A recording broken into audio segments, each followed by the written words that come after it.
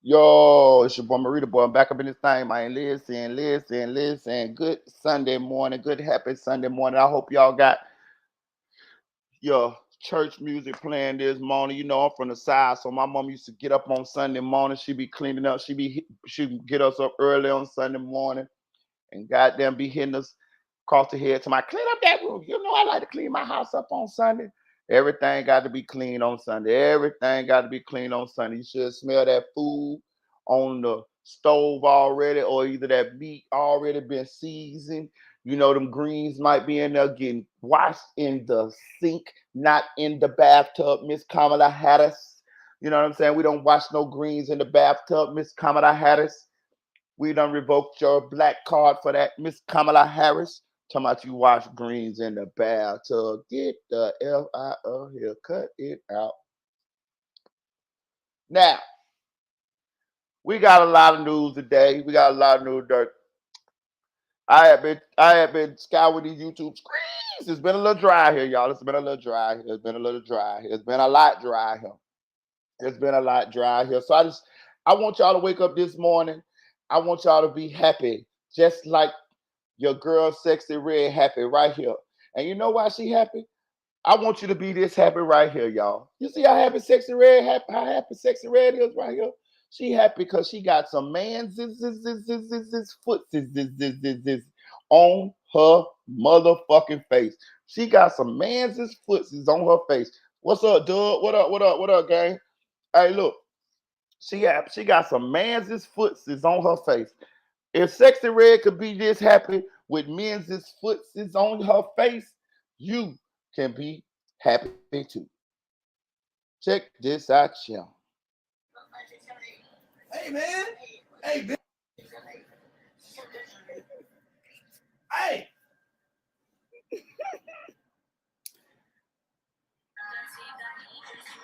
Help me.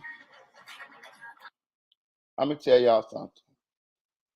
Let me tell y'all something here, man. You could never be my lady if I see a video of a man's foot on your face, my nigga. And don't get it twisted. Don't get it twisted. I'm a realist. I understand, you know, women do things with their mouths in their faces that before they got with me. I get it. I understand it. I get it. I understand it. But I ain't see it. You know what I mean? It's all about the visual. It's all about the visual. You know what I'm saying? I can fool myself into thinking that uh it ain't happening. But if I see it, if I see brother man feet look like it look like leopard feet. He got spots on the bottom of his feet, and he got them on her face. You know she eat ass. I'm just saying, like, bruh, I'm glad Sissy Red made it, dog. I promise you I am. I promise to God I am. Cause boy, I'm telling you, bro. That's why I try to tell y'all, bro. Listen, I ain't got no problem with Sissy Red. I really don't. I really, really don't. I really think she's probably a cool person. I watched her live the other night, and her shit it looked nice. She looked like she a very down to earth person. But I'm just saying, dog. Like this is polecat shit. This is hood rat shit. This is nasty shit. Like, bro, no. Shout out Damon Franklin. No, we not rocking like this, gang. Not only that, now that she bit them. My girl in love. Boy, look at her. Look at her. Hey man, hey. She biting them motherfucker. That nigga put it, bro, nigga. Bro, you know what nigga gonna say? You know what nigga gonna say? Nigga gonna be like, nigga, I had my foot all in. If you take her and you make her your lady, nigga gonna be like, man, I had my foot all in that big mouth. My nigga. I'm just saying, like, nigga gonna be able to clown you, gang. That's why how y'all behave out here, ladies and niggas. How y'all behave out here does matter, my nigga. You know what I'm saying? Like, because when somebody, choose you, or you choose them, how they go, y'all choose each other. You represent them, they represent you. You know what I'm saying? So you got to behave in a way that you're not embarrassing your significant other. So therefore, when you're in a relationship, even with past, even when you with past people, you got to behave in a certain amount of way in a certain kind of way as respectable. That way, even if the relationship don't work, when you move on and you find both of y'all find other people, it ain't no shit out there that can embarrass your future person or the person that you with currently. You see what I'm saying? Like real shit, you got to think like that, brother. Lady, bro, look, bro. I'm just saying though, dog. Like I'm just saying, like it's too much. It's too much for her to. It's too much for a nigga to clown you about with her. You know what I'm saying? And that's what we be talking about, ladies. You know what I'm saying? That's what we be talking about. You know, we want y'all to behave a certain kind of way. You know what I'm saying? Because it'll make us more able to settle down with you, marry you. You know what I'm saying? Love on you, hold you up, build you up, put you on a little pedestal, not a big one, but a little one, because you put you on a big one, goddamn it, they get the big head. But put you on a nice enough one where you know that you my one and only. You know what I'm saying? And that you mine. And I'm showing you off to the world. You don't want a man to have to hide you, baby. You know what I'm saying? Or you don't want a man to not be able to commit to you because of the shenanigans that you done did in your past when you was out here in the world. Because it's Sunday, we got out here in the world. You know what I mean? Like, but no, man, I'm just saying this. I saw this, I'm like, wow, like, like wow. On one hand, I get it. She in love, she having a good time, or she was, she just don't give a fuck. I get it. But at the same time, bro, somebody got to tell her, like, for real, like, I get it. You're successful, you're doing your shit, whatever. But baby, that don't mean you can't listen or you can't learn or you can't be better. Bro, you can't do this, bro. Like this, okay, if this was done, this should not have been on the internet. This should not have never hit the internet.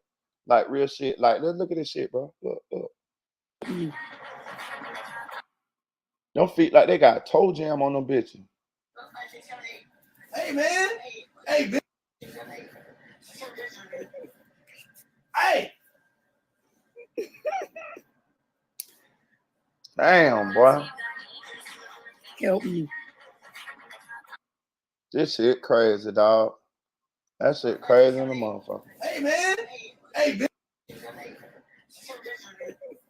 And I'm gonna say Hey. that's crazy. Help me. Boy, nigga, I ain't gonna lie to you. She look like she don't wear no rubbers with nobody she fuck with. I'm just trying to tell you, like, I'm talking about, don't know, I'm talking about, like, did you just put it this way? Just listen to all the stuff Sexy Red done talked about. Her booty hole brown. She says one time she got an STD. You know what I'm saying? You know what I mean? Like her and her boyfriend had done split up and shit, was doing her thing. They got back together and they smelt something. She done been all at the doctor talking about why my coochie stink. Like all this shit. Like I'm just saying, like when you picture all of this stuff that she done put out, you know what I'm saying? And then we see her eating on spotted feet. It's like, come on, baby girl. All right, baby girl. All right, baby girl. Listen, I'm sure you ain't doing too much more different than these other women doing. I'm just saying. I'm sure. I'm sure everybody probably got some shit going on. But we don't see it though. Like, you know what I'm saying? Like they don't talk about it. You know what I'm saying? So if they don't talk about it, we got plausible deniability. You know what I mean? Like what that girl name who was out here throwing that cat around to everybody not too long ago? Lori Harvey.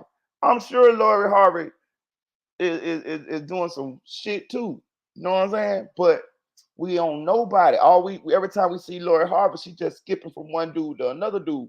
But we don't. But when we see Lori Harvey, she dressed up. She looked sexy. She looked presentable. Now she's out of both pants legs. She's sexing out of having sex out of both pants legs. Like it don't even matter. Like she getting it down on the dime. You know what I'm saying? She probably more whore than Sexy Red ever been. But it's the optics. You know what I'm saying? It ain't what you do, it's how you do it. That's what I'm trying to say. You ever heard of old folks say that? So what you do is how you do it. You know what I'm saying? Because we like hoes. I'm telling you, as a man, we like hoes. We like them. We like them. Trust me, we like them. We just want them to be a little bit more discreet about the shit, my nigga. You know what I'm saying? If you ever plan on coming up out of that phase and settling down with a nigga, because the only thing gonna happen is you're gonna end up having to find you a sucker or a broke nigga. You know what I'm saying? But a nigga who got a little something going on, it's a high value man. It's gonna be hard for him to get past that stuff that you did publicly when you was in that phase. That's all we trying to say, my nigga. That's all we trying to say, dog. It's gonna be hard, dog. And this shit only lasts for so long, bro. You got children, you get older. Bitches get tired of jumping on dick to dick. Trust me when I'm telling you this shit. They call it the wall. Trust me. So slow down, y'all. Slow down out here. Just do your thing now. Do your thing. That's what God made it for. God made it for you to get it down now. But all I'm trying to say is get it down in privacy. You know what I'm saying? Privacy. Be a little discreet. But today we got on the docket, we got Boosie, we got Boosie canceling his show or the show getting canceled. He was supposed to go out there to Fort Worth, but we all know Yellow Beezy said what he said on that SAT interview, and that kept Boosie. You know what I'm saying? That put Boosie in the headlines and looking like Boosie ain't go to uh Texas, Fort Worth, because of something that was going down. Or may have went down. So we're gonna talk about that. We got Devin Haney beating up a dude at the Fab. Y'all don't know Devin Haney or Devin Haney and the boxer. Um, we got King Von baby mama, the beautiful one. Stepping down on Asian Darling saying you got blood on your hands from King Von's death.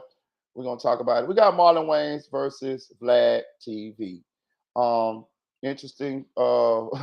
Two interesting people that you wouldn't even thought would got into it, but they got into it. So we got Marlon Wayans versus Vlad TV.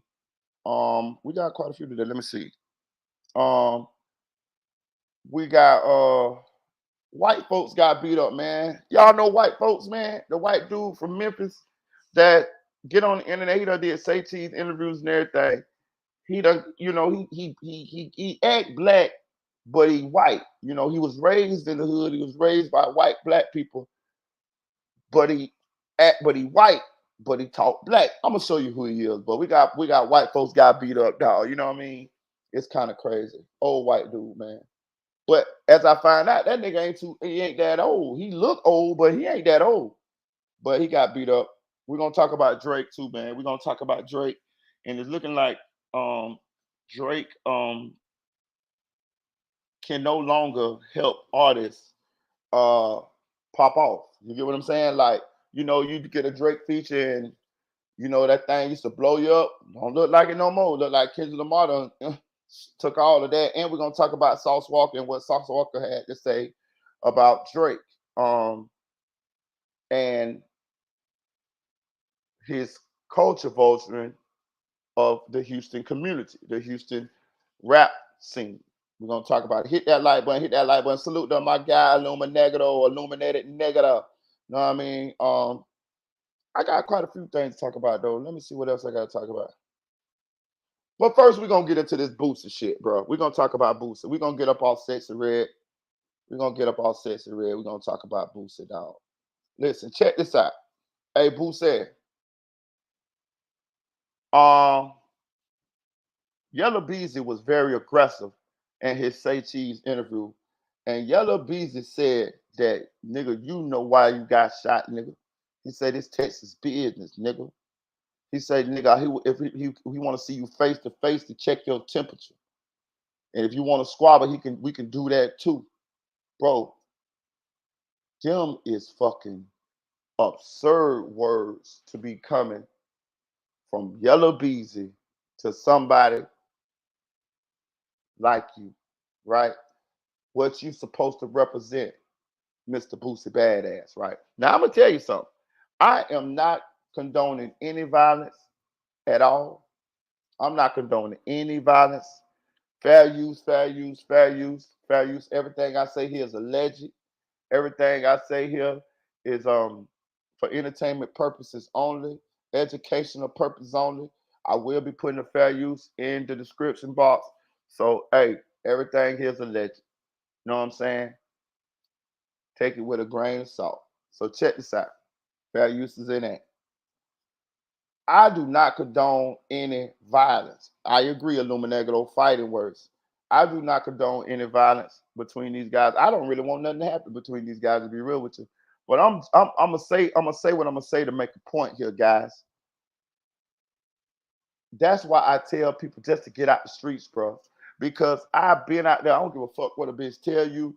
Once you done been out there alone enough time like me, and you done learned enough of how this shit go, because it is a learning curve, and you do learn how this shit work.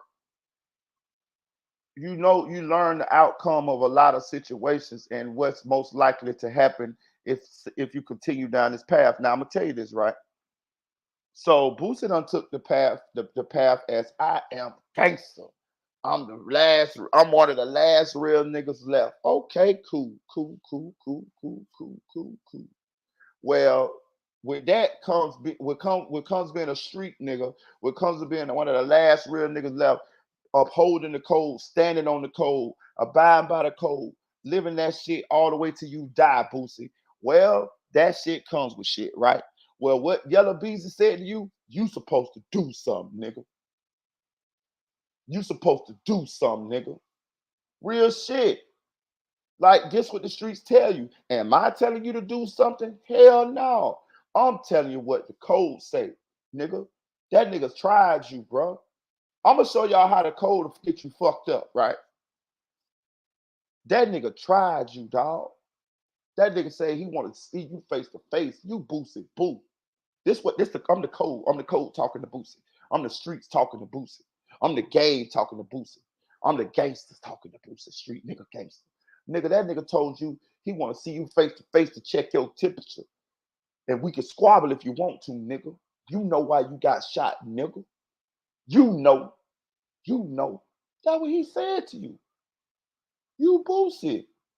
Yellow Beezy, a young boy, a young bull, said that to you. You double his age almost. You been out here. He was up. He was sucking on his mammy breast when you was out here cutting your teeth in the streets, getting busy, running around here. Yeah, getting niggas out of here. Yeah, allegedly. Everything I say is alleged. Yeah. But I'm saying, you got a show in Houston, in Fort Worth, Texas. Just so happen you have a show in Fort Worth, Texas, a few days after Yellow Beezy say what he say to you publicly on Say Cheese. And out the blue, you come out and say you ain't coming, they ain't have your back in. That's why you ain't do the show. Man, stop the bullshit. Stop the bullshit. The promoter, if y'all don't know or not, the show that Boosie was on had a lot of different artists on that. Jeezy, a whole bunch of motherfuckers. Do you know the show still went on? The show still went on. Now, if I had to guess, I would think that Boosie and the promoter got together and came up with a strategy to where they can come up with an excuse to why Boosie ain't do the show. But regardless of what, I think the promoter came out and said, "Oh yeah, Boosie got some things going on, and they didn't want to do him to be on the show because he got things going on." And I'm thinking they talking about the things with Yellow Beezy. Boosie got out there and said that they ain't have his back in. Man, them people had that motherfucking money. What's up, Nate? Them people had that motherfucking money. The promoter came out and said he had the money. Bro, they had about 7 motherfucking artists on that show. It was a big show, bro. Like that promoter threw around some money. You know what I'm saying? Yellow B in that listen, I'm gonna tell you. Okay, so let's just say that is what happened. Let's say what the promoter said happens because the promoter said that you got some issues as far as like they didn't want to do the show because they didn't know how safe the environment was gonna be. Because basically saying that you and Yellow B got a little beef brewing, and being that the show was in Fort Worth, he didn't know if it was gonna be no violence, so we just cut you off the show, Boosie. All right, cool. All right, cool. That means Yellow Beezy just cost you a bag, nigga. That means Yellow Beezy saying what he said just cost you a bag, nigga.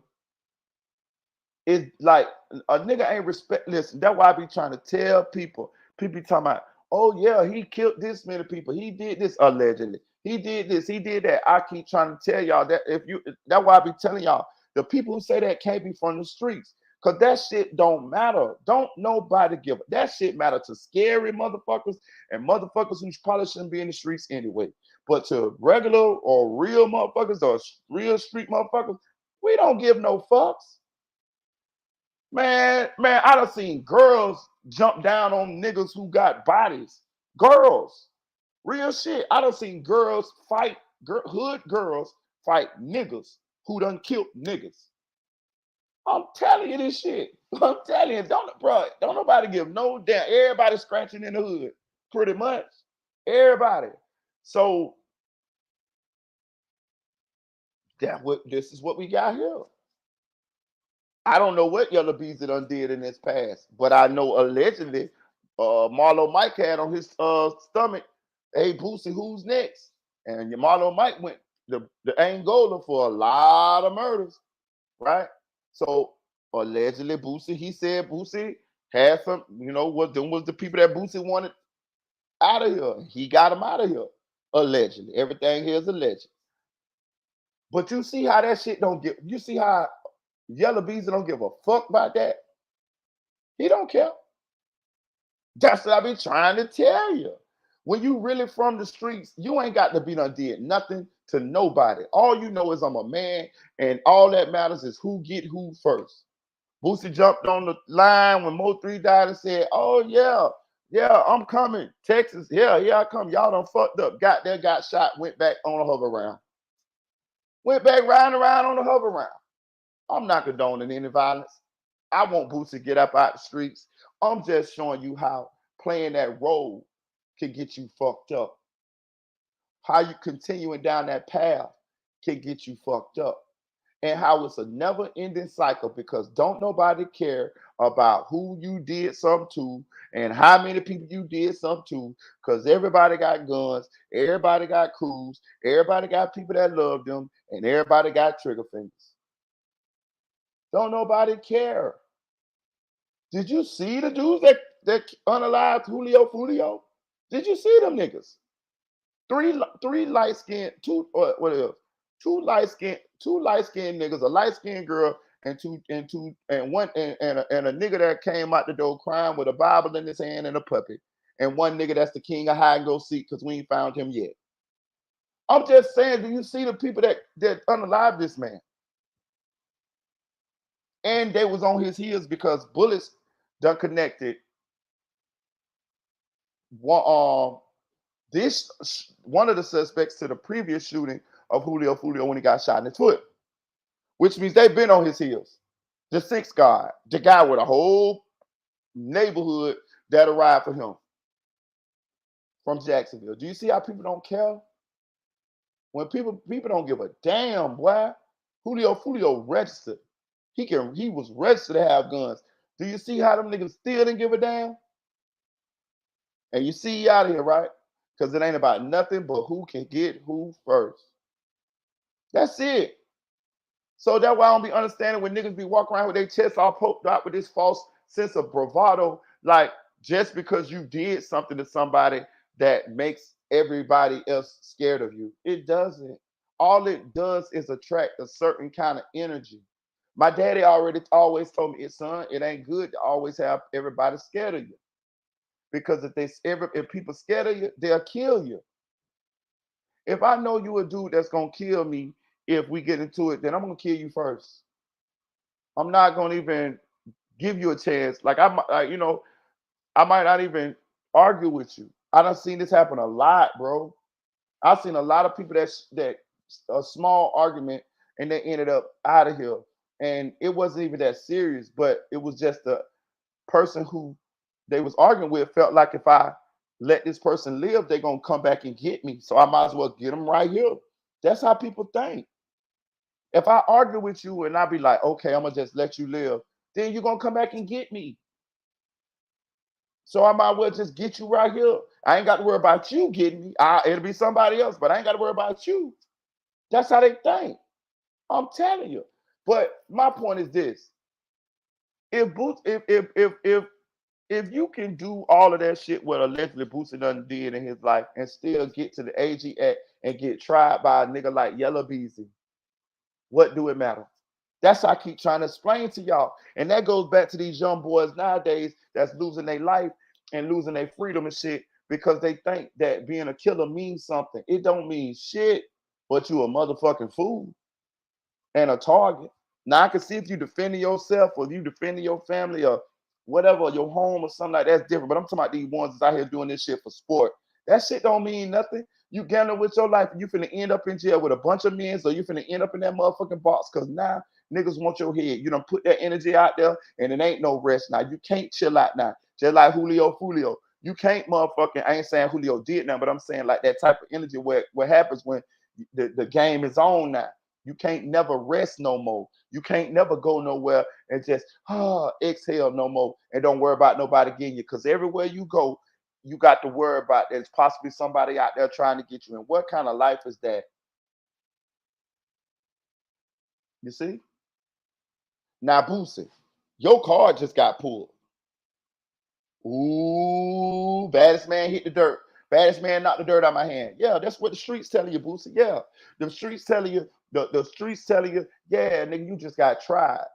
And I'm gonna tell you, niggas like Boosie, the niggas who around you looking at you too. The niggas who you done slapped, cause I heard about slapping that nigga behind backstage at Wild and Out, that DJ nigga. Yeah, I heard about that when he messed the music up. Yeah, them niggas you done slap, they looking at you now like, damn, I let this nigga slap me and this nigga scared of Yellow Beezy. Nigga canceling shows and shit, allegedly. I'm just telling you, bro. The street, fuck all that Fed case shit you got going on. The streets tell you you supposed to do something, nigga. Don't you got some henchmen? Don't you got some goons? All you supposed to be able to do is tap your nose and a nigga know. Go get that nigga. The point I'm trying to make is as long as you stay out there in the streets and you keep living under this mentality that Boosie's living on under, drama gonna keep coming your way. You got to realize you ain't got nothing to prove. Now, do Boosie got something to prove? No, not really. But the streets gonna tell him he do. His pride gonna tell him he do. The gangsters gonna tell him he do. His mind gonna tell him he do. You got tried, nigga. You really got tried. I ain't gonna lie to you. Yellow Beezy tried you out the blue. You ain't say nothing to him. And let's talk about Mo 3 for a minute here. Mo 3 was your dude. He was your guy. He was your guy. He rocked with you. He said you was his favorite rapper. Y'all was tight. See, that's why when you hang with people and you align yourself with people, you got to be careful because whatever happened to them, you is responsible in some kind of way. Because if them your friends and something happened to you and the public looking, they go and you one of them ones, the public gonna look at you like you need to do something. You told Dallas that you was on your way. They done fucked up. That's what Yellow Beezy said. But you ain't do shit. And we know you ain't do shit because Yellow Beezy say that nigga know why he got shot. Yellow Beezy talking like ain't nothing happened on that end, nigga. But you said you was coming. You pulled that what that nigga name 600 Breezy shit when King Von lost his life and 600 Breezy like, yeah, we come in Jacksonville and get there and don't do a motherfucking thing. I mean Savannah and get there and don't do a motherfucking thing. You didn't have to tell nobody it was coming. You did that. You ain't have to say that. I'm just telling you. It looked like you was trying to do it for the gram, do it for clout. I'm just telling you, my nigga. I know them niggas around you can't tell you because they scared to tell you, but I'm telling you, nigga, just you know what I mean, one man to another, bro. You didn't have to get on the internet and say nothing. You really supposed to move in silence, nigga. When I see niggas getting on the internet saying shit and doing shit, I already know ain't nothing to happen. You know what I'm saying? Especially not most the older niggas. The younger niggas, yeah, they might got a little, they might let a little sparks fly. But the older niggas ain't gonna do shit. Your friend got killed in Texas, and you ain't do shit. But you a gangster. You said you was coming. You got shot and left in a hover round and ain't been back since.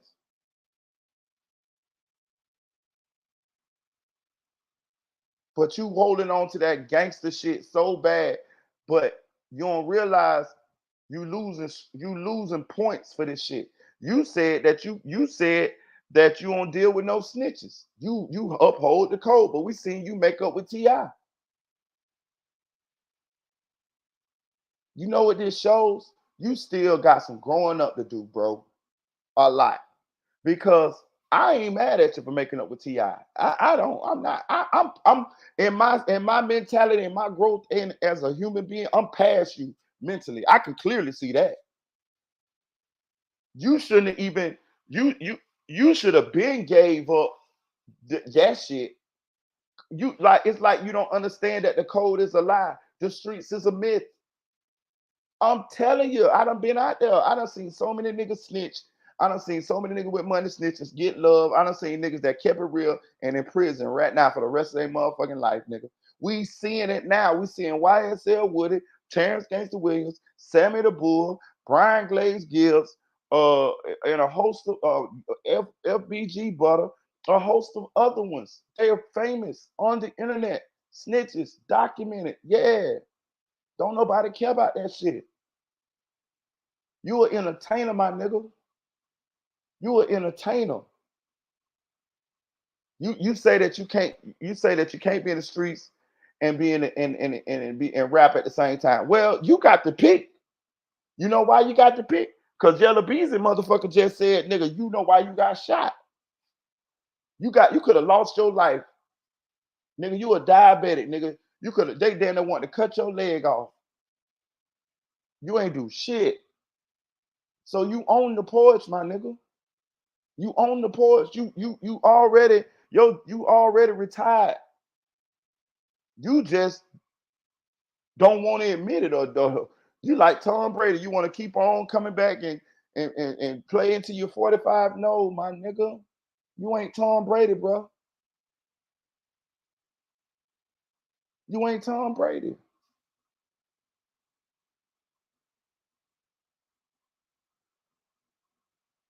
It's over, gang. It's over. Yellow Beezy just pulled your card publicly. Out the blue. You didn't even say nothing to that nigga. That's like, whoa. That just showed, listen, you see what's happening to Jay Prince? How he was the boogeyman for so long, and now people ain't afraid to speak straight up to him and tell him, fuck you. That's what's gonna happen to you. That's what's happening to you. See, let me tell you what you got to do, my nigga. You got to get out of that game before that shit happened to you. Let me tell you how you should. Let me tell you, I'm finna play the game spitter real quick. Shout out to the game spitter. Let me tell you what you should have did. You should have already been crossed over as a businessman and out of the streets. You know why? Because you could have sidestepped this. This wouldn't have been nothing. Like case in point, a nigga could talk like that to Jay Z, and Jay Z not doing nothing won't be no blemish against Jay Z. You know why? Because in our eyes, he's a businessman. In our eyes, he done elevated so far past the streets till street shit don't make him lose no stripes or no points by him sidestepping street shit. His money and his business savvy and all that so big to we would look at him like he's a fool for even addressing or stooping down to address something like that. That's what you should have did. You don't remember the movie American Gangster where the Asian dude told Denzel Washington quitting while you're ahead is not the same as quitting. You should have been done quit, my nigga. I listen, I'm retired. See, you ain't even picked to play with me. I'm retired. You know why I'm retired?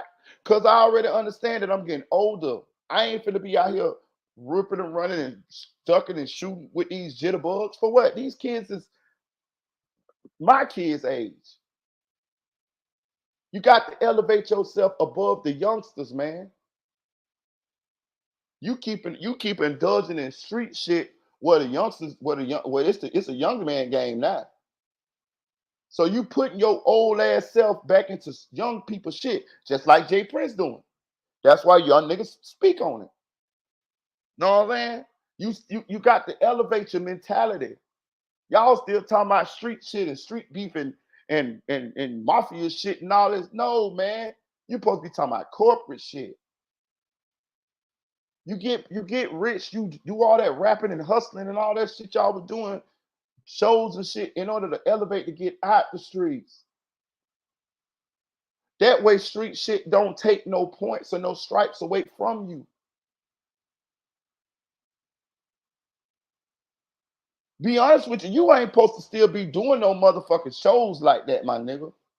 Like, you know, like I've been said this, like, bro, you work too hard for who you is.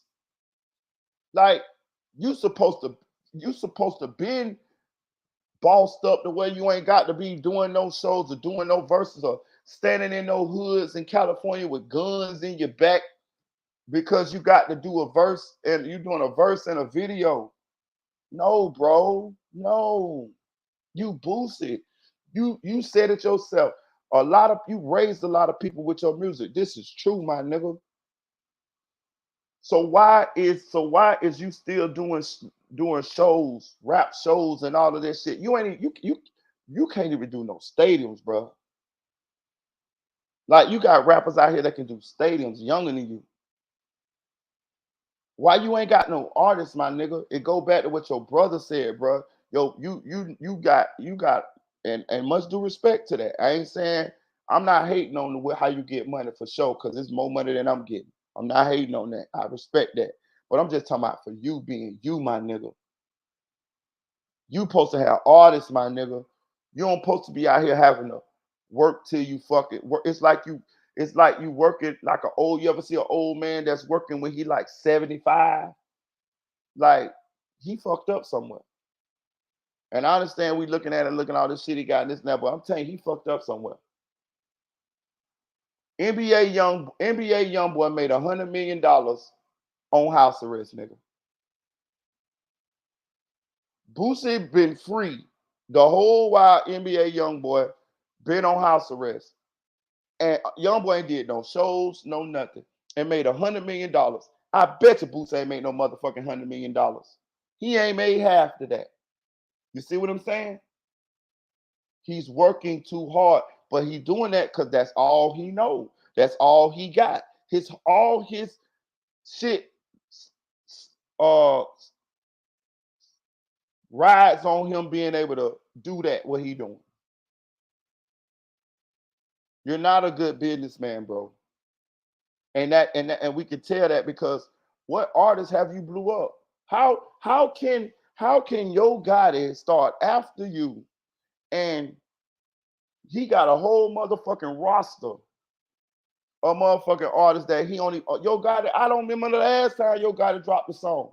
I mean, a album, and he's still jet setting, sliding around. You see, every time we see you, Boosie doing a show here, Boosie doing a show. What? And let's be real. The shows, the songs that you're doing these shows, they got to be getting pretty old, my nigga. Cause you ain't had an album that popped off in a long time, bro. Plies done had songs that's done been popping since you been last popping. Ran off on the plug twice, all this type of shit. Like you behind him. I'm telling you what I see, my nigga. Like it's no reason. They say all the artists that you try to sign, you try to lowball them, bro. The reason why you try to lowball them, bro, is because you don't got no business mind and you probably ain't got as much money as you let on to have.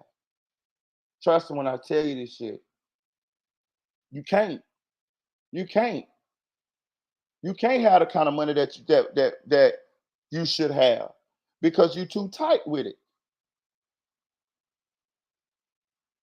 You done missed out all on all kind of money with these artists and chilling, laying back, chilling because you too tight with your money and you don't have it or you don't got no business acumen.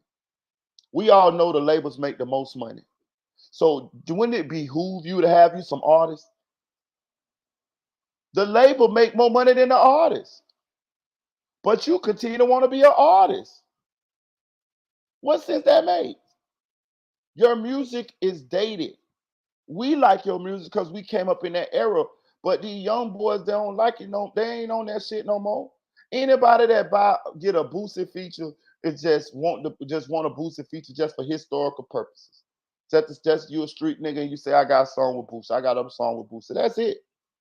But you don't to be real with you, your value, your rap, the value of your verses and who you are done diminished so much till you can no longer even help an artist pop off. Having Boosie on a song and you a local joker artist, it's just like, oh, he got Boosie.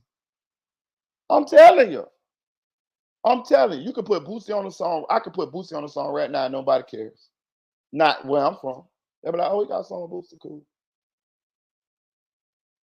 Get out the game is what I'm saying, Boosie. The writing is on the wall.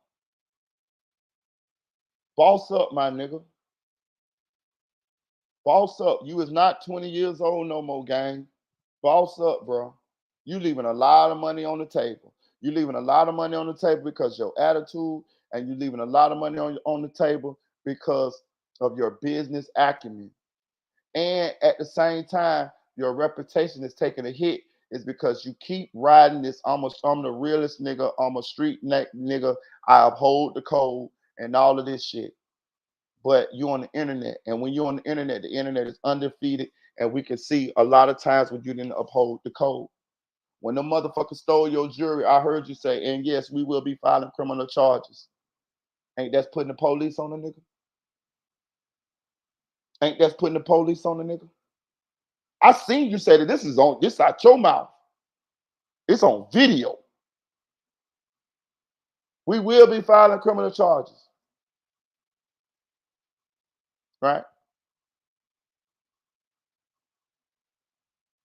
When T.I. admitted to snitching, you came out and said all this shit about T.I. snitching, then you turned around and said, made up with T.I. Is that upholding the code? I'm just telling you, my nigga. Know what I'm saying? I don't want none of this shit to happen to you. I'm just telling you, this is what we seeing. You said you was going to Texas to do something because they killed Mo 3 and you ain't do shit but get shot and left on a hover round, my nigga.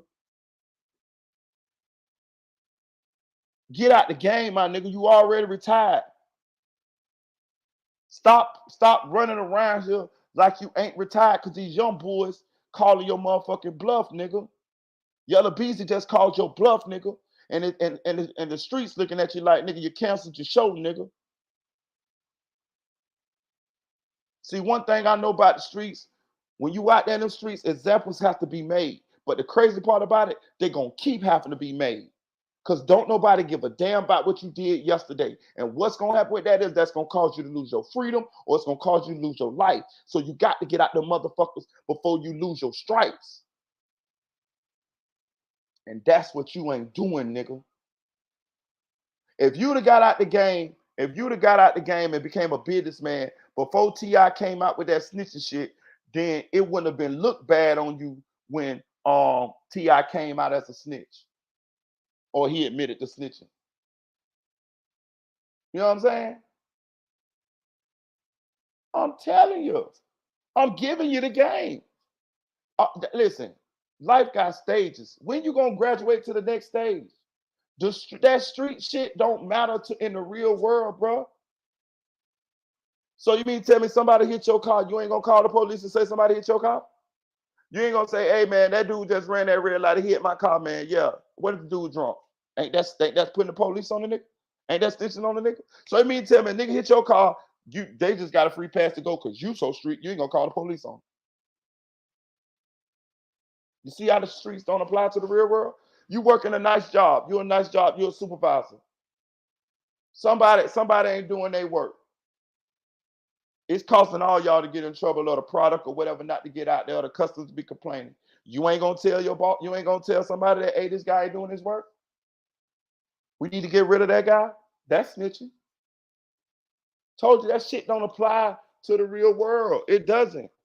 Sometimes you need the police, nigga. You don't think Lil Durk in India told them police what happened when them dudes home invaded them up in Georgia? You don't think Durk said, hey man, 2 dudes came in here, this, da. You don't think they told them police? I'm pretty sure, I bet you $10 to a bucket of shit. It's a statement with Lil Durk telling what he saw and what happened. India got one too. Whether it's the truth or not, I don't know, but I bet it's a statement, nigga. That's what I'm saying. They say I'm calling the police, taking pictures. That's what I'm trying to tell you. The world is bigger than the streets, bro. You got to grow up past that shit. You hit my car, I'm calling the police, nigga. Nigga, I ain't finna be paying for this shit. This is your insurance gonna pay for it. You and I might lay on the ground and try to get me some and fake an injury and try to get a lawsuit on your ass, nigga. Shit. I'm just telling you, hit that like button, hit that like button, hit that like button, hit that like button. Boosie. Let me tell you something. You on the clock, my nigga. And if you don't choose to get out them streets or abandon that street mentality shit you got, being that you is a celebrity, you're an entertainer, and you on the internet, you're gonna continue to lose stripes. Cause these young boys gonna continue to come for you. It's blood in the water now. We just seen Yellow Beezy step down on you pretty much. And the thing about it, you didn't say nothing to Yellow Beezy. So that showed the level, that show how much he respects you. He don't even respect you. He called your name out. He called your motherfucking name he used your name as an example. You, nigga. He said he want to see you face to face, nigga. And if you want to squabble, you can squabble. Where that came from, you never said shit about Yellow Beezy. That let you know how much he respects you, nigga. You got tried. Know what I'm saying? Like a nigga shouldn't even feel comfortable bringing your name up, and especially you ain't never said nothing about him. Like you ain't never said nothing publicly to him. And the thing about it, Yellow Beezy used to be with you. So what? See, that's why y'all got to pay attention too. That's why I don't hang with a lot of niggas. Because what that means is while he was with you, he was peeping you. He was checking out your steeds. He was trying to see how gangster you really is, nigga. It might have been like it might have looked like a friendly type of deal, but at the same time, he was peeping. He wanted to see what the legend was about. And he took his assessment. He wrote everything down mentally in his head. And now that it's smoke, nigga, he know the real you, nigga. He know that shit ain't like that. That's what he's saying. That's what we think he's saying. That's what them other hyenas, them other wolves in the street think he's saying. Oh, Boots ain't even cut like that. He let a light-skinned nigga with a backwards Boosie face say, nigga, I'll squabble you. That nigga went from telling the story of what happened between him and you to telling Sean Cotton in the world he'll squabble you without you even saying nothing about him. That's crazy. Shout out to Tyrese Johnson. What up? What is that, Aaron Wade? Yo, that nigga went to saying that shit without that nigga even saying nothing about you. That let a nigga know what a nigga feel about you, Boosie. You wild as fuck. No, like niggas ain't respecting you like they supposed to no more, Boosie. What you gonna do about that, Torrance? You see? You stayed in the game too long. You stayed with that street mentality, pushing that street mentality, real nigga shit too long. Know what I'm saying? When life had done showed you more. You is an entertainer. You got mansions and you know people who businessmen. It's about business now. Like you got one foot in, 1 foot out. That ain't gonna work, my nigga. You got to really elevate, gang. Like really, real deal, elevate. Or these young boys gonna do what Yellow Beezy did to you. Them niggas ain't talking to Hove like that. Know what I'm saying? Like, I'm just saying, like, you fucked up somewhere. That's why they talking about you like that.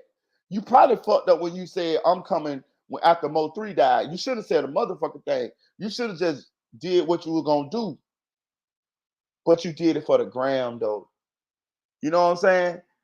And pulled up there and got shot. Like, here, I'm coming. Y'all done fucked up. I'm coming. Pulled up the big T and got shot.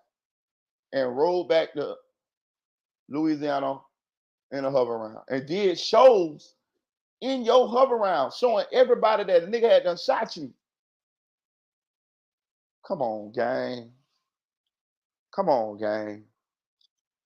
Bro, you had to do shows in your hover round, bro. Come on, gang. Hit that like button, y'all. Hit that like button. Hit that like button. Please donate to the channel. The Cash App is rolling across the bottom of the screen right there on the ticker, my nigga. We got a good one today. I'm just hitting Boosie real quick. Know what I'm saying? I don't want no violence to go down between Boosie, Yellow Beezy, or nobody. I'm just showing everybody the pros and the cons of continuing this street mentality shit when you at the level of somebody with Boosie, or you done be matured as a man. You know what I'm saying? If you don't mature as a man, like, and I keep trying to tell you, it's gonna keep coming. He gonna keep getting tried. Trust me. Cause you a street, cause you got a street nigga image. Until you shake that street nigga image, street niggas gonna come at you.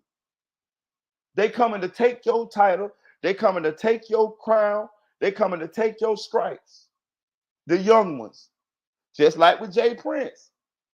Jay Prince had the whole industry scared he was the boogeyman for 30 years. Nowadays, he just got these Dracos, these sticks, these choppers, and they got their own little neighborhood gangs and cliques, and they ready to spin. They got bodies under their belt. They don't give a fuck about Jay Prince or none of that shit.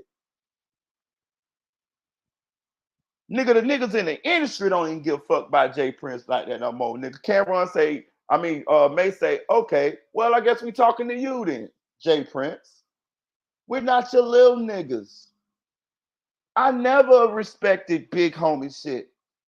That's why I got all the problems I got. We're not your little niggas. See what I'm saying? You see what happened when you keep that mentality, you keep pushing that shit? Niggas is men too. You ain't the only man out here with nuts. I told you that shit don't mean nothing what you done did before in the past and what you got, who you did. That shit don't matter. Cause nigga looking at it like I'm a man too. Fuck that nigga. That's how I look at it. I don't give a fuck who you is. You could be anybody. I'm a man at the beginning, at the end of the motherfucking day. You is too. You bleed just like I bleed. That's how I look at it. That's how other men look at it. And I understand that's how other men look at it. That's why if you ever hear me when I be talking, when I be getting into niggas, I be saying I'm be ready to die. You get what I'm saying? You know why I say that? Because I understand that it may not come out my way. It don't go your way all the time when you get into it with motherfuckers now. But are you willing to die? For whatever issue that you got going on with this person or whatever y'all got going on, are you willing to die about that? Because that may be the outcome. You see? Just because you Boosie or you whoever you is, that don't mean you're gonna come out on top. So if you're not willing to go through all that, then why keep playing this game? Why keep playing this? I'm coming to Texas. Y'all done fucked up. And then pull up and get shot.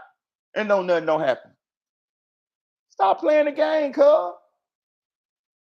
Now, shout out to Louisiana for riding for Boosie. I respect that. I like that. I love seeing that. I love seeing them niggas talk about, yeah, nigga, you fuck with Boo. Nigga, it is what it is. I like that shit because really Boosie ain't say shit to Yellow Beezy for Yellow Beezy to be coming at him like that. He didn't. You know what I'm saying?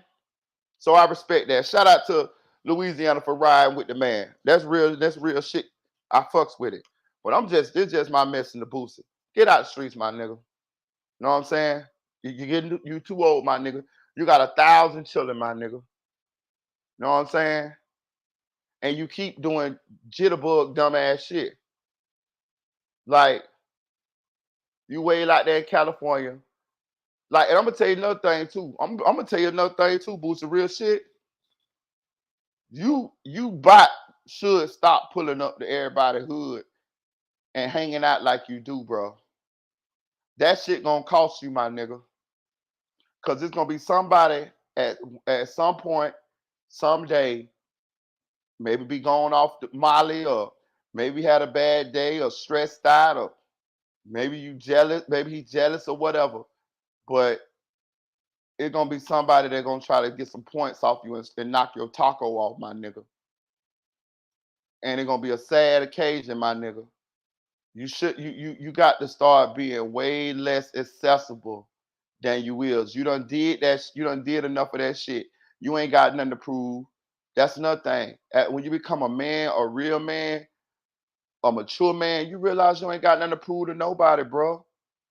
You should know what you will do in what cases. You ain't got to really too much even put that energy out there.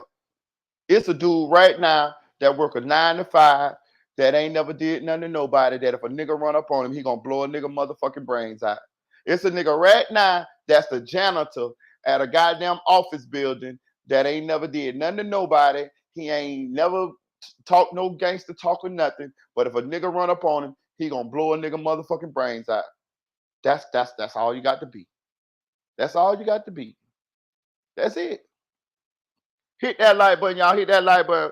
Hit that like button. Let's go on to the next conversation. Look at Sexy Red. I hope y'all happy as Sexy Red is this morning with that nigga foots on her face. Hold on, let me play this real quick.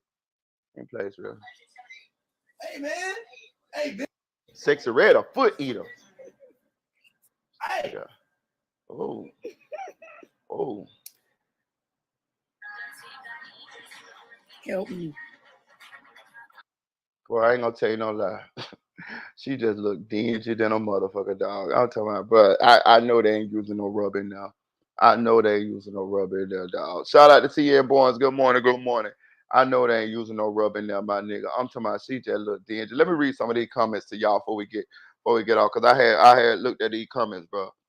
These comments is crazy. Let me see what these comments.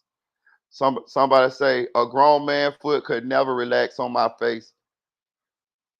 Sexy Red clap back. She said, "You don't love your man. That's all that mean." Hey, look. Somebody say, "You could never make me like her." Somebody say, "I don't give a fuck if it was Hawaiian rolls." Oh, that's Sexy Red. She say, "I don't give a fuck if it was Hawaiian rolls. I'm on that." Damn. Somebody say, he gonna start rubbing them on your ear. She say, "Just being just petty, man. That's crazy." She like them feet on her goddamn head. Somebody say, "I know raw sex when I see it." Hey, somebody say that's why her face be breaking out. She said your feet on me and you calling me a bitch is nasty, vicious work. I agree. Somebody say this shit giving two roaches under a stove playing. Damn. Somebody say somebody said she discussed me. What she say about you? Damn. She got to be in love because I don't even play when it comes to feet. The whole room probably stank. Damn. She always doing something dirty, man. If you F with someone heavy, this is normal. Why y'all acting like this? No, it's not. Let me tell you something, ladies. If you put your if you put your mouth on my feet, it's over. You hear me? I don't give a damn. I don't give a damn. I don't give a damn. If you put your mouth on my feet with these toes I got, with these motherfucking cashews that I got, it's over. I'm telling you, I don't give a damn I don't give a damn Jennifer Lopez, Beyonce, whoever. If you put your mouth on my motherfucking feet, it's a deal breaker for me. It's a deal breaker. Did he call her a Beto? Yep. See what I'm saying? The same feet he using to go back and forth to the other woman immediately no. For real, what I'm saying. The word sexy just don't hit the same since she's a ride. I told you, I keep trying to tell you. Chief Keef said, hey, it sounded like his ad libs. Damn, that's crazy. Shorty laid up eating bunions. The whole room probably on funk mode. The standards are in hell. I told you. She gives dirty vibes. I don't like hating on her other women. However, she don't respect herself, so why should we? I told y'all. I keep trying to tell y'all. Don't nobody want to explain. Don't nobody want to tell her Hey, nothing. man. Hey, man. Hey.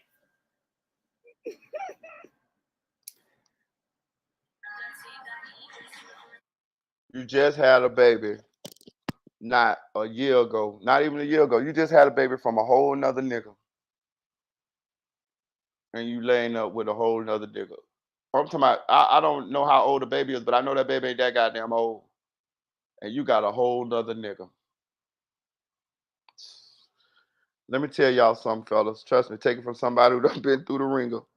You don't connect yourself. You don't emotionally connect yourself for anything with a woman like this here, my nigga. You know what I mean? Real shit. I'm gonna tell you why. Because they gonna get you in the end. Because when you end up liking them, they end up jumping to another nigga. You know what I'm saying? I'm just telling you. So what you do is you just let them pop. You just let them pass you, dog. It ain't even worth the trouble. Trust me, I'm telling you, it's not worth the trouble. Sex don't last that long anyway, and it's highly overrated. It don't even last that long, bro. I'm telling you. Boom, boom, boom, boom, boom. It could be over with. And then what? You don't connect yourself. You say you go to liking them. Then what happened when that whole side come out? Cause she gonna be nice to y'all talk. You gonna be cool. Y'all gonna have a good time on top. But then what happened with that? What happened when that whole side come out and she get bored and she tired of just dealing with you and she want to go jump on another nigga? Now you mad now.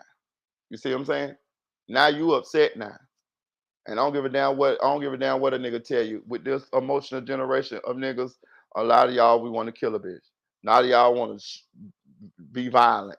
So my advice to y'all with this, don't even get connected with her. You know what I'm saying? If you're gonna be friends with her, be friends with her. If you can be player, that's cool. But a lot of niggas be talking player and don't be player and can't be player. You know what I'm saying? Especially when they see the woman is more player than you. And she is the type of woman that does not love like an average person loves. Trust when I tell you this shit. When you catch somebody like Sexy Red who done been with multiple different partners and things like that, she just had a baby. She just had a baby. And I'm not saying that she should still be with her baby daddy, but I'm saying though, like on a normal scale, like most women would still be with their baby daddies. Like, you know what I'm saying? Like, if she not still with her baby daddy, like it shows something seriously went wrong. I don't know what went wrong, but and I'm not going to blame her, but something seriously went wrong that once a woman had a baby and she immediately moved on to another nigga who not her baby daddy. That's a red flag for me. Like that's a red flag for me. Know what I'm saying? And I'm gonna tell you now, if this nigga wasn't Chief, listen, if he wasn't Chief Keef, she would have already been done slid on another nigga. She probably slide still, cause she probably feel like he slide. Know what I'm saying? Sexy Red ain't no fool. She the type of woman that she know a nigga got a little bit of got a bag. He supposed to be here. He supposed to be there. He probably slide. So she probably slide too. That's why you don't fuck with these type. Cause you get emotionally attached to them. You get emotionally attached to them, and then you be mad when you find out she's sliding. But this is what she was from the start. You know what I'm saying? But if you can keep it player, go ahead, player. There's some niggas that can keep it player. But not a lot. I don't give a damn what a nigga say. Nigga go to hunching this girl on the regular, and they go to having fun, and she biting his foots like this, and he like, oh, she love me. No, nigga, she do this shit with everybody, nigga. You know what I'm saying? She do this with everybody. You know what I'm saying? You know what I mean? But all right, let's keep going on, man. Let me see what we're gonna talk about this. Oh, I know what I want to talk about. I want to talk about motherfucking since we own it. I want to talk about motherfucking King Von baby mama came at Asian doll. Yeah, yeah. I agree. I motherfucking agree. Hey, can somebody I'm sitting at the barbershop. Shout out to Rich Supreme TV. Shout out to you, gang. Hey, look. Hey, can somebody tell me whether King Von baby mama lost her leg for real? I want to know if she lose her leg for real, dog. Cause they say King Von baby mama came at let me see. I'm trying to pull it up. She came at Asian dog. I'm trying to pull it up. Let me pull it up.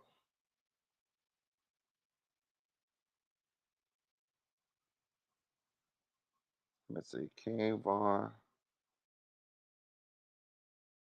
Damn, I hate she lost that leg, bro. She was a good looking girl, bro. Damn, she a good looking girl, bro. That's crazy.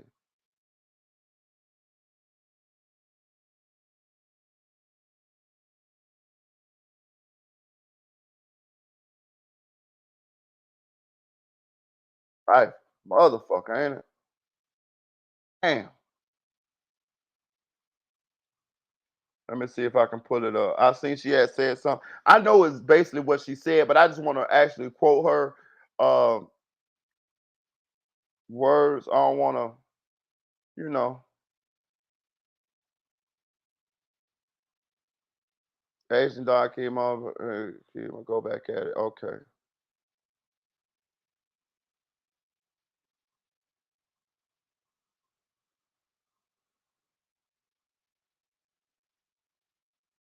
Okay. I got it, y'all. I got it. Let's see which one we're gonna pull up.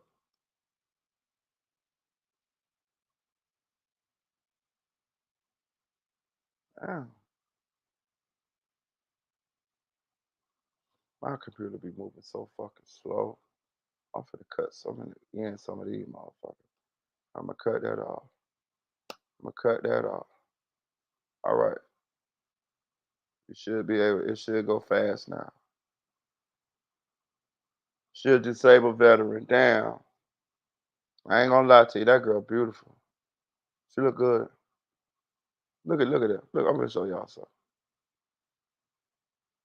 I'm not saying Asian ugly, but I'm just saying she can't hold a candle to that baby mama boy. I don't give a damn. She can't hold a candle to her boy. Hell no. But then again, what I'm gonna say this though, bro. Just because a woman look good, bro, we don't know what went on between them, dog. What's up, Denise? We don't know what went on between them, dog. You know what I mean? We don't know what went on between them. You know what I mean? Like my baby mama looked good than a motherfucker, and that shit, it didn't work out. You know what I'm saying? I ain't gonna even cap to you. You know what I'm saying? We got a baby though, just like King Von got a beautiful child with this young lady. Maybe that's all the cards had in store for him. You know,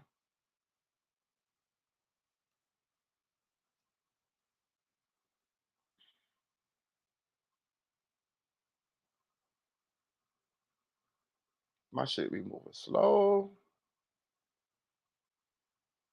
We got to tighten up with this him, my nigga. Morning, Denise. Morning, y'all. What's going on, socialites? This is Now You Know. Now, child, who would have thought that Asian doll and the mother of King Bong's baby would be going at it even after his tragic death? And this is honestly a really messy situation that we're about to get into. But before we get into that, make sure you are subscribed to our YouTube Let me channel. hear her Make light. sure that Let me you get have her a your light. notifications turned on so you never miss another upload. Now, Light for listen. this lady. So if you don't know who Asian Doll is, she also goes by Asian Brat, but she, as we know of, was King Von's last girlfriend before his death back in 2020. Now, she recently hopped on Instagram Live to talk about her thoughts regarding her next relationship, sharing that she has the best looking guy out there and she's not ready for another one to enter her life who can This shit successfully die old. like Vaughn. So take a look at this. This shit old. That's what I be saying. Like, I know I just saw some new shit. This shit say 2 years ago. No, we're not finna put that on. We're not finna put it on. I'm about to just say what she said. That's what I'm about to do. Right, okay, here we go. 13 hours ago. I ain't gonna lie, boy. I wish it would have worked out for you in this one here, Vaughn. I don't know if she evil, crazy, or whatever, but boy, oh, looked better together than you and Asian dog, bro. I sure wish that would have worked out for you, Vaughn. For real, dog.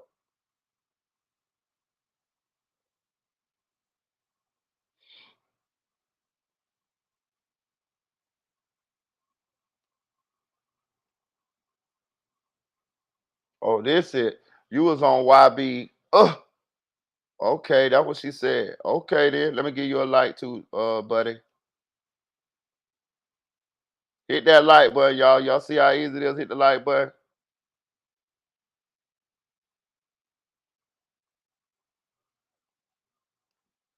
Also, please donate to the channel, y'all. Y'all know your boy been demonetized, man. Man, buy your boy lunch, man. Help your boy. I help your boy with lunch, man. Just help your boy with a little lunch, man. That's how we do it like that. No, I ain't got nobody. I ain't got nobody. No, I ain't got nobody cooking for me right now.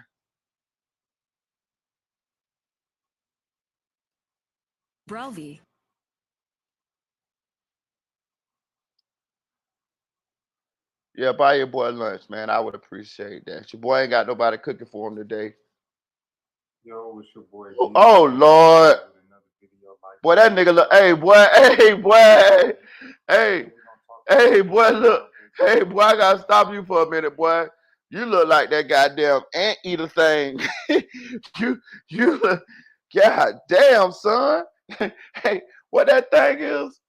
You look like a sloth, my nigga. You look like a giant sloth, my nigga. You look like something off that movie Madagascar, my nigga. What kind of marsupial are you? That nigga look like a marsupial, boy. Nigga, you look like you carry your kids around in a pouch, but a pouch, my nigga. God damn, boy. You gonna cook for me for real? I need somebody to cook for me, Nate, for real, dog. Especially on a Sunday too. God damn, I sure would appreciate it. That should make me feel like that's real love. Yeah. Hey, but back to this goddamn my super lami. Bro, y'all remember that show, My Super Lami?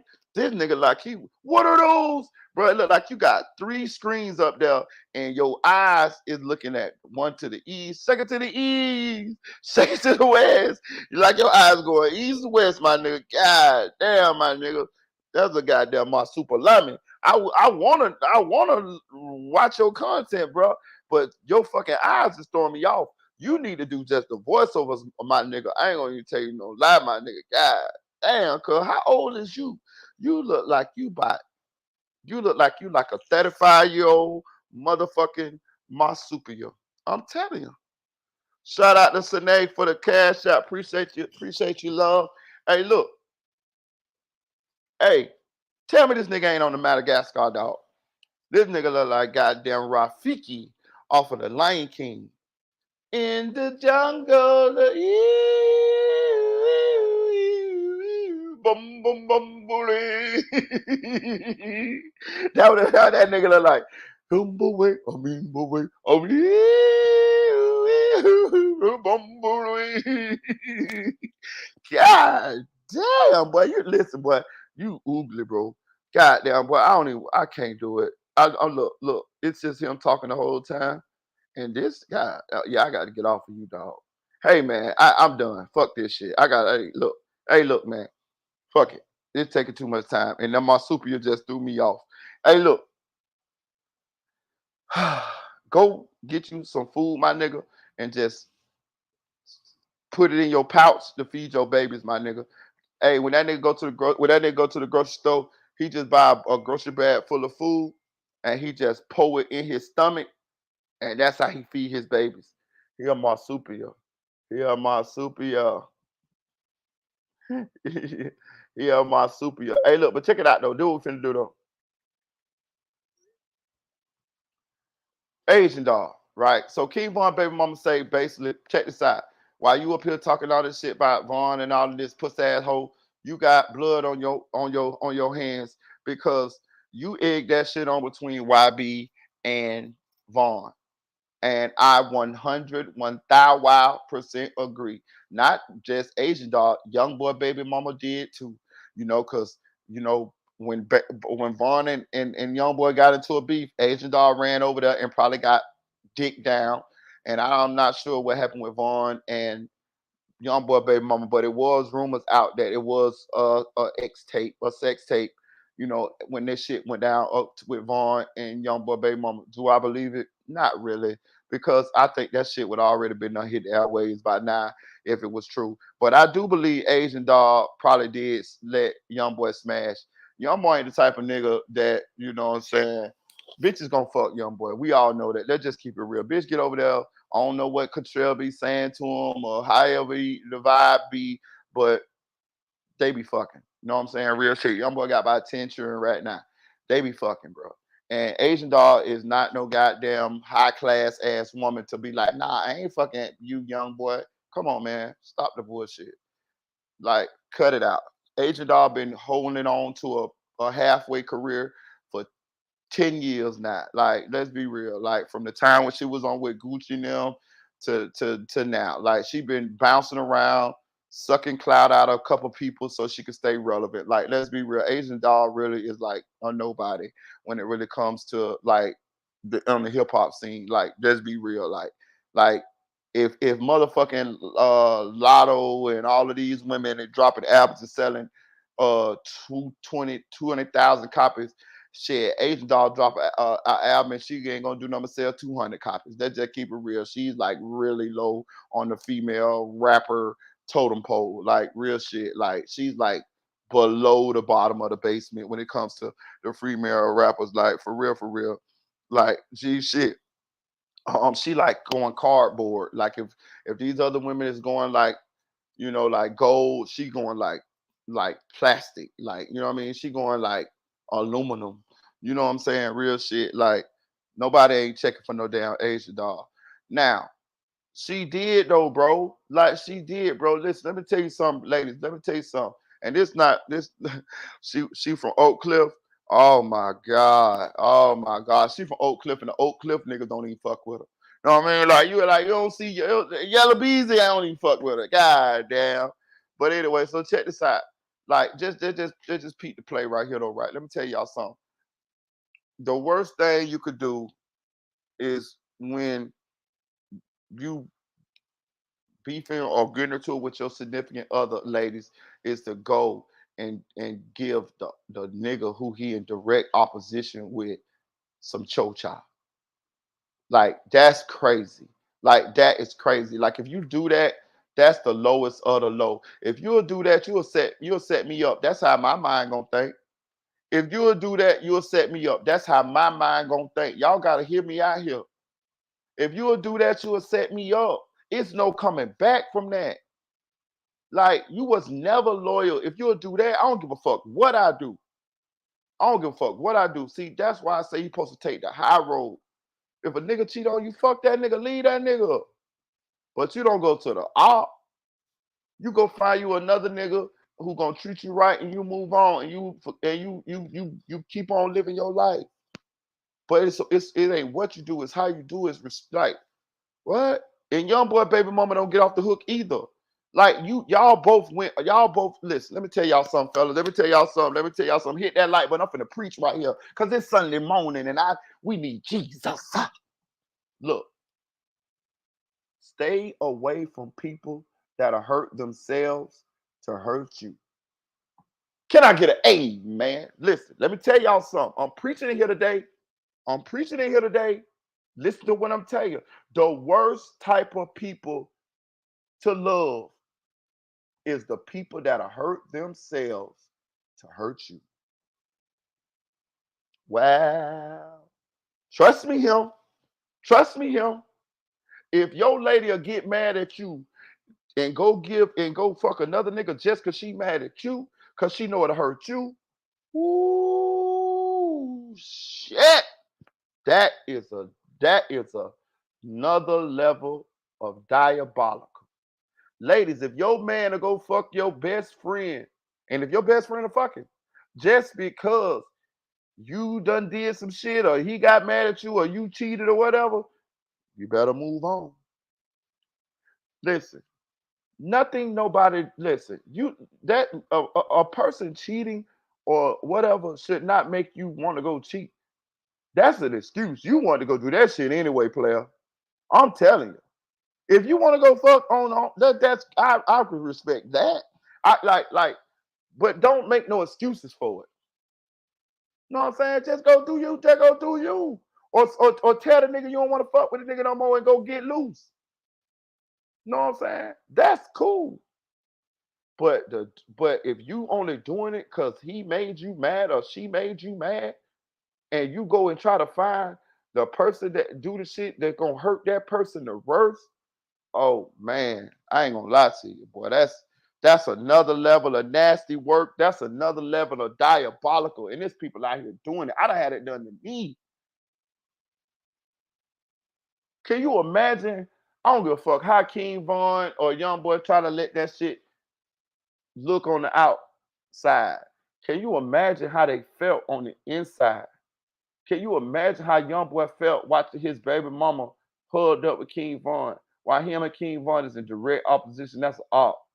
Out of all the niggas, you could have went and got another nigga. Can you imagine how King Von, if he really did care for H Dog, felt when he saw H Dog over there with what's name. You trying to clown me in public. You trying to clown me in public. Man, fuck you. Real shit. Real shit. Like real shit. Like you can't come back from that. And I'm gonna tell you something. When you and then you gotta think too, these two alpha males, two macho niggas. Y'all made it to where once it's the listen, a man will kill you about a woman. It's done been wars and shit fought over women. Y'all remember Helen of Troy? You remember? You remember Helen of Troy? Y'all remember the movie that with goddamn Brad Pitt? Goddamn what the shit was? Troy. It's called Troy. Right. You remember it was over a woman. This is a true story, y'all. It was over a woman, Helen of Troy. The one dude ran off with the king old lady, and goddamn it, the whole war fought over Helen of Troy. You see what I'm saying? Thousands of people died over a woman. A lot of wars have been fought over women. A lot of people done did stuff to people over women. That thing powerful. So I'm not saying that Asian Doll is directly responsible. I'm not saying Youngboy is directly responsible. I'm not saying I'm not saying Youngboy's baby mama is directly responsible. But they goddamn show added some wood, some lighter fluid, some gasoline, some kerosene, some goddamn ether. They lava.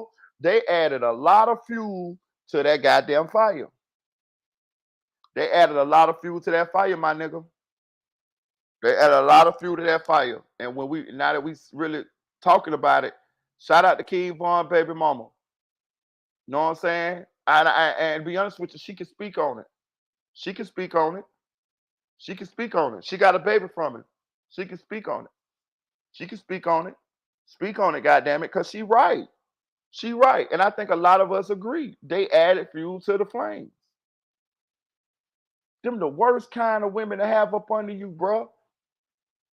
All women ain't bad. Don't get it twisted. I told you I love women. That's the best shit God made. But it's depending on the women too. You know what I'm saying? Like to be honest with you, I never really was an Asian doll fan. I don't really know Youngboy baby mom, but I know she toxic and he toxic. So it's hard to tell what's going on with any Youngboy relationship because he's so toxic and the girls be toxic. So you don't know whether he making them toxic or you don't know whether they was toxic and both of them toxic together or whatever, whatever. He got so many situations going on. So I just didn't follow him like that. But I'm gonna tell you this: to me, the Asian doll and the King Von situation, it seemed forced to me. It seemed damn near like the industry put them together, like how they kind of did Dirt with Dage Loaf.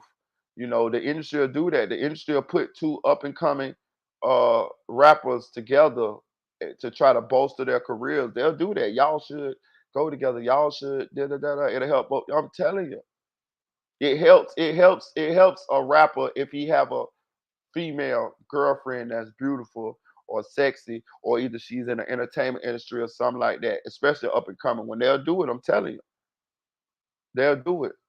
The industry will, your manager and her manager, they'll get together and they'll put y'all together. Y'all should go together. Y'all should look like y'all, and maybe y'all smash every now and then. But a lot of times that shit be like, but I just thought that shit was forced. It just didn't look like Vaughn. It just, it just looked like Vaughn was just like. But I'm gonna say this: I don't know how much love really was there for Asian Doll or whatever, whatever. And I don't even know how much Asian Doll loved Vaughn. She didn't seem like she loved Vaughn to me. Seemed like she was more infatuated with Vaughn. Seemed like she more maybe, was enamored with Vaughn. Like, oh, this Vaughn. You know what I'm saying? Like, but like even when Vaughn died, she was like, yeah, hey, boss talk, take them old blockchains and who is you to be telling a nigga to take anything? You just was fucking broke. Like you don't got no pull to say nothing. Like, cause you was fucking broke. Now you Queen Vaughn, like so you say. This shit be crazy, bro. But back to the subject. Yes, in my opinion, when we see how things played out, Asian Doll and King Vaughn and Youngboy baby mama added fuel to the flame with this beef between King Von and Youngboy. Like you can't get you talking about people take them old block chains when them boys first, when Vaughn first got killed. Ho, they supposed to be beating your ass because you added to it by making bruh look like a clown by you going over there hugged up with Youngboy. Like, if you really had some love for bro, you wouldn't have did that. You would just go about your business and don't fuck with him no more. You know what I'm saying? But you ain't going directly over there poster and with his op and post a picture of him with his op, and you knew what the picture meant. Just like Youngboy baby mama knew what the picture meant. You know a nigga gonna think you fuck them niggas. So why would you do that? You did that to hurt a nigga, make a nigga look like a fool, make a play a nigga, try to play with a nigga in front of everybody. One thing, we don't play that type of shit, dog. Know what I'm saying? Like, so all that lovey-dovey shit, no. So King Von, baby mama, yes, baby, you 100% right, dog. And when you get healed up, I need you to limp your way right on to me. I don't give a damn if you got one leg, baby. I need you to limp your ass right on over here to me, goddammit, because I'm going to treat you right. Marita gonna treat you right. That's a beautiful woman. I don't give a damn. We're gonna get her a little polar tink tink leg, goddamn it. She gonna be like Oscar Pretorius. Whatever that dude, what that dude name? Oscar Pretorius. That dude that had the little polar tink tinks, them little legs, them little paper clips. We gonna goddamn it get you in the paraplegic, what they call it? The Paralympics. I'm gonna enter you in the Paralympics, baby. And I'm gonna be right there cheering you on. Go King Von, baby mama. Go little polar tink tink. And them little paper clips gonna have sparks flying up from under them bitches, boy. But real for real, just take that thing off when you get into bed, baby. Just take that thing off when you get into bed. Hit that like button, hit that like button, hit that like button. All right, we're gonna move on. What else we got? We gonna go to Marlon Wayans, bro. Bro, we got one of the most unlikely beefs. We got Marlon Wayans and motherfucking Vlad TV beefing, y'all. Hit that like button, y'all. Hit that like button. Please hit that like button. Everything I say here is alleged. Everything is alleged. Everything here is alleged. Bro, listen. We got motherfucking Marlon Wayans beefing with motherfucking Vlad TV. This is crazy. But check it out though. And I know, listen, a lot of people don't speak on shit because they be afraid to speak on certain motherfuckers because they be like, oh, these people is like gatekeepers and all that. I don't give no fuck. I would talk about Jay-Z. I would talk about motherfucking Vlad TV. I would talk about motherfucking what that motherfucking name? No Jumper. I'll talk about motherfucking DJ Academic. All of them niggas got videos. I done got on all them niggas on my channel. I do not give no fuck.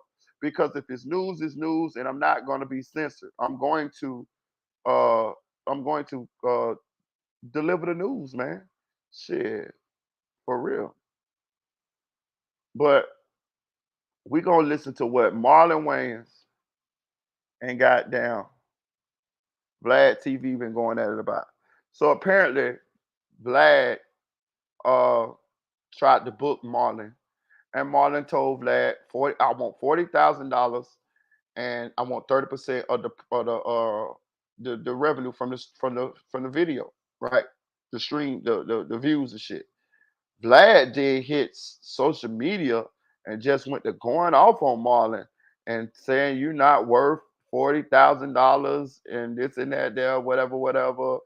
And listen, man, I'm gonna say this, bro. Vlad, you be tripping, homie. I'm gonna tell you why you be tripping. And I'm gonna tell you what it is, Vlad. I'm gonna tell you what it is. You're jaded, bro. You jaded. You done made it so big, and you feel like your platform is so big to where a person can't cancel you, right? Because you got so much content out here on the internet to where a person can't cancel you. Call out Vlad and his Hold platform on. because people.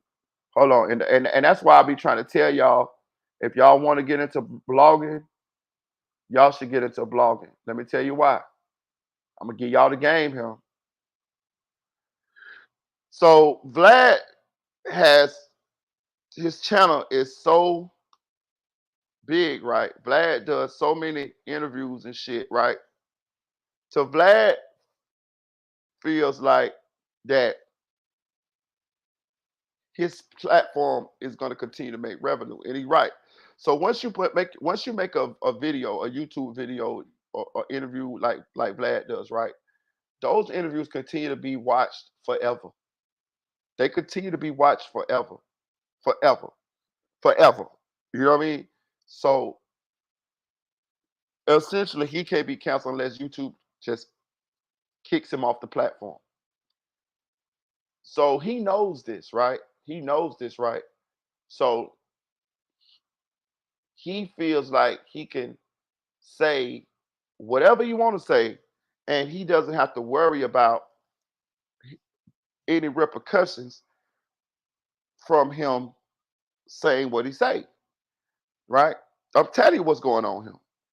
Because this, if you take this beef, for instance, it's not even a beef that's worth even being a beef about. It's basically you picking on Marlon Wayans, Vlad. That's basically what you're doing. I'm gonna play it right, and I'm gonna show you, and I'm gonna give you my opinion of it after it's over. But check this shit out, right? And to do an interview on Vlad TV. Now, for those who may not know, yesterday both Marlon and Vlad had a series of tweets going back and forth, and this is how the exchange started. Vlad starts off saying, Marlon Wayans found someone with 200 followers to agree with him. LOL. Nobody on earth is going to pay Marlon $40K for an interview when he gets between 100 to 300K views on any platform he interviews on. This guy is really delusional. Marlon responds back to Vlad saying, Now I want to show you. You say Vlad said first, right? Now I want to say this. It is some truth in what Vlad said. So this is how people pick. This is how they pick what to pay you when you're doing interviews, right? So they look at your views overall on different platforms, and then they estimate how much your price should be. Of course, they're probably gonna try to lowball you, because who's not gonna try to get the interview as low as possible, so the amount of profit they can make will be more substantial, right? So, but this is how they pick your uh your interview price. That's how I know Big Back Ham Hawk Mickey will not be getting any more interviews in the future, because her interview flopped on DJU TV. So she won't be asked to come back, nor will she garner any interest from other interviewers, because it just doesn't it's not financially feasible for them to get her on their platform. You see what I'm saying? Because she's not bringing in no views, right? Anyway, let's move on. So what Vlad said is true. My issue with it is, Vlad, it's a lot of people that you're in negotiations with to do interviews. A lot of people say prices that you don't agree with, and you just move on, right? You just agree that it's not feasible, financially feasible for you to do the interview, and you just move on. The problem that I have with this is that you try to publicly shame Marlon for telling you how much money he wants from the interview, right? That's that man's asking price. That's nothing personal. That's just what he's saying he wants. And if it's business, if you say you can't pay him that, then it is what it is, and you move on. But for you to publicly try to shame him for saying the amount he wanted, to me, that's you getting the big head. To me, that's you being jaded. To me, that's you feeling like you can say what you want to say to anybody. You know what I'm saying? And you wrong for that. Like, you wrong for that. Like, it's like, if the man told you what he wanted, and then you agree that that's not what you willing to pay, that should have been it. That should have never hit no public airways or nothing. You trying to shame him. You trying to clown him for him saying that. That's what you're trying to do. see, I tried to tell him I was giving him a deal. Oh, well, you mad? You unprofessional, my guy. If you don't like the number, keep it moving. You look bad. You should fall back. Mad at a black man stating his number, and now you go public and use your platform to try to drag me? I never in my life dealt with this silly negotiating tactic. Vlad then responds back saying, not mad at all. I find all this amusing because you really think you're worth 40K for an interview. I said there's nobody on earth that will pay you that, and I've yet to be proven wrong. Throwing out a stupid ass number for an interview is unprofessional, my guy, because your interviews don't even make 5% of that on every platform you do. And bringing up race when there's no mention of Vlad, you're wrong. You're wrong. Throwing out a stupid ass nigga when you're negotiating is not unprofessional. That's what all good negotiators do. They set the bar high and then you negotiate down to what they really want. So if somebody say, "Hey, Marita, how much you want to do? Or you want to charge me for this?" And I say, "I want 150,000." And then they say, "Okay, I can't pay 150,000. How about I pay you 100,000? We got a deal." That is good negotiations. That is how people negotiate. So what Vlad is saying is false. It's not true. That part is not true. What you trying to do, Vlad, you trying to clown that man and shame that man because he asked you, he started off at a high negotiation price. Now, what you were supposed to do, Vlad, is you were supposed to counter his asking price and y'all meet somewhere. That's what should have happened. But you got offended by him asking that much amount of money and so offended so that you took it to social media. That's unprofessional, Vlad. I'm just telling you, bro.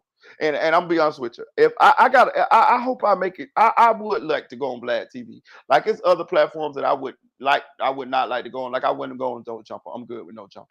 But I would like to go on Vlad TV. And the reason why I would, or either I want to have a conversation with Vlad because it's two major incidents that I know for a fact that I would like to discuss with Vlad. I want to discuss this one because I'm gonna remember this one. I'm gonna remember this one. And I want to discuss when Godfrey and Lord Jamar end up leaving your platform because you would not apologize to the minister Louis Farrakhan. Now, I'm not no Muslim. I'm not, I don't care what you believe in, but I'm just saying I'm with right is right, wrong is wrong. Vlad misquoted the minister Louis Farrakhan, right? He said that Louis Farrakhan said that if you meet what it is what they is what they is damn Jews. If you meet fake Jews, you should hit them. Vlad said that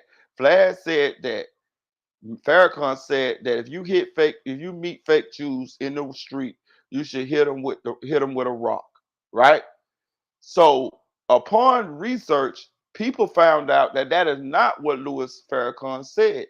They even posted the video. He did not say that. He say, when you meet fake Jews in the street, you should hit them with a rock of truth, meaning explain to them why they ain't real Jews by the truth, by reciting the truth. Teach them. And he went on to explain them what the truth was, like what you should say to them. Like Vlad, how Vlad articulated is that he meant literally hit him with a rock. So he said that Louis Farrakhan was inciting violence. That's not what he said. I saw the clip. He said the rock of truth. Vlad didn't even say the rock of truth. Vlad said, he said, hit him with a rock. That's not what he said, Vlad. Once somebody, I forgot who it was, somebody went on his platform and showed him. They played the video. They showed Vlad that that's not what was said, Vlad. You should apologize, Vlad. Vlad doubled down, didn't apologize, and then ended up Godfrey and Lord Jamar, which was one of his two best reoccurring guests. I ain't gonna lie to you. I like both of them on that platform. They left. And a lot of black people stopped. What's the name, Vlad? I watch Vlad, but I don't subscribe to his channel. I don't subscribe. I don't. Rarely I hit the like button. Just because of that situation. Like, you was wrong, my nigga. You was wrong. But you won't apologize. Like, you ain't got to like him. But you was wrong, my nigga. Like, you was clearly wrong. You know you wrong. Like, it's obvious you're wrong. But you want to apologize? But when people call you a culture vulture and all of this shit, you want to defend that. You don't understand that this is adding to that. I'm not saying you're a culture vulture, none of that. I'm saying that do you understand that now you done throw more logs on the fight? And if he say yes, then that's gonna show me that he's jaded. Because if you a man, you can apologize, my nigga. Fuck all the dumb shit. Fuck all that. Fuck you. Like, if you're a man, you should apologize. And if you don't apologize, I want to know, why aren't you apologizing? Because you like to sit up here and you like to talk to FBG Duck and Julio Fulio and Young and Ace and all of them and tell them about all of this violence and they should move past this and they should stop this and stop that.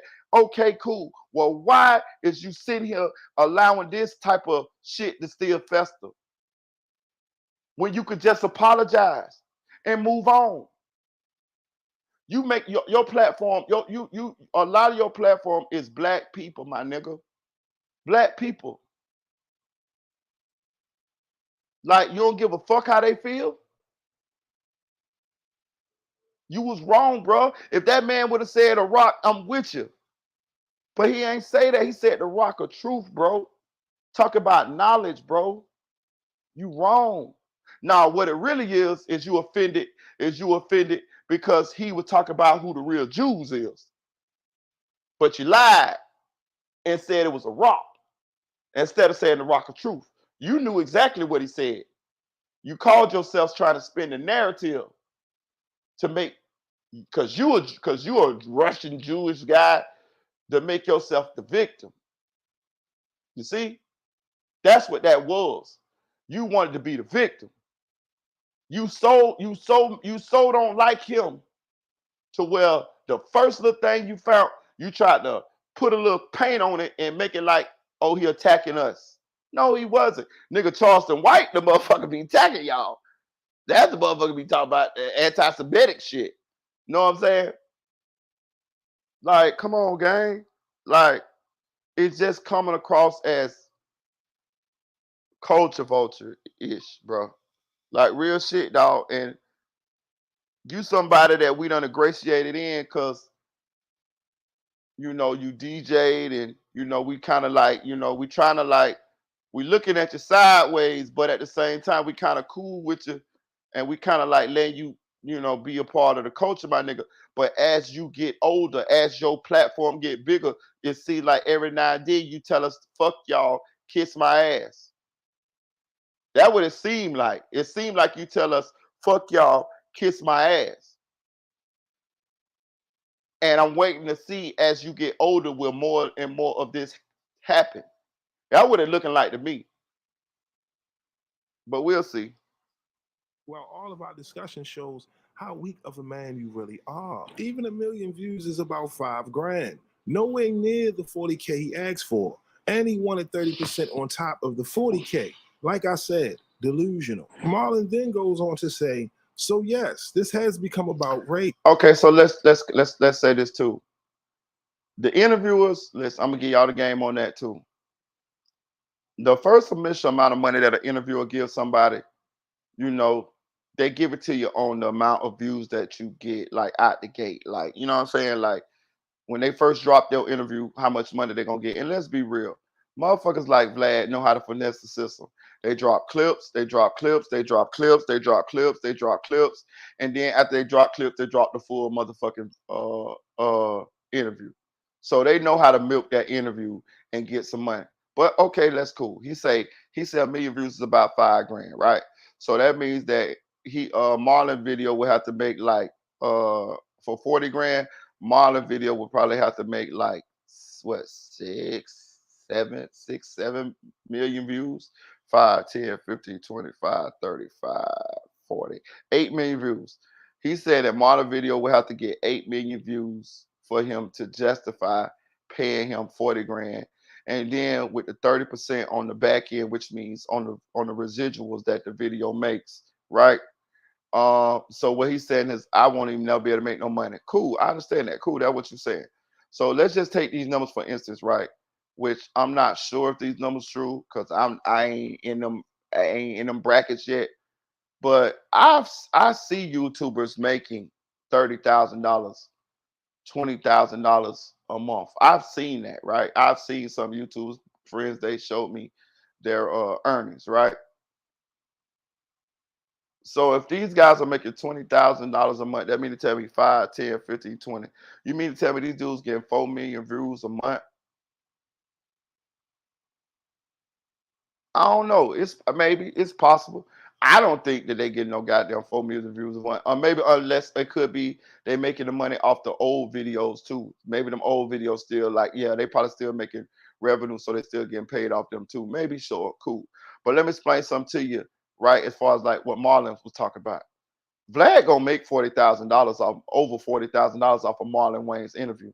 I ain't gonna say initially, but but that interview is gonna continue to make revenue forever. You see what I'm saying? Like, let me tell y'all something. You know what's one of my highest grossing videos? It's the live that I posted of the boy I say meet the new bloodhound Lil Jeff. Every day I get new notifications from that video, people commenting on that video. That video now is at 59,000 views. 59,000 right now. That bitch is at 59,000 views, right? I ain't made that much money. I think I made like $100 off that motherfucker, a little over $100 off that motherfucker. But as I can see, I posted that video about 2-3 months ago. That bitch, out of all the videos I post, that video still gets hits, right? So now imagine Vlad TV with all of these different videos that he got with all these different celebrities. Some of them dead, some of them alive. When they die, he reposts them, put them back in the algorithm. They go back in the algorithm. He make more money, this and that. There. Vlad making a killing, y'all. Vlad is making a killing. You know what I'm saying? And he knows it. I don't have a problem with Vlad not paying Marlon the $40,000 and the $30,000 on the back end. I mean, 30% on the back end. My problem is that you tried to publicly shame this man for asking for an amount of money like he's a nobody. Bro, Marlon Wayans is more to the culture, adds more to the culture than you have. Not only in Marlon Wayans' family has added more to the culture than you have. You know what I'm saying? Like, let's be real. Like, you need to really, you out of pocket, my nigga. Straight up. Like, and I tell you this to your face. Like, we can have a conversation because you already talking about having conversations with people. Bro, you out of pocket, bro. Like, compare yourself to Marlon Wayans or the Wayans family. Like, what you done contributed to the culture and what they done contributed. We wouldn't know who Jim Carrey was if it wasn't for Keenan Ivory Wayans and In Living Color. You understand what I'm saying? Marlon Wayans done had motion picture movies where he done been the star of. See what I'm saying? That added to the culture.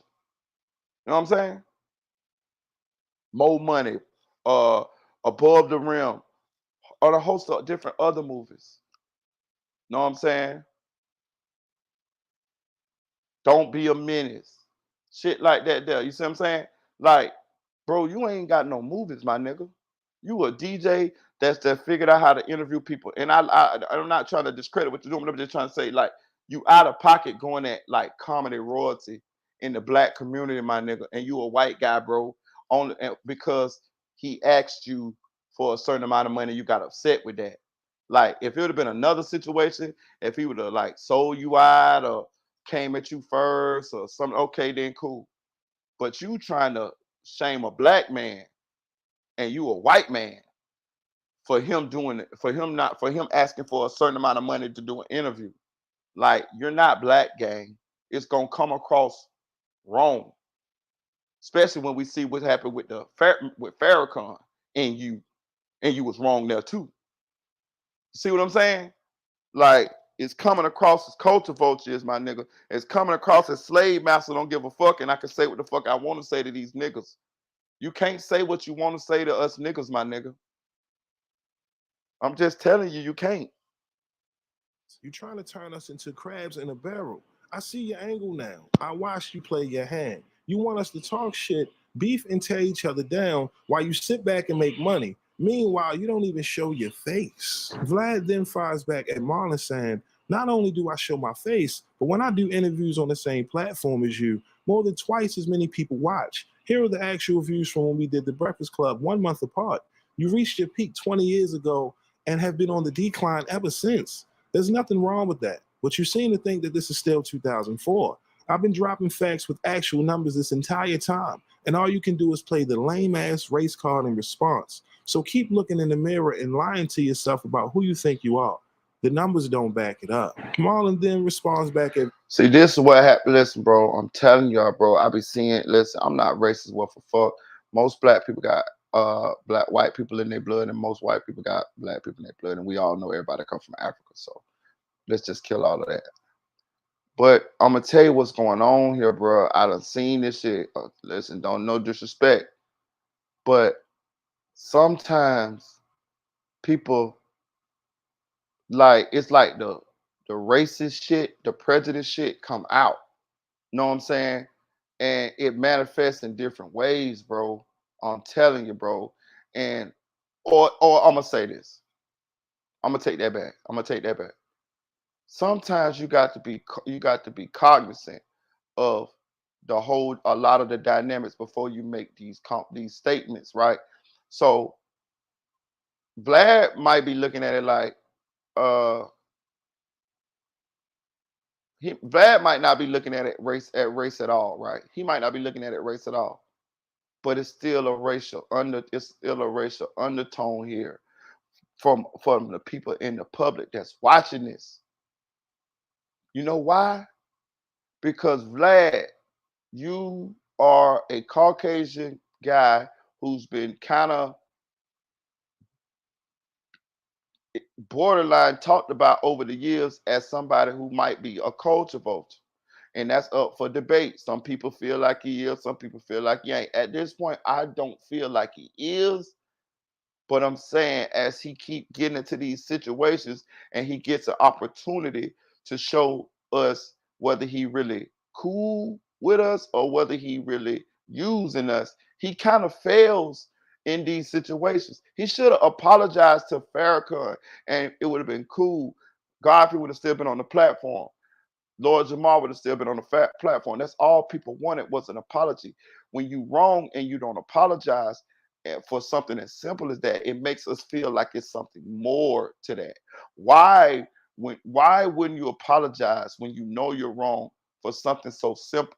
It must mean something more inside of you as the reason why you won't do this. Why will you feel like it's cool for you to try to shine on Marlon Wayans, somebody that's dearly loved in the black community, as a pioneer, as a comedian, his family, Keenan, Damon, Marlon, Sean, Kim, like let's be real, like even the sons, that's not Damon Wayne's sons and shit. Like, let's be real, bro. Like this is royalty here.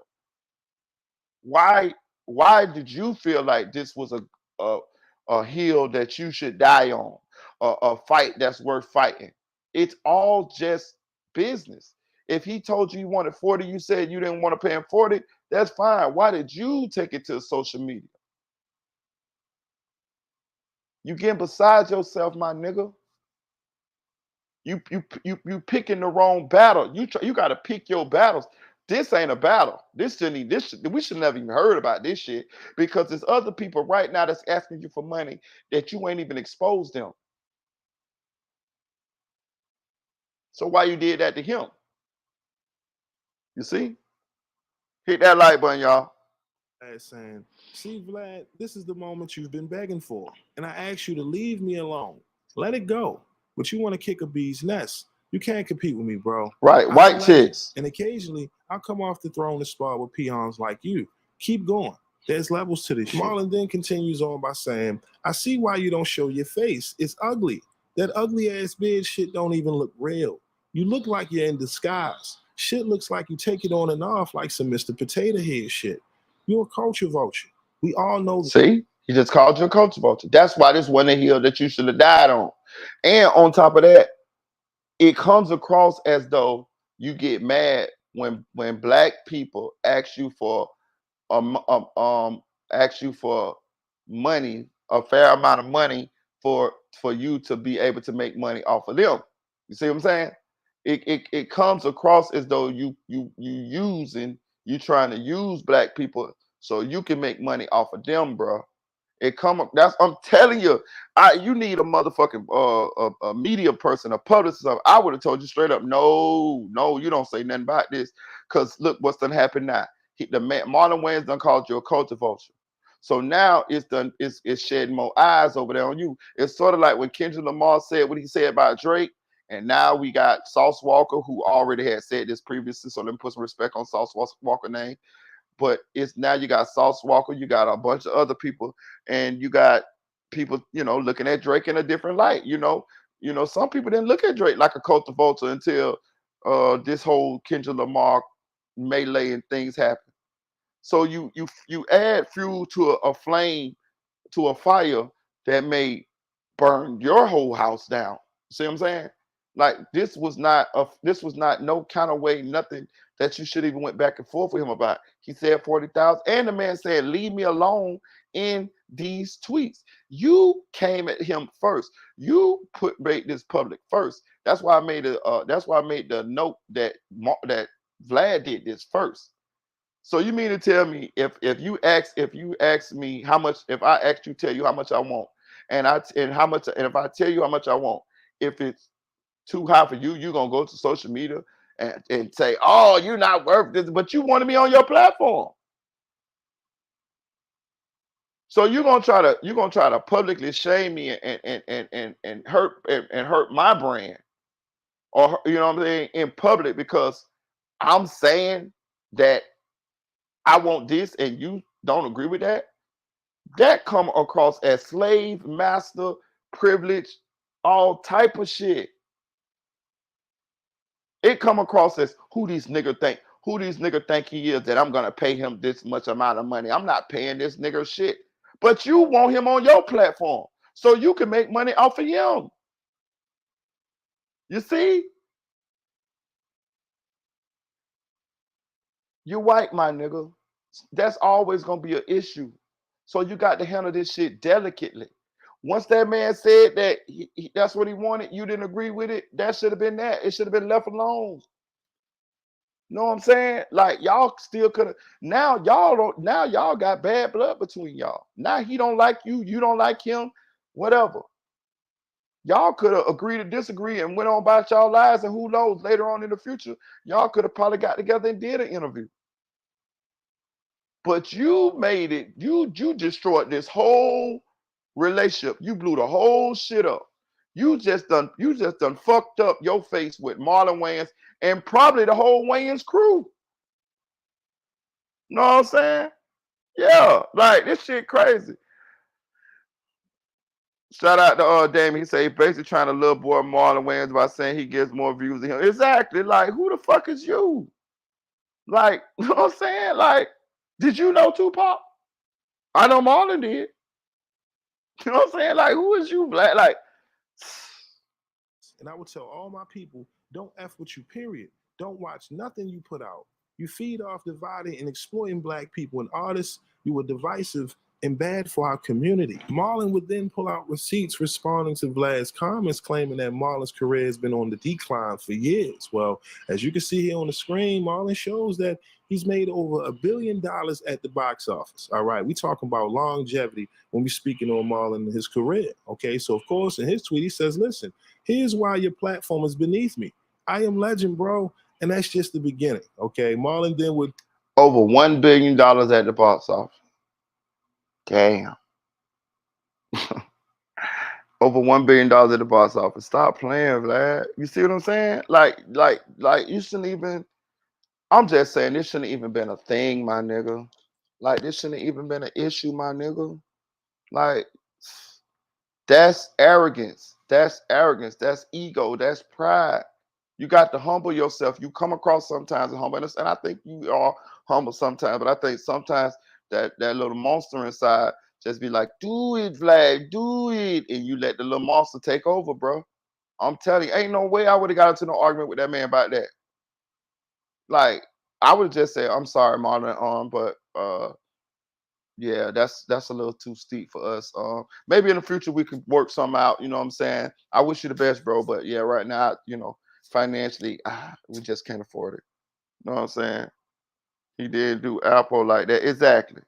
Exactly. You see what I'm saying? Straight up. What it really, listen. So when you lowball people, hold on.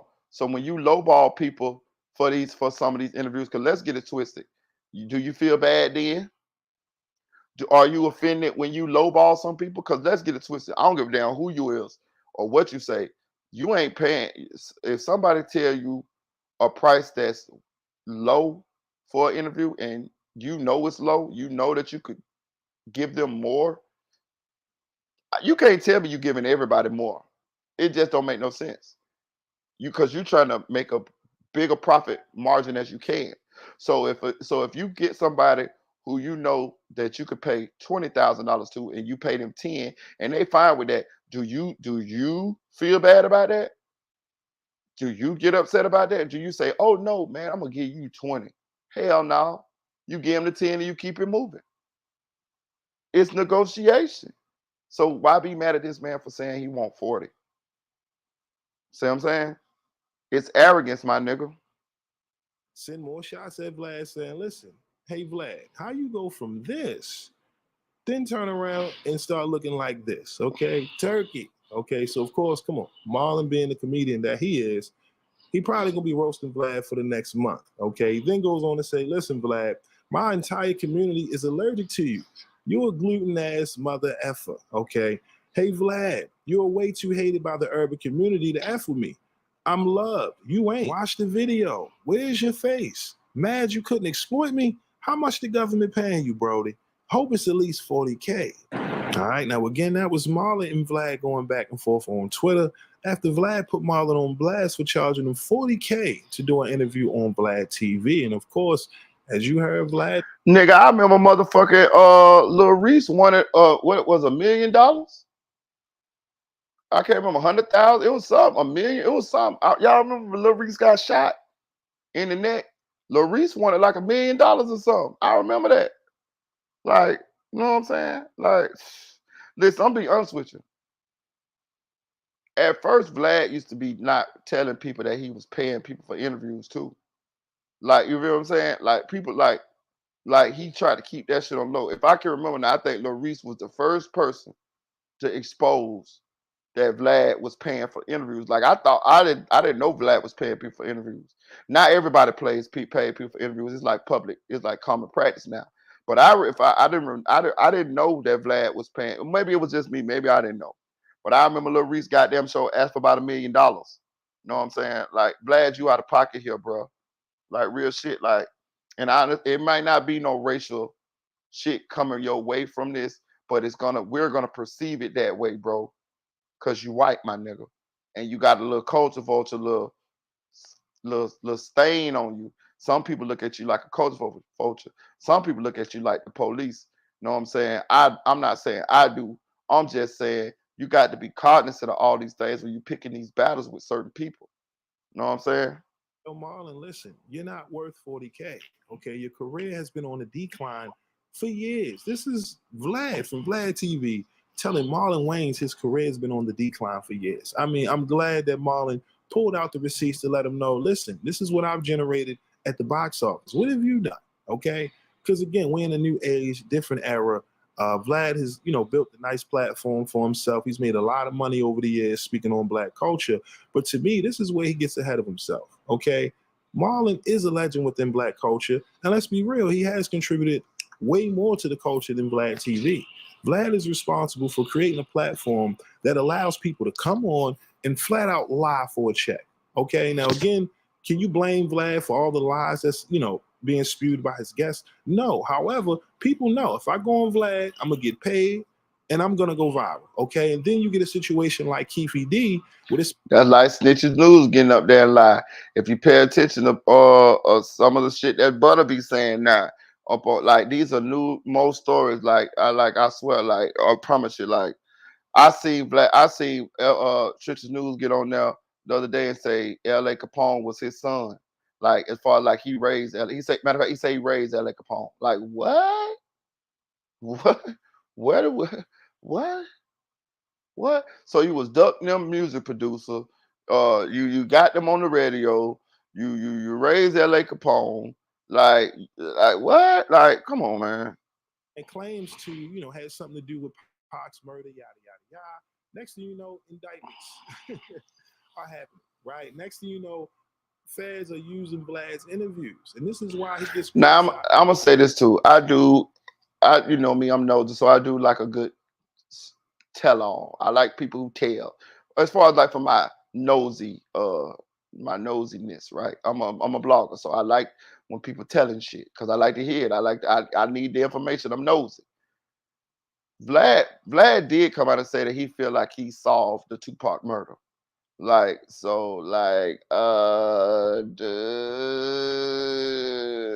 which way you gonna have it? You gonna say you not the cops, and then you're gonna say you solved Tupac's murder. Like, which is it? Like, because you did this publicly. Like the solving of the murder and the Keefe D interviews and the questions and the things that you did these things publicly, my nigga.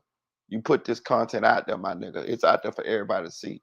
So for you to come behind Keefe D being arrested and things like that and saying, I think I solved the Tupac murder, like me as Vlad. That's what you're saying. So which is it, my nigga? Is you not the police, my nigga? Or is you nigga self-snitching, or are you the police? Because you taking credit saying that you solved Tupac's murder. You said that, Vlad. You said that. What's up, Jason Morrison? How y'all just got a trade tuned in? Hope everyone good. Yeah, we all good, Jason. Appreciate you, gang. Marlon to right or to get a roll right now. Know what I'm saying? Like, so I'm just saying, like, you know, I'm just putting that question out there.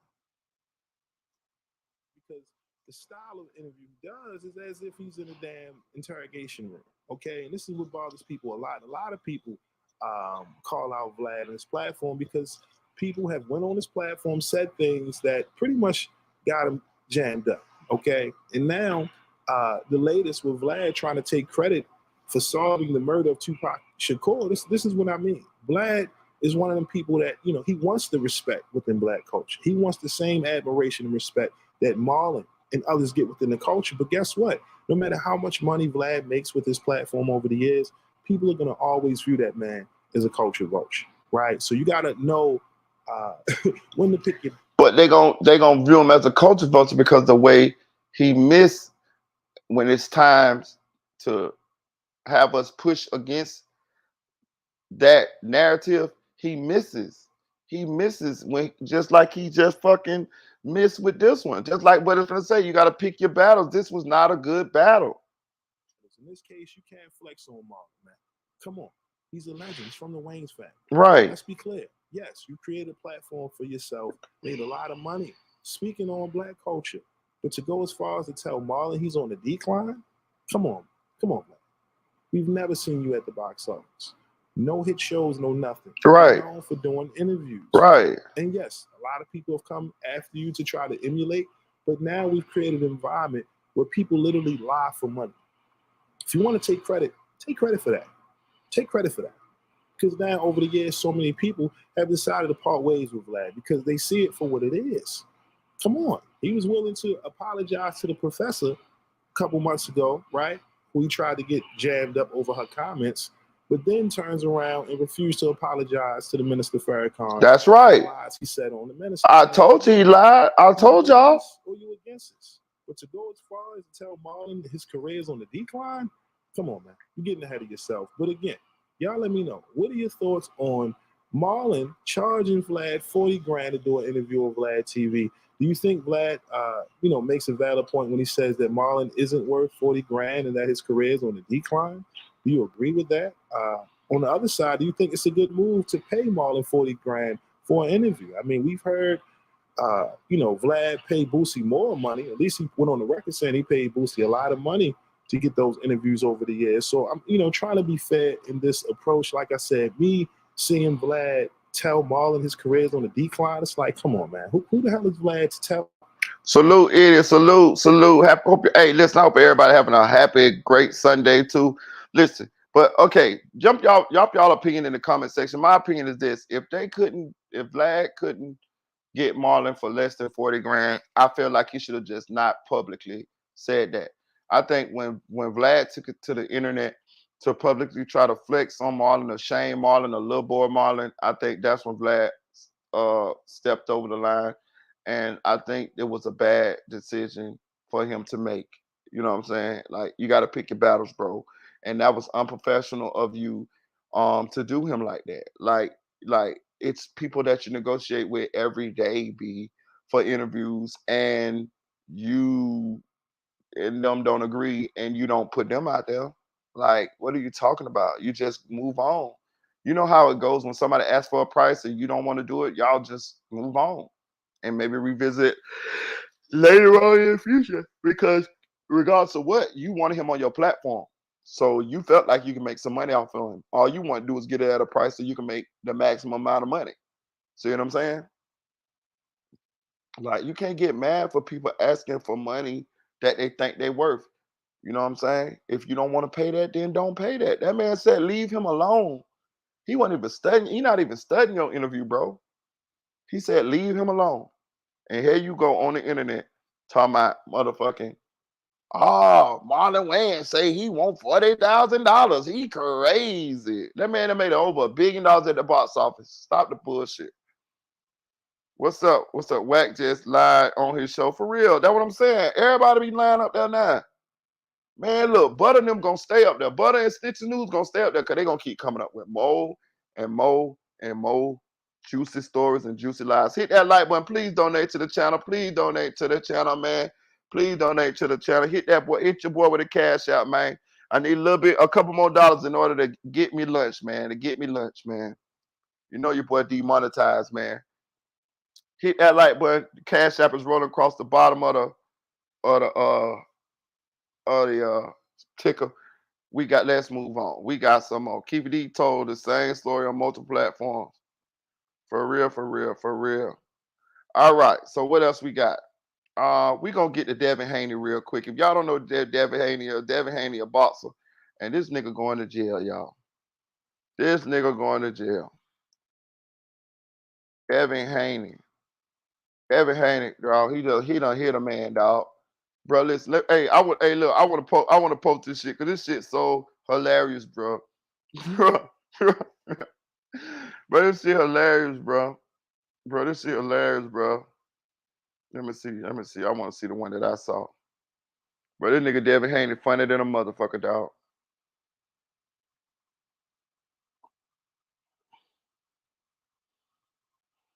Let me see.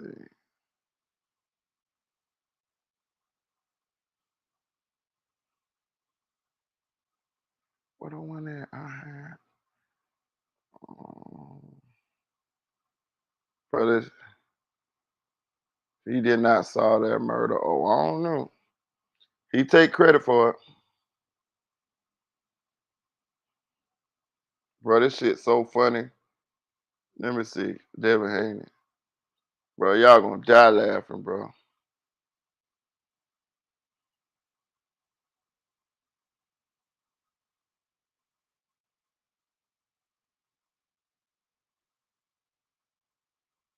I gotta find it on my what's the name, bro. Let me find it on my history. Bro, Devin Haney funny as hell. So Devin Haney, a boxer, got into a fight at the state fair. And it's saying that it's an arrest warrant out for him. Um,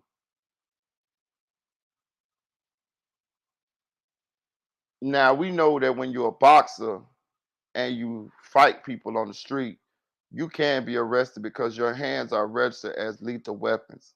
You are a goddamn, you can hurt somebody, my nigga. You know what I'm saying? Like you can really hurt somebody. Like it's not the same as a regular person hitting somebody, dog. You know what I'm saying? Like you can't just be punching on a body and you is a goddamn registered boxer, a fighter, my nigga. You know what I'm saying? Like you can't be doing it, bro. Shout out to the chick. Yeah, you can't be hitting motherfuckers. But everybody talking about this fight. Now I looked at the clip. It's funny. I'm gonna show you the part. Show you the part that's funny and hilarious to me. This motherfucker, dog. I be watching so much stuff on YouTube, dog. I be trying to save it to my I be trying to save it to my watch laters. So so that I could show it to you guys. Man, I fucking hate this shit. That's just like arguing with Martin Lawrence. For real. I agree, Nate. I agree, Nate. All right. So this shit ain't pulling up. So let me just check out Devin Haney, man. Right. That's like arguing with Martin. That's what I'm saying. Like, what the fuck is that's what I'm saying. That's why I say Vlad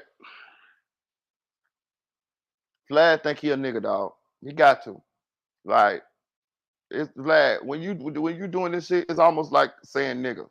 Like, you can't do it, my nigga. You black, bro. I mean, you white, bro. You can't do it, bro. You know what I'm saying? Like, you gotta understand when you doing these things. Let me see. When you doing these things, my nigga, like we gonna look at it a certain kind of way, gang. You know what I'm saying? Like, you can't be doing this shit, dog.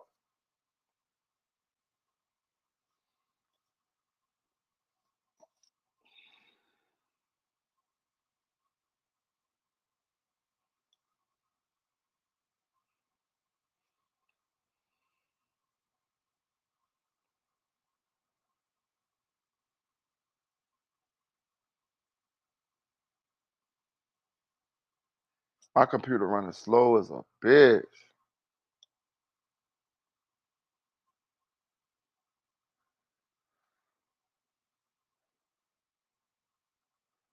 I hope y'all happy as Sexy Red was to have them feet on her today.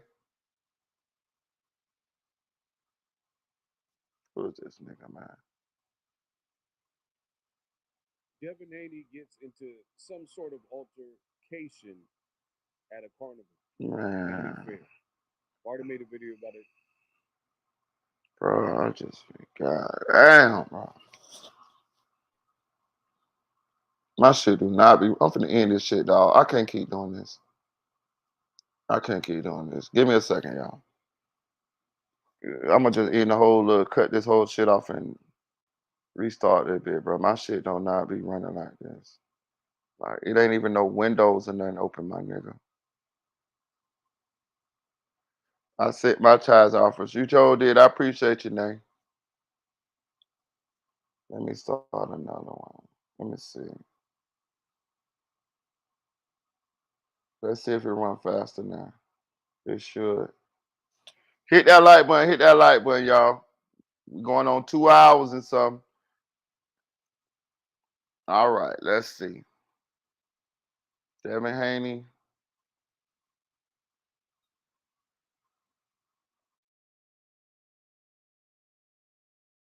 The reason why I want to show you this because it's hilarious, bro. It's hilarious when you see. Okay, this is short. Because that's all I need is short.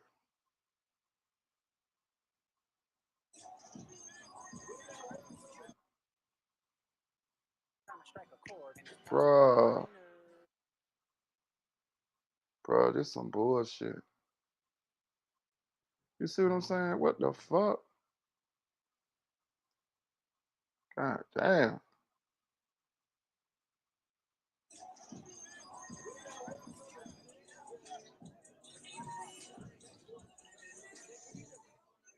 Bruh. Bro, I'll be getting so pissed off with this bullshit. Like, what? What's the fucking thing? God damn.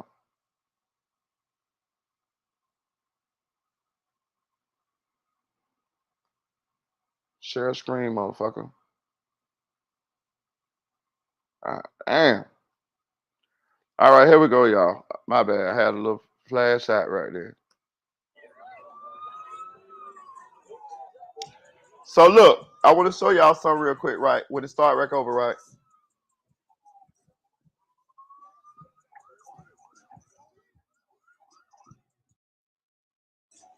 So this is pause, bitch.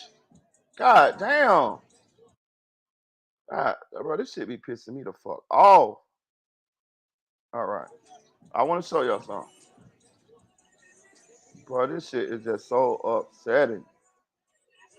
Like, what are you doing? All right, this computer be tripping. All right, pause. Now, you see the guy right here with the tan sweatpants on? That's Devin Haney, y'all. That's Devin Haney right here. This guy right here. Oh my God. Now we got music from a whole nother fucking video playing. What the fuck, man? I don't want to hear that shit. Damn. Now you see Devin Haney take a blow. You see him swing, right? Y'all seen him swing. Now watch Devin Haney, right? Watch Devin Haney, y'all. Watch him. Just watch him real close. That's him right there. His homeboy hitting him. Now another nigga finna hit the nigga. Now watch Devin Haney. Watch Devin Haney, y'all.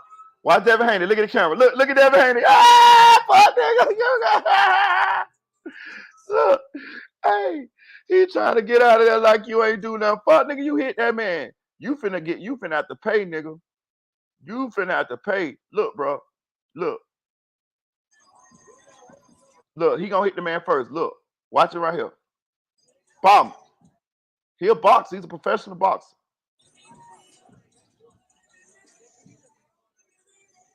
Now watch him. Watch how he walk off like, I ain't do nothing. I ain't do nothing. I ain't do nothing. I ain't do nothing. It wasn't me. It wasn't me. Ah, suck ass nigga. No, you finna have to pay the millions, my nigga. Cause if I'm that nigga, I want $150 million. Look, he hit the man first. Pop. Y'all jump that man.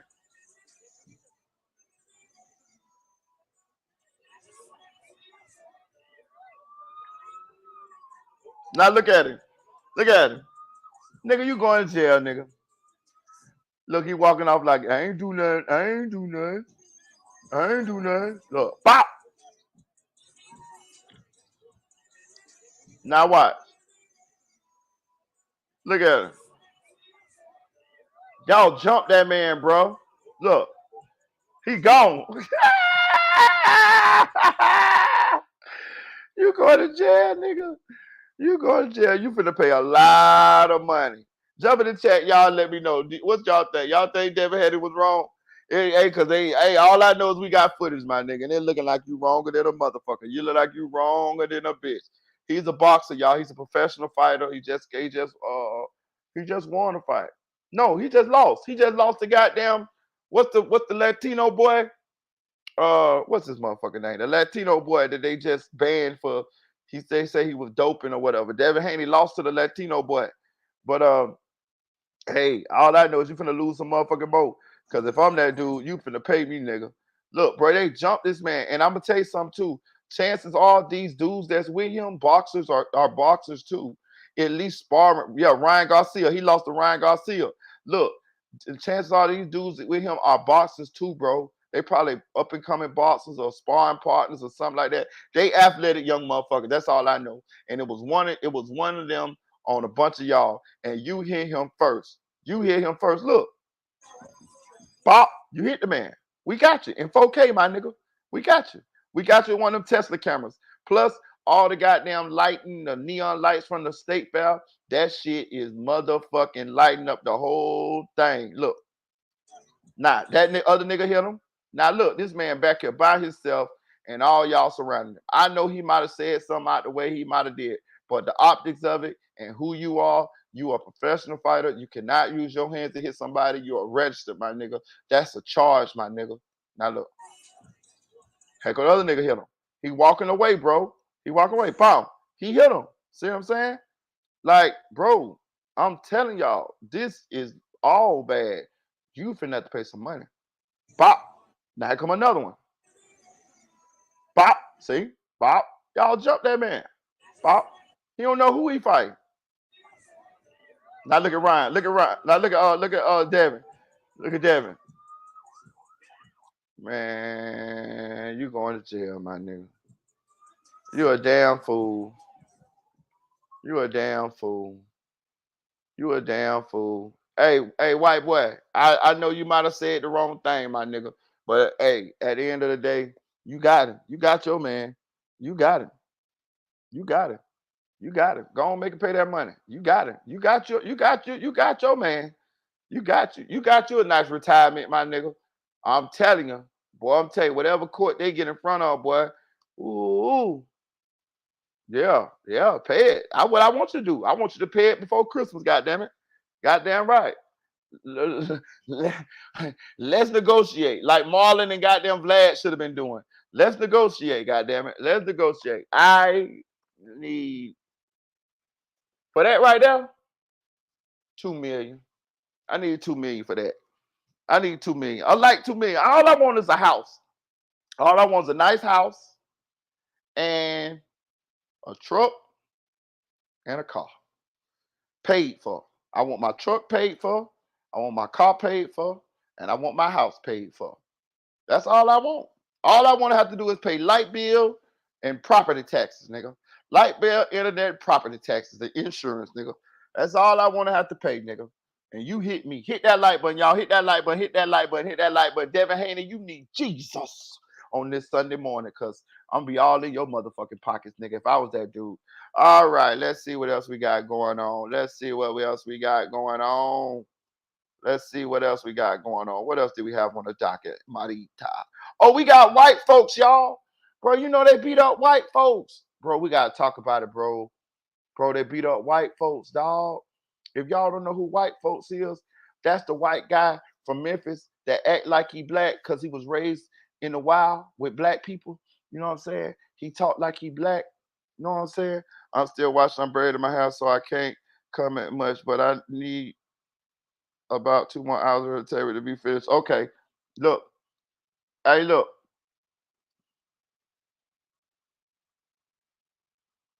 Yeah, we're gonna get to her in a minute. I just glad to remember that. But yeah, man, they beat up white folks, dog.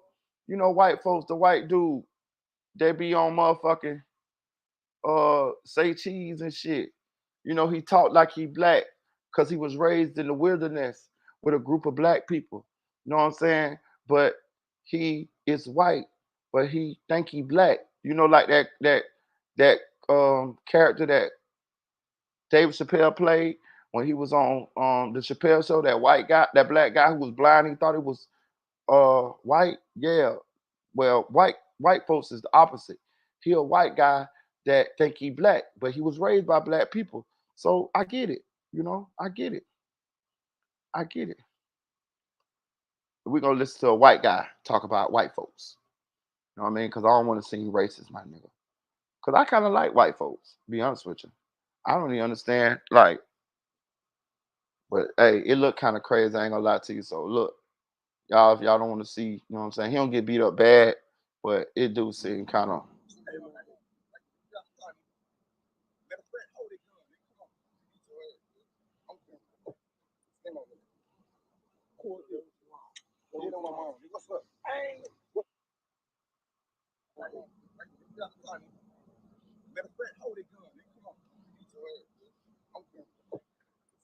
Look at the baby looking at him. Sorry,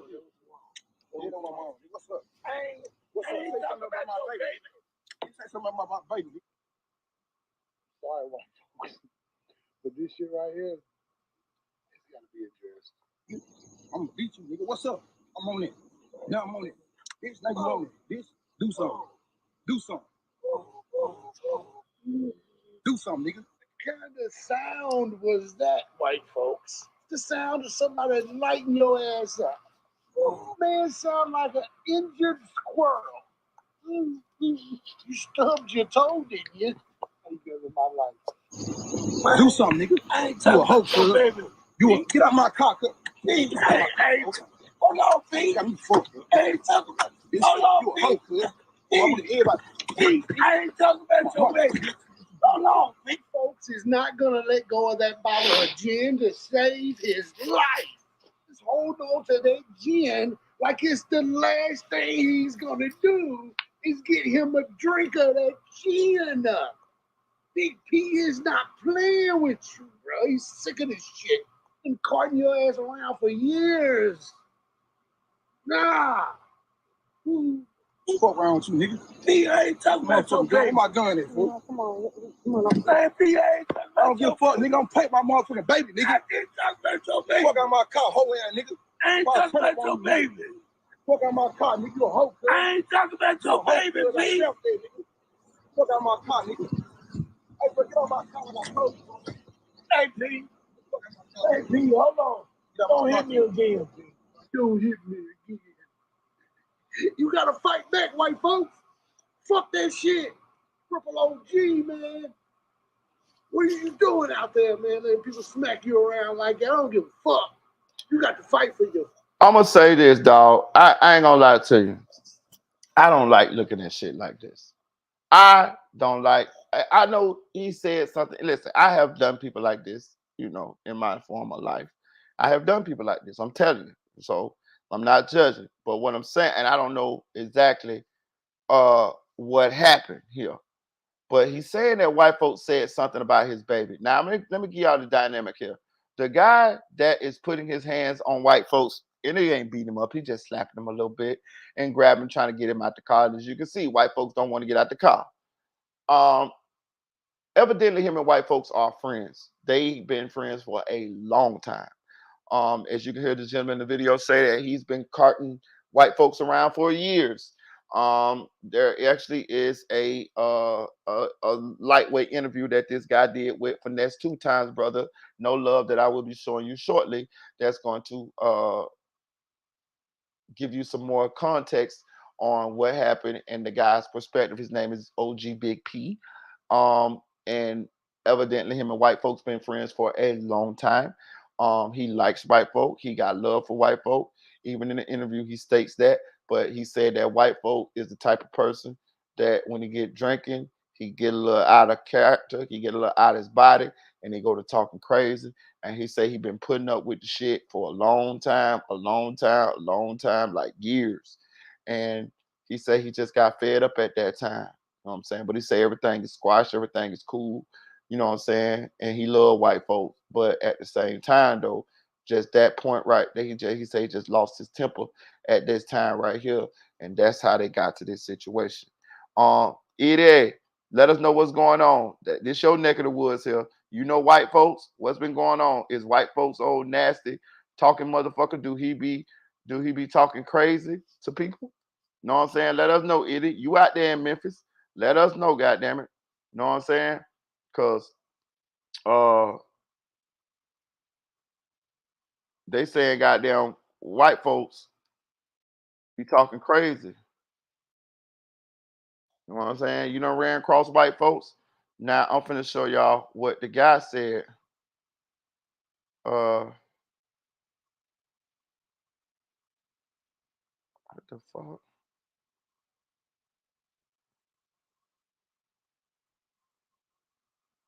Cause white folks did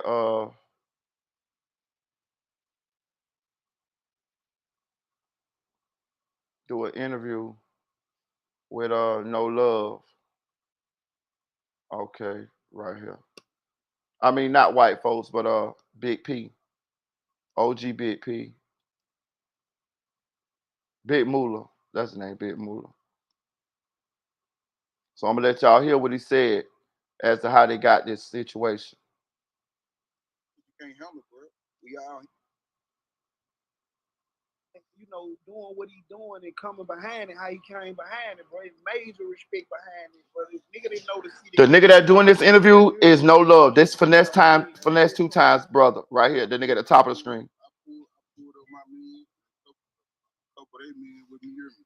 My day ones, when we made it come together, bro. It was beautiful though, you hear me? Right. Yeah, and for everybody saying you're old man, bro, 47 years old, bro, you hear me? Damn, white folks saying before the 7, look older than that. Bro, you know what I'm saying? Like, no cap. You know what I'm saying? Nigga ain't trying to get no clout on nigga or none of this shit. It never was the issue. I didn't release no video or nothing like that. I ain't on there. I'm a real nigga, bro. If that's the case, you know what I'm saying? Shit. A nigga could have been this shit a long time ago, homie. A nigga never been on it, but I want to see dude win, bro. You know what I'm saying? For real. Somebody from day one, bro, when nobody didn't believe in this shit, bro.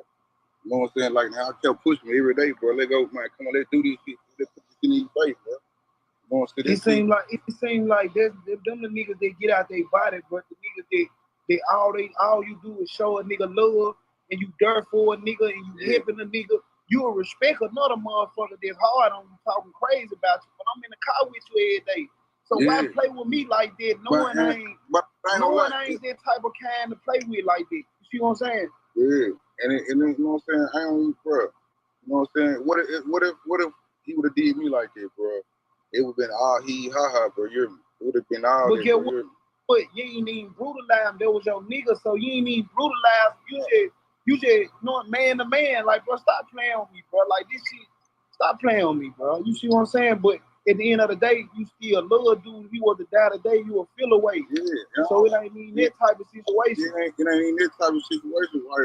Like, bro, man, bro, I ain't lie. When dude get the drink, he say fuck that shit, bro. Everybody know that, bro. But some shit over years is just build up. Some shit you can't handle, bro. We all human, bro. We all got emotions, bro. Ain't nobody perfect out here, bro. We all the did some fucked up shit in our life, bro. So can't nobody get on their mother say you wrong with anything like that. But get what, bro? Your child, if you would have had it, I don't know how you would handle the situation, but I'm pretty sure it's been in something similar. You feel me? I ain't trying to dictate nobody or tell nobody what to believe or none of that. Cause I don't even care what they believe, bro. I'm just speaking straight facts, bro. Cause motherfucker probably think that a motherfucker calls you and instigated some shit and you came, but now you hearing this shit come out his mouth yourself. Right. We still at the pool party and shit. Yeah, still at the pool party and shit. Like he all I'm like, bro, y'all chill out with this shit, bro. He kind of, you know what I'm saying, elbow my young nigga and shit. She like, bro, hold up, I'm baby back there. You know what I'm saying? Bro, like, man, fuck your baby. I call CPS and all that. That's when I just snap. No. Right. He like, fuck your baby, nigga. I call CPS, he can die and shit like that. No. Can't play like that, man. Oh, I didn't know you said that, white folks.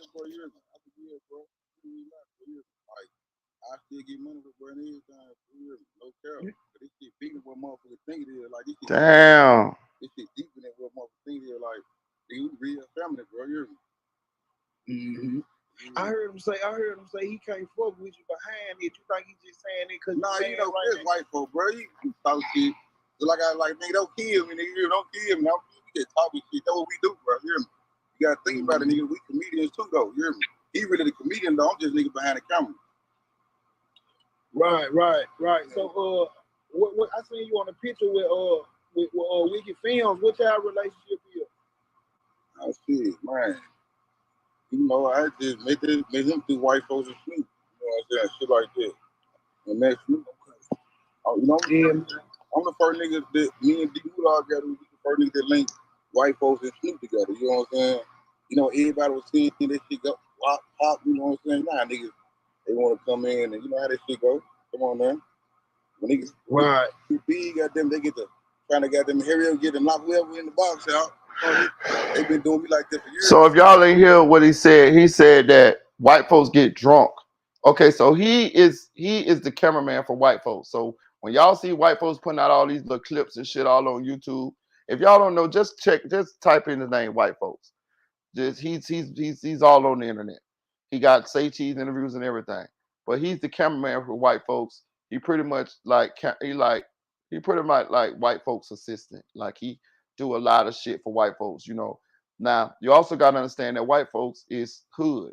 White folks like to drink, you know what I'm saying? He like to get crazy and talk a little shit. You know, he like to hang out. You know, the internet shit is just a way to make money. But really, white folks is hood. He's a ratchet hood motherfucker. You know what I'm saying? And he the type of person that would have let his personality or talent pass him by had it not been other people, younger people, who put it in his ear to let's monetize this shit. This guy is one of the people that told him, look, bro, let's monetize this shit. Let's put your ass on the internet so people can see your how funny you is and the shit you be saying and who you is and shit like that. He say white folks was drunk in the back of the car and he kind of elbowed one of somebody else that was in the car and his old lady told him, say the dude driving, the dude who put his hands on white folks, say his old lady told white folks, hey man, ease up, man, my son back there. And he say, white folks said, man, fuck your son. I don't give a fuck about your son. Your son can die. I called DCF and just went to talking crazy about the people, the lady child, which is the driver dude's child too. Like, you forced my hand in, my nigga. Like, you saying this about my kid. Like, we in front of my woman, my baby here. Did y'all notice the baby was right there watching him get his ass tore up? You see what I'm saying? Like, the baby got a pacifier in his mouth, looking at it like, what you said about me? Daddy, yeah, he said it, daddy. Daddy, whoop him. Yeah, you got your ass tore up because of what you said. Listen, I know older people like that. I know people who get drunk and say sideways shit. You know what I'm saying? And you say that white folk been doing this shit for years, but they overlooked the shit. You know what I'm saying? And so that's what happened. You know, he got drunk and he started talking and told them people that baby could die, and that he said, fuck your baby, and he'll call DCF and your baby could die and this and that there. Yeah. So hey, if that's what really happened, that's just Buddy's side of the story. If that's what really happened, then I understand why white folks got slapped up. I didn't like seeing it. I didn't like seeing him get slapped up. It just looked it, I just don't like seeing the shit. It just looked it like he was getting bullied. But when you look at the whole dynamic of the situation, the man said that he was talking crazy and he said what he said. So, hey man, he said they made up. I'm glad they made up. Um, he say, he got love for white folks. So, I'm cool with that. Hopefully they made up. It's something else I want to talk about here, dog, that I didn't like, bro. I don't like, bro. Um, I'm a Scarlett fan, dog, and I don't like it when people be picking at Scarlett. You know what I'm saying? That looked bad though. It did look bad. I wasn't saying the optics of it, you know what I'm saying? Even though Buddy said what he said about the baby.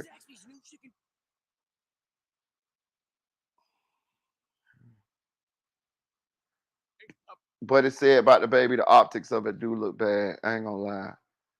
Heard dude saying some things Hold that on. a lot of Look, Scarlett, one of my favorite up and coming new artists, bro.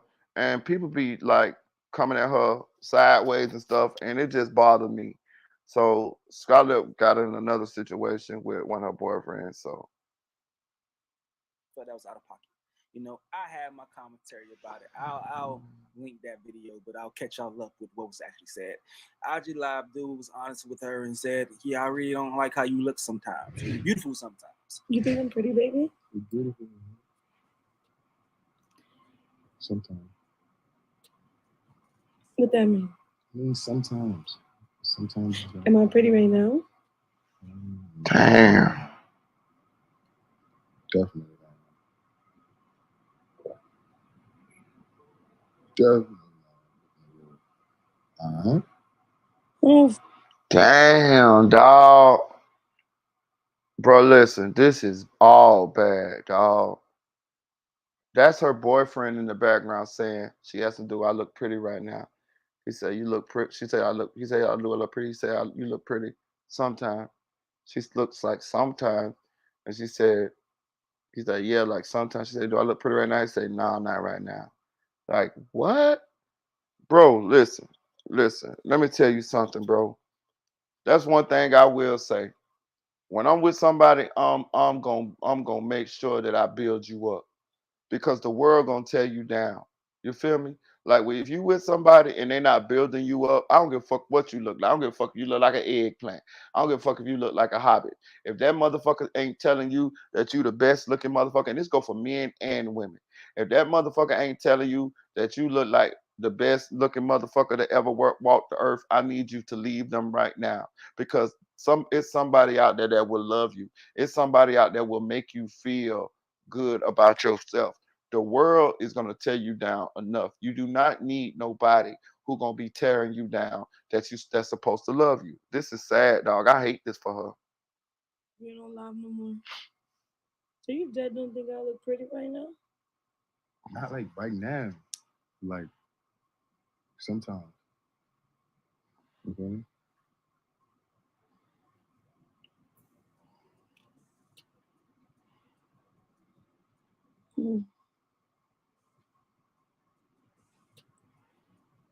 I don't know what to think about that. So she posts this right here saying, yes, I left them. Yes, my confidence is back. Her music is playing in the background, so I can't play that. But she also posted this video right here speaking. Let's tap in and see what she has to say. Man, let me tell y'all something, bro. Let me tell y'all some real shit, bro. Taking somebody, I done been with quite a few women, relationships, dating, friendships, whatever. If you still thinking it's what's on the outside that makes somebody worth loving or make somebody special, you are sadly mistaken on the best part of a person. Trust me when I tell you this. It is not what's on the outside. What's on the outside is just the cherry on top if you can get it there, if you can have it. But I don't give a damn. I will not pass up on a special person just because she don't look like goddamn a supermodel. Not me. Not me. Because I realize that special people, people that really care for you, people that really love you, people that really want to see you do well in life, they don't always come in the total package. They don't always come looking like a goddamn supermodel. So I'm not gonna miss out on that special person because they don't look like some bitch that I seen on a magazine cover. Some starved out bitch who ain't ate in 4 5 days in order to look slim for this magazine cover. Because when it all boils down, when you need somebody, when you need somebody to really love you, somebody to really build you up or help you out or be there when you have your bad days, looks ain't got shit to do with that. It's what's inside. You feel me? That's what inside. When I used to when I was younger, I used to do that. I used to walk around. I'll be like at the mall. I'll be at the store, grocery store, and I see dudes with like women. I'll be like, what the fuck is they with that girl from? For? And then as I got older, I understood. Cause that's the woman that love him. That's the woman that he know if everything he lose everything tomorrow, that's gonna be that woman right there with him, telling him it's gonna be all right, baby. That's that woman that's gonna be right there with him. That's gonna be helping him get back up after the world done knocked him on his ass. That's what this is all about. So when people be talking about looks and all that, yeah, looks is good. It's cool. Yeah, it's cool. Yeah, looks help your dick get hard. You know what I'm saying? Cool, right? But just as much attractive as looks are, somebody personality is as well. And let me tell you something about Scarlet Lip. Yeah, she might got a scar on her lip. Yeah, she might be a dark skin, but I'm gonna tell you something right now. She got a nice shape on her, and even more so than that, her personality is beautiful. She has a beautiful personality. And I'm gonna tell you something. Looks don't make somebody a 10, yo. People like to think, oh, she's a dime because of looks. No, they don't. No, a dime, no, no.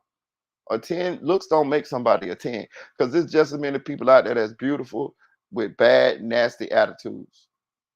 Trust me, I done left pretty women on the curb. You know what I'm saying? Straight up. G shit. It's about what's inside, my nigga. I am for every last one of y'all. Watch how you talk to. You know what I mean? It get like that. Stay like that. But I also be soft and be surprised I'm a woman. I forget I get my period. Yeah, I'm a hardcore woman. I understand that. But you don't think I deserve love and to be held by a man and nurtured just because I'm a hardcore woman? You know, I'm a really hardcore woman, a masculine woman, a big, strong woman. But that don't mean the bitch can't cry. I cry a lot of times, you know.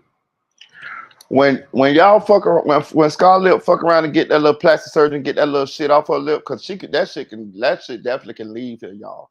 And I'm be honest with you, if you look at her without that, if you look at her and you don't see that thing, she look good. I'm telling you, I'm looking at her. I'm just look at her, bro. Just look at her face without that shit on her face.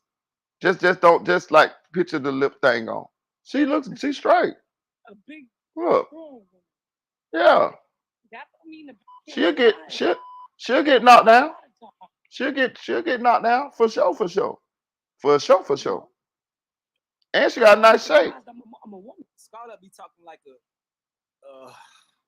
a 90s actor giving a monologue in a Spike Lee movie. That's how she be talking to me. Like a Sister Soldier type of chick sometimes. Like she a character, bro. But let's definitely check out these comments. They say it's women, then it's women from New York, and then it's men. She need a PR team and therapy. Masculine women are perfect for feminine men. Acting like DMX saying how to get treated soft. Take us out the group chat though. Scarlett says, OMG, yo, like, damn, I can't just joke around anymore. Let me be. I think she was joking. I don't take stuff like this seriously, but I am covering it because, you know, it's like correlating what we already talking about. Imagine looking like this and having a personality, demeanor, mindset like the one she has and think you're deserving of anything. Wow. She always fishing for sympathy. A man that wants to be with a woman does not want a woman that acts aggressive like a man. If that's the case, he can be with a man. Women need to quit making excuses for being too aggressive and then being upset because a man don't want you. People have preferences and most men don't prefer aggressive women. Just focus on loving yourself. She's an attention seeker. I don't know why y'all don't see it. Hold on. That's I get what I understand what these people are saying, but I think what they're saying is out of context. She didn't say.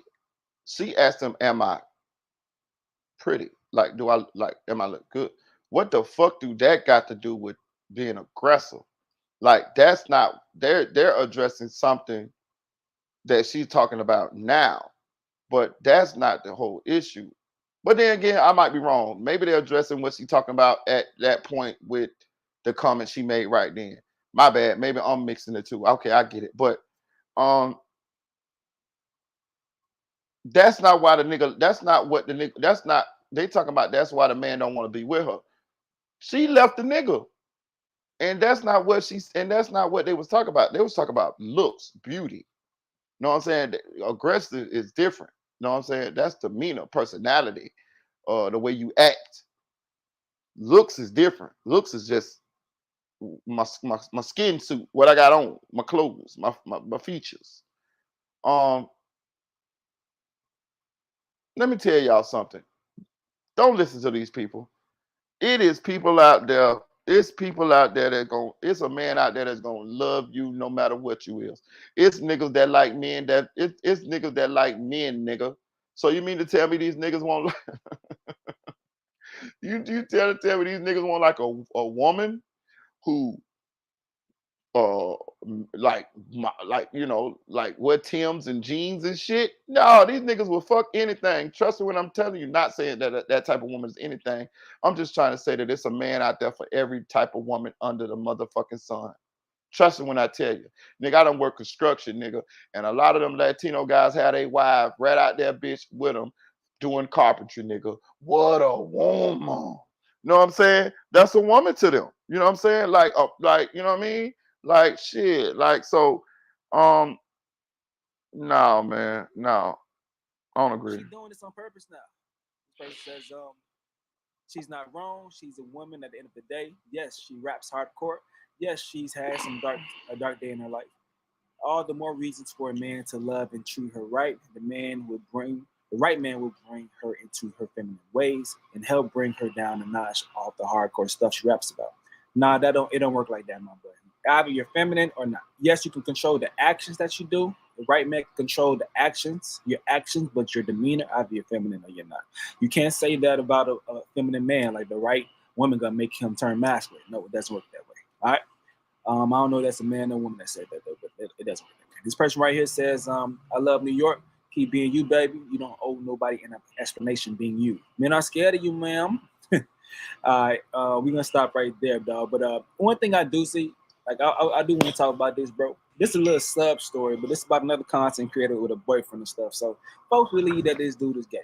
And on top of that, they also don't like how he talked about their story about how they met. And I see this happen a lot. You feel me? I see this happen a lot. Let's peep what he's saying, okay? And I want to tell y'all my thoughts. But that's Lala Scissorhands. That's what her name used to be. but she's a constant critic / Instagram comedian. She really was popping on Vine days and beginning of IG days. And she had a child with this dude. So I'm like, man, you don't know about no basketball. She's like, what? I like the way you dunk. And it really just went from there, man. So funny. No, I didn't shoot my shot first. She hates when I say this. I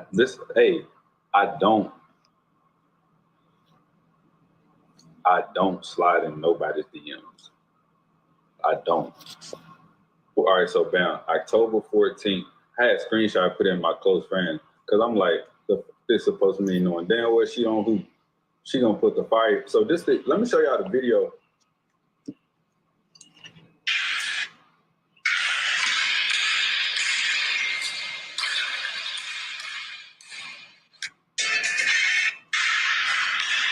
So why would I post it for the public? Like this for the close friends to see. That was in 2021. I screenshot out like, come on, man, she don't know about damn basketball. She wouldn't have kept scrolling because you want to know what she told me? She said no matter what I posted that day, she was going to comment fire emoji. She said I could have been eating cookies. She would exactly comment. She said she was going to put the fire emoji anyway. Thank you, I appreciate that. But yeah, I don't slide nobody DMs, man. I be chilling. Nah. All right, so this reminds me of some more about shit, especially the reaction to it. But let me tell y'all my little thoughts real quick before we get to reactions. I think women have this thing when they don't think someone is generally found to be attractive, and they have a partner, whether it's a husband or baby father or whatever, that they think is out of their league. They look for cues to see if that person really wants to be with them or not. All right. Now I will say there's a slight difference in this story because in this situation he admitted that Lala does not like the story being told. So that's kind of like, damn, bro, why you tell the story? Because she don't want it being told. Simone Biles was giggling and she seemed to be cool with her story being told. She didn't really care. So that's the fundamental difference between the two. But let's look at the reactions and shit. What kind of a man thinks it's an insult to shoot their shot first at a woman? Gender roles so reversed is crazy. Okay, princess, she chased you. Congrats. She hates when I tell the story, then proceeds to tell it. No shade. Oh, he's one of the girls. Stay single gets more and more attractive. Staying single. He should have kept this to himself. Y'all be kissing and telling too much for me. This one got a little sweetness to it. Y'all got these femboys feeling themselves. One thing a man will do is embarrass you. It'd be so embarrassing when everybody know your man deal. I don't think he said that he don't shoot his shot at women. He said he don't slide in DMs. Like he could talk. He might be one of the people that like to holler at a woman publicly. I don't know, but I don't know, man. I think they might be reaching with. I mean, he might be funny. I don't know, but I don't see enough to say that. What y'all think about this shit? What y'all think about that? But I just wanted to share my thoughts on that because I've been seeing the conversation. You know the crazy part about it? Some women, they be mad as hell when a nigga be jumping out in their inbox and be on them. Oh, he thirsty. But then when you get the nigga that saying, man, I don't slide in DMs and I don't do all of that. Oh, he gay. Like, god damn, my nigga. Girl, and I think, yeah, y'all may feel some type of way about their dudes, but y'all also feel some type of way about them because y'all don't think it's possible that they man actually like them. What y'all got to say about that? Let me know in the comment section below. I'm going to get up out of here, though. Yeah, I don't know about that one now, but back to my dog Scarlett. Scarlett, fuck them. If that's how you is, stay exactly how you is. Know what I'm saying? Because I see enough to where I think that a man will fuck with you. First of all, you lit. You know what I'm saying? You pulled yourself up from humble beginnings and you lit. You're not ugly. I don't give a fuck about what your name say. You're not ugly. That girl is not fucking ugly. You know what I'm saying? If she ugly, then Carissa Shields ugly. And neither one of them motherfuckers ugly. You know what I'm saying? Carissa Shields is a boxer, a female boxer. She's very masculine, but she's attractive. You know what I'm saying? Scarlett is a rapper. She's masculine, but she's attractive. She's a fucking woman, dog. She got a thing down. She got a goddamn taco down there, my nigga. You know what I'm saying? She got a motherfucking mango seed down there. She got hips. She comes across as, at times she could be, you know, feminine, you know, and that's all that matters. Shit, I don't give a fuck, bitch. You can get up there and rap Timberlands and rough and stuff with your Afro puff, Lady Rage, all you want. When you get in this motherfucking bed, and if you get in this motherfucking bed, you go to sounding like a panther. Yow, yow, yow. That's all that matter to me, about nigga. That's all that matter to me, goddamn it. I get it out you. I can, I mean, hey, I don't give a damn about what another motherfucker see. Shit, goddamn it. Shit, nigga, that is a woman. Long as you really a woman, goddamn it. And you get in this motherfucking bed, you go to holler like a panther. Yow, yow, yow. That's all Marita wants. That's all, you know what I'm saying? Shit, the fuck they talking about? I don't know the fuck they talking about she too aggressive. And, man, that girl from motherfucking New York, nigga, where they wear Timbs and motherfucking jeans, nigga. I remember not too long ago, a couple years back, nigga. That's all, nigga. That's what they wore. The women in the motherfucking New York wore the same as the niggas. That's a New York thing. She's being where she from, nigga. Think she from the Bronx, nigga. I see that ass on her. I see them hips on her. Shit, the fuck y'all talking about? Shit, Scarlett get slayed, nigga. The fuck y'all talking about? All right. Shit, you niggas be liking men's and y'all don't want Scarlett? them niggas like men. Them niggas be liking men's. And y'all gonna sit here and talking about you don't want Scarlett? Man, get the fuck out of here. You know what I'm talking about, man? Y'all can say that shit for somebody else, my nigga. Say that bullshit for somebody else. Oh, let me see. All right. We're gonna talk about Drake, y'all. We're gonna switch it over. We're gonna talk about Drake, dog. Because I had wanted to revisit this shit because Sauce Walker kind of brought this shit back up. You know what I'm saying? About Drake, saying that Drake don't do no songs with no Houston rappers and things of that nature right there, right? So look, I'm gonna say this, right? I thought about it. They was talking about why don't Drake do songs with Houston rappers, right? We all know that Drake was discovered by Jazz Prince, right? Jazz Prince. I think Jazz discovered him. And then they ended up he brought him to Jay Prince. Jay Prince kind of didn't know what to do with him, so they decided to do a joint venture with with Young Money, with Lil Wayne them, and that's how Drake got on Young Money. But even though Drake was on Young Money and part of the Young Money squad, he was actually in a joint venture with Young Money and Mob Ties. You know what I'm saying? And Jay Prince them. So all of those. That's why can you just say I heard you was signed to that nigga who signed to that nigga. He was saying that that's how many people was eating off Drake initially. When Drake came out, it was Baby, it was Lil Wayne, it was Jay Prince, it was Jazz Prince. It was a lot of people that was eating off Drake. You know what I'm saying? Because it was just that many people whose hand was in the pot. But that's why Drake has a Houston connection, because of the connection of the Jay Prince, the Jazz Prince shit, right? So being that he was pretty much discovered by a Houston native, Sauce Walker brought up the why come Drake don't got no songs with no Houston artists. And I kicked it around in my head and I thought about it for a while.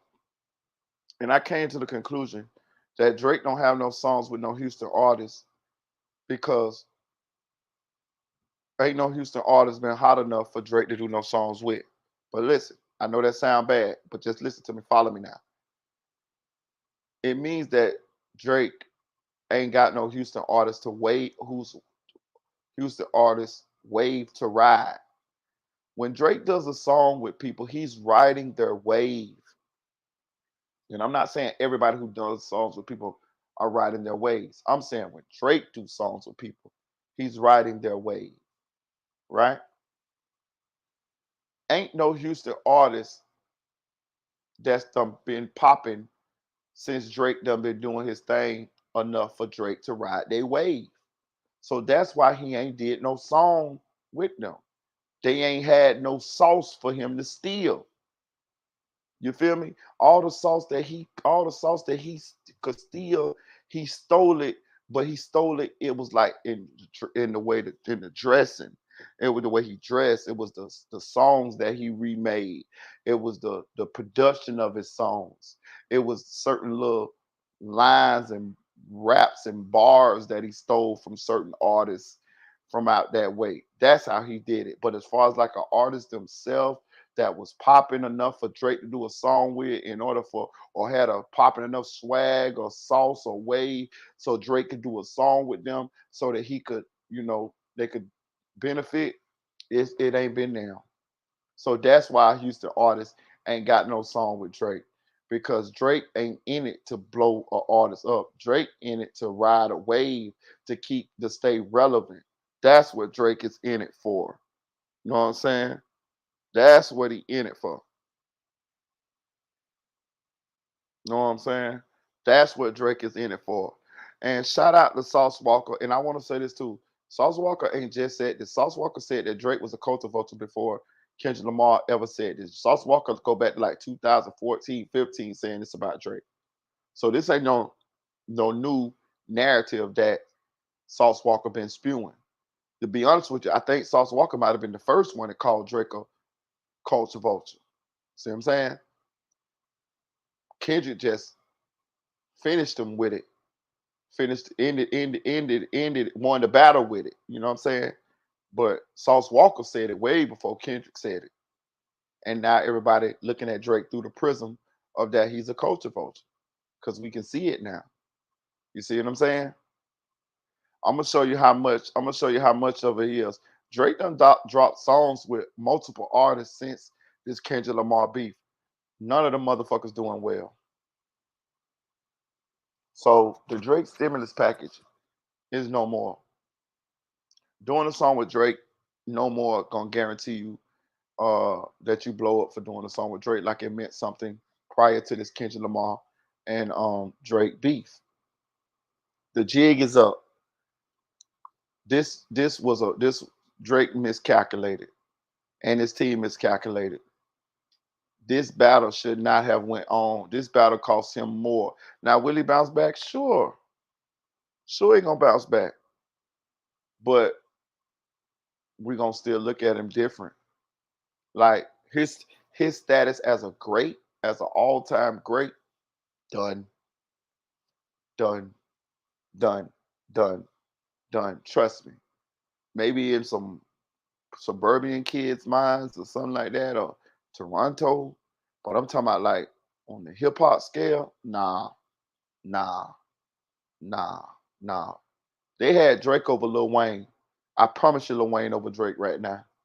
As far as like on the legendary scale. It's because we know that you got writers, bro. It's because we know that the things, the ideas for these songs, you have reference tracks. These are other people's songs. Like these are other people's, you know, thoughts and imaginations. And that shit matter. This is not yours. So you can't take credit for that. All you is a voice. You Uncle Ben on the rice box. You Colonel Sanders on the KFC sign. You ain't make no motherfucking chicken. It's just your face up here. You didn't make these songs. It's just your voice on this motherfucker. If we left you by yourself, you would not be able to come up with some of these songs that's done made you a legend. The Weeknd came up with these songs. I Love McConaughey came up with these songs. Like all these other people, Block Boy JB came up with these songs. The Migos came with these songs. Future came up with these songs. Like Lil Wayne came up with these songs. DJ Khaled came up with these songs. ASAP Rocky came up with these songs. French Montana came up with these songs. Like all these people came with these songs, and you just jumped on the song with their same flow, and you know, Or some songs you took all your own for yourself from your OVO artist, and because they already had that unique flow or that unique voice, and you just now it's your song now. Sort of like Trill did Boosie with Wipe Me Down. Wipe Me Down was Fox a Million song, but some kind of way throughout the shuffle, it ended up being Boosie's song. But Wipe Me Down was Fox a Million song. See what I'm saying? So every rapper don't look like Nicki or Cardi. I agree. So that's how we going with that there. So Drake, um, hey man, you done made a lot of money. You know what I mean? At the end of the day, uh, only thing you could be mad about is that you got exposed, and that uh it might cost you money going forward in the future. But you done made a lifetime worth of money to where um you done rode enough waves and sucked enough sauce and culture vultured enough artists over the years to where you done motherfucking Shang Tsung off of Mortal Kombat. You know how Shang Tsung take a bitch motherfucking spirit like they do on goddamn World of Warcraft, where they took where that dude took a bitch, take a bitch soul, the LaFells. You done motherfucking took enough motherfuckers.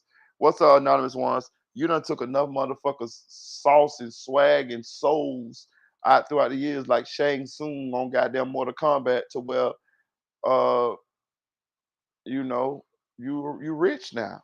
So it is what it is. You know, it is what it is. But I do agree, and that's my deduction, and it's only my opinion as to why Drake ain't do no songs with no Houston artists, because there was no Houston artist wave to ride. If it was a Houston artist who had a wave to ride, you best believe he would have motherfucking got him a surfboard, because he do it all over the globe. If you goddamn it, if you popping, Drake gonna get on do a song with you, and you sitting there thinking that Drake blowing you up. No, you keeping Drake hot. That's what you doing. When I see that nigga get on Block Boy JV, look alive, look alive, look alive, look alive. Like that nigga even stole fucking goddamn the dance. The nigga even stole the dance. That's fucking Lil J's dance. Lil J ain't never been platinum. But you so busy looking around trying to see what sauce you can steal, you done stole Lil J dance. Drake stole Lil J dance. Yeah, Lil J, who in jail right now fighting over transmissions, fighting over Geechees. Yeah, that Lil J. Drake stole Lil J's dance and made it his own. That shit crazy, ain't it? If that don't scream culture vultures, god damn, my nigga, you stealing shit from Lil J? Hit that like button, y'all. Hit that like button. Please donate to the channel. The Cash App is rolling across the bottom of the screen right there in the red ticker. You know what I mean? But yeah, that's what he did.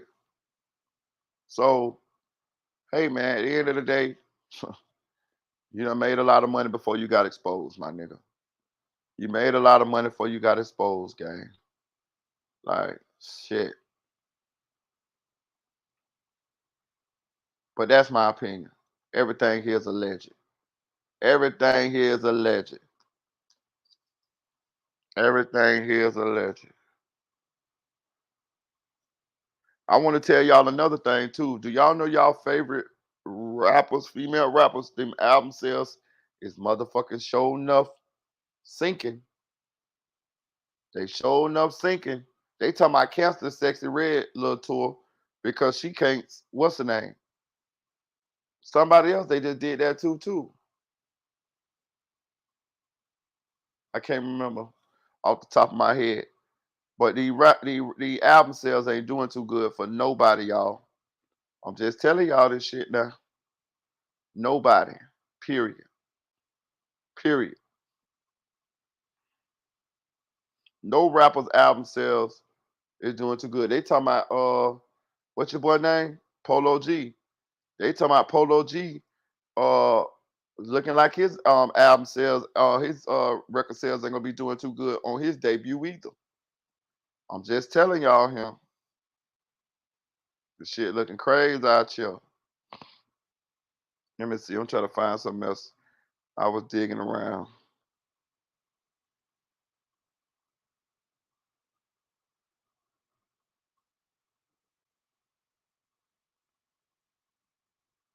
I was digging around here on the YouTube streets. Chanel said she need 2 more hours. Shit, I don't know if I got them 2 hours. Let me see.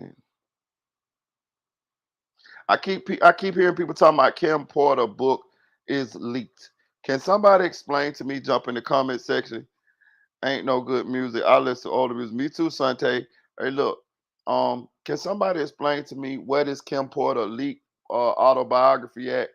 Because I keep hearing people drop information saying that Kim Porter has book has leaked, the book that she was exposing P. Diddy, but I can't find nowhere on the internet where this leaked book is. You know what I'm saying? But I keep hearing people talk about, yeah, this and that. They're just like I hear people saying that one of Julio Fulio's murderers, alleged murderers, has been connected to 7 other motherfucking murders. But when I go on Google and when I look around, I don't see none of that shit. You know what I'm saying? Like, so I be trying to figure out where they be getting this information from. Like, they say that one of Julio Fulio's killers. Now I know bullets connect them to the first Julio Fulio's, the previous Julio Fulio shooting where Julio Fulio got shot in his foot. I know that. But as far as like connecting him to other murders, 7 other, they said 7. They said a specific number 7. I don't know where they see that at. Because when you go on Google, I don't see nothing. I don't see nothing on there but saying that he was that their bullets connect them to the previous shooting of Julio Fulio. That's it. I be just trying to figure out where people get this information from. Where is this Kim Porter leaked book at? You know what I'm saying? Like, because I don't see it. I was looking for it so I could read and see what they say, and I don't see it. I don't motherfucking see it. You know what I'm saying? So that's why I don't be reporting on it. That's why I ain't report on it. They talking about, oh, Julio Fulio shooter linked to other murders. I ain't seen it yet. I looked it up. I ain't see shit. Hey, I'm going to tell you another thing too, y'all.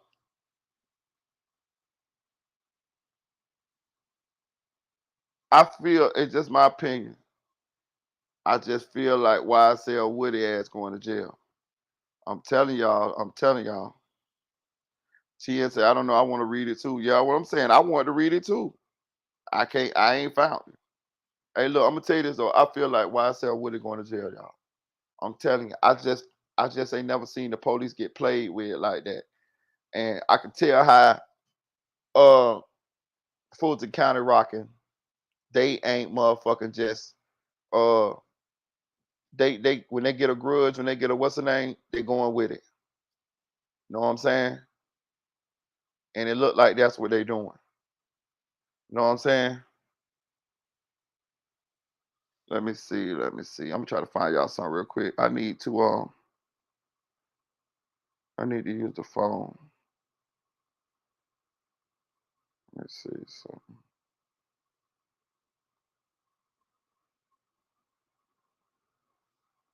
Y'all know they got a DNA test that can tell when you gonna die. Let me put y'all up on game real quick. Yeah, this on 60 Minutes too. Yeah. Today, Lane Beachley is about to dive headfirst into the unknown. So it's a pretty simple test, isn't it? It is, yeah. It's really non-intrusive. She's bravely handing over her DNA for a test that will give her a glimpse into her future. Now, at least you know with these results, if they're good, we party. And if they're bad, we party. That's right. All right. Television's favourite builder, Scott Cam, is taking the test too. And so am I. Okay, this last opportunity. No, I'm keen. I really am keen to do this. And if it's real bad, we'll just get a second opinion. That's exactly right. I'm absolutely with you on that. We're all about to be genetically tested, the latest science that will tell us where we come from and what we might die from. Genetic testing is a new and very powerful tool that's only come on the scene in the past 2 or 3 years. Professor Bob Williamson is a world-renowned geneticist who believes everyone should have the right to know their genetic destiny. This new knowledge, it's a genie that's out of the box. You can't bring it back in, and we have to find a way of making sure that the community has enough knowledge to make good use of this fantastic genetic potential. Through genetic testing, we can now predict our chances of getting cancer, heart disease, even Alzheimer's, a whole range of deadly illnesses with just a quick swab of the cheek. Until a couple of years ago, we could only look at genes one at a time. The technology has changed. It's changed in that we can now look at 100,000 genes at once, and it's changed because it's much, much cheaper. You can do the test for $200, $300, $400. It's really quite remarkable how rapidly this has advanced. I'm Shelley. We're from Domestic Blitz. Of course, you know Scotty Cam. In his role as resident builder on Domestic Blitz, Scott Cam has spent the last few years helping change the lives of people who've done it tough. What about the potential here? Do you want to hear my vision? Yes. The V8 members bar.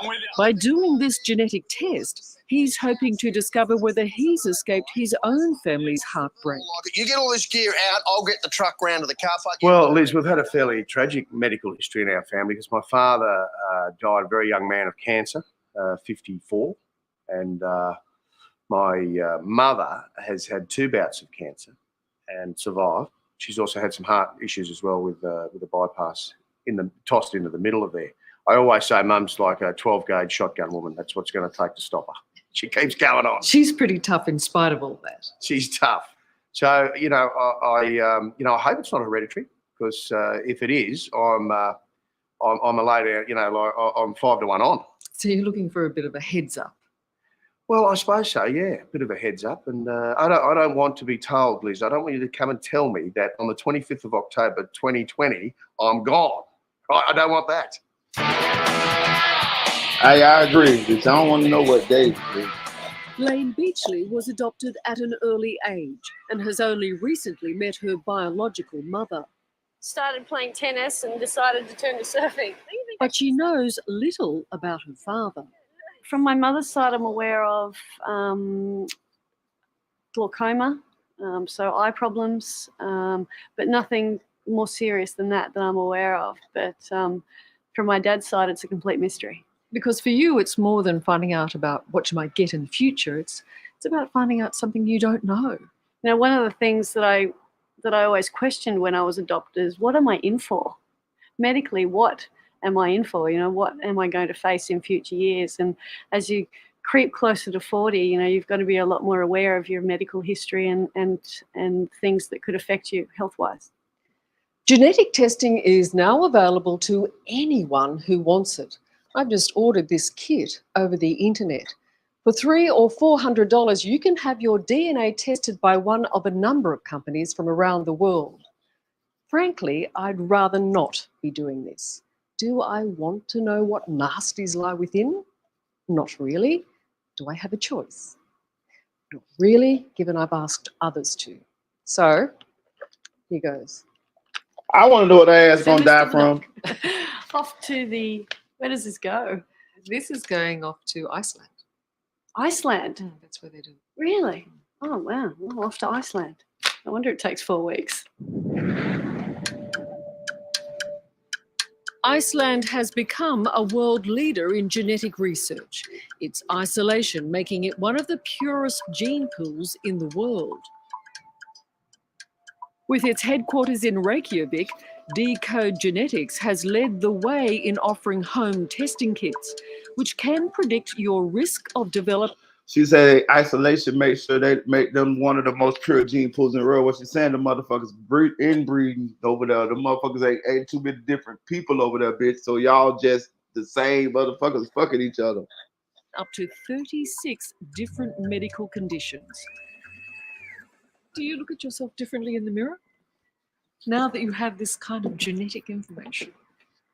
The older I get, the less tendency I have. Hey, what I will say this fun fact, may make y'all not want to sleep with y'all significant other tonight, but I will say this, that everybody on the earth is related This is scientific proven fact. So right now you're sleeping with your distant cousin. So when you when you go and jump up and down on that woman, or when she jump up and down on you, I want y'all to know that y'all are related. Though it may be distant, you are related, because all of the people that are here on this earth right now originated from one group of humanoids, and they came from Africa. This is true. So everybody on this earth is making love to their distant relative.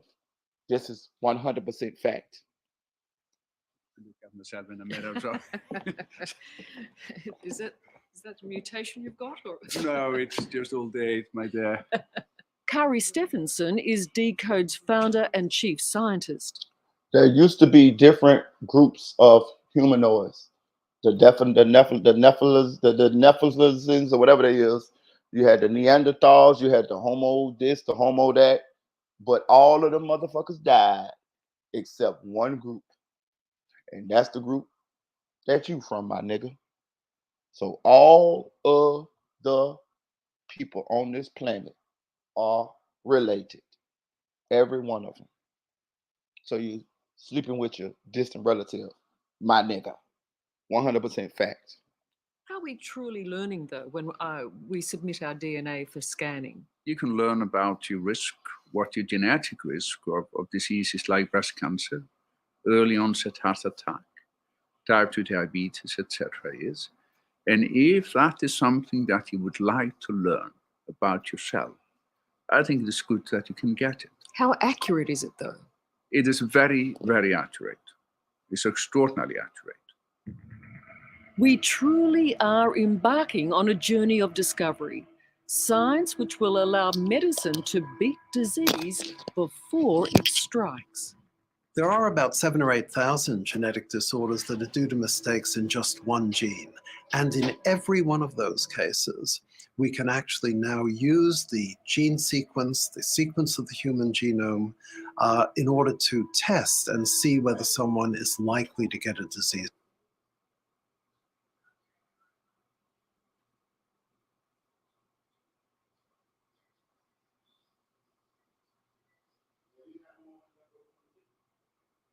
In the clouds, barrel rolling, playing with the birds. There's a risk gene. Wingsuit flyers Glenn Singleman and Heather Swan both have it. We've got the so-called thrill gene, the D4DR gene on chromosome 11. And if you've got 11 copies of the gene, you're a high sensation seeker, you're an explorer, a thrill seeker, a person who likes to push the boundaries. And that's more or less a genetic imperative. And there's even a sports gene, which dictates whether you're better suited to speed or endurance. And this genetic shopping list is growing every day. We actually, the other day, we found a sequence variant in the sequence of the human genome that has significant impact on whether or not you like to solve crossword puzzles. So, are you serious? You are. Yes, I'm dead serious. Yeah. For our volunteers, though, it's not the crossword puzzle or sporting genes they're worried about. Hit me with it, Bob. What have I got? Okay. Their results are in, and Professor Williamson is about to deliver the news. So they tell you you're at marginally increased risk of, for instance, lung cancer.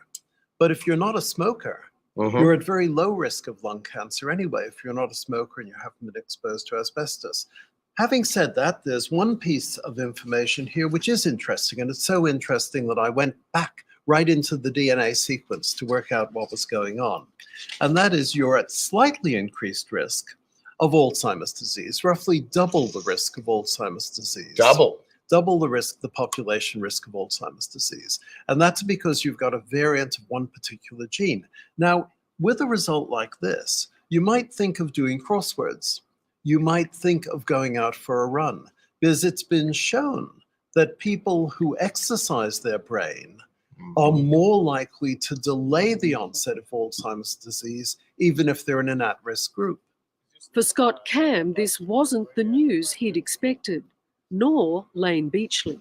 Well, Lane, looking at the list here, you do have this somewhat increased risk of Alzheimer's disease, about double the population average. And it's actually a bit more significant even than that, because that's a risk in your 70s. So the higher the number, the earlier higher the number, the higher the risk. Of course, but does that mean the earlier the onset as well? Not in most cases, but in this case it does. So I've got a great excuse for forgetting people's names. You got a good that. excuse. Okay, good. Definitely. All right. When it comes to breast cancer, you're pretty much on the average risk, a little bit lower, a bit of good news there. That's good. Heart attack, a little bit above the average risk. Bad news there. But to be honest, those are really very, very much in the normal range. And then there's me. Okay, give me the news. Is it good or is it not so good? You've actually got a very nice set. Whatever it is, look like you right around the corner from it, bitch, because you look like you getting up there in age, or genetic figures here. You have a marginally elevated risk of breast cancer, but that's not one of these genes that causes a very high risk. It just means it's something that you'll need to think about, and very low risk of developing a number of eye diseases. So it looks like your vision's going to be okay. Oh, all of that is good news. I think there is value in this, is there not? Provided you're the sort of person who can take these things and live with them and realize that they're not determining what illness you'll get. They're just a hint, unless you come up with one of those cancer genes or heart disease genes that really is important. For those 3 people in 100, 4 people in 100, this could be very important. It could be life-saving. We didn't ruin your day, did we? No, all good news, Liz, I reckon. Apart from the Alzheimer's. I'm glad Bob didn't say you got an 80% chance of getting... Boy, I wouldn't want to have Alzheimer's, boy. God damn, can you imagine forgetting everything? Like, before you die? Like, damn. Cancer. I'm really glad that didn't happen. And same with heart disease. But, you know, I've got to watch what I eat and do, and I've got to lose weight, and then I'll have a lower risk. Has this been a positive experience or not? Now that I know that I have a higher incidence of Alzheimer's, I'm going to do everything I can to prevent the onset of it. You'll change some things or do extra things? I'll probably do extra things. Yeah, I'll probably start playing Sudoku or learning another language. That's the one thing I would not want you to do, is to go away and think that you were going to get Alzheimer's. No, I refuse to take this test home and go, okay, this is what I'm in for. It's still about your health and your environment and maintaining a healthy body and a healthy mind. It's up to you. It is up to you. And that's the lesson. Genes are just one part of the equation, but these tests do give us a hint about what might come our way and an opportunity to change the way we live our lives and maybe even save our lives. Eat plenty of fish, mate. Is that what it is? Omega-3?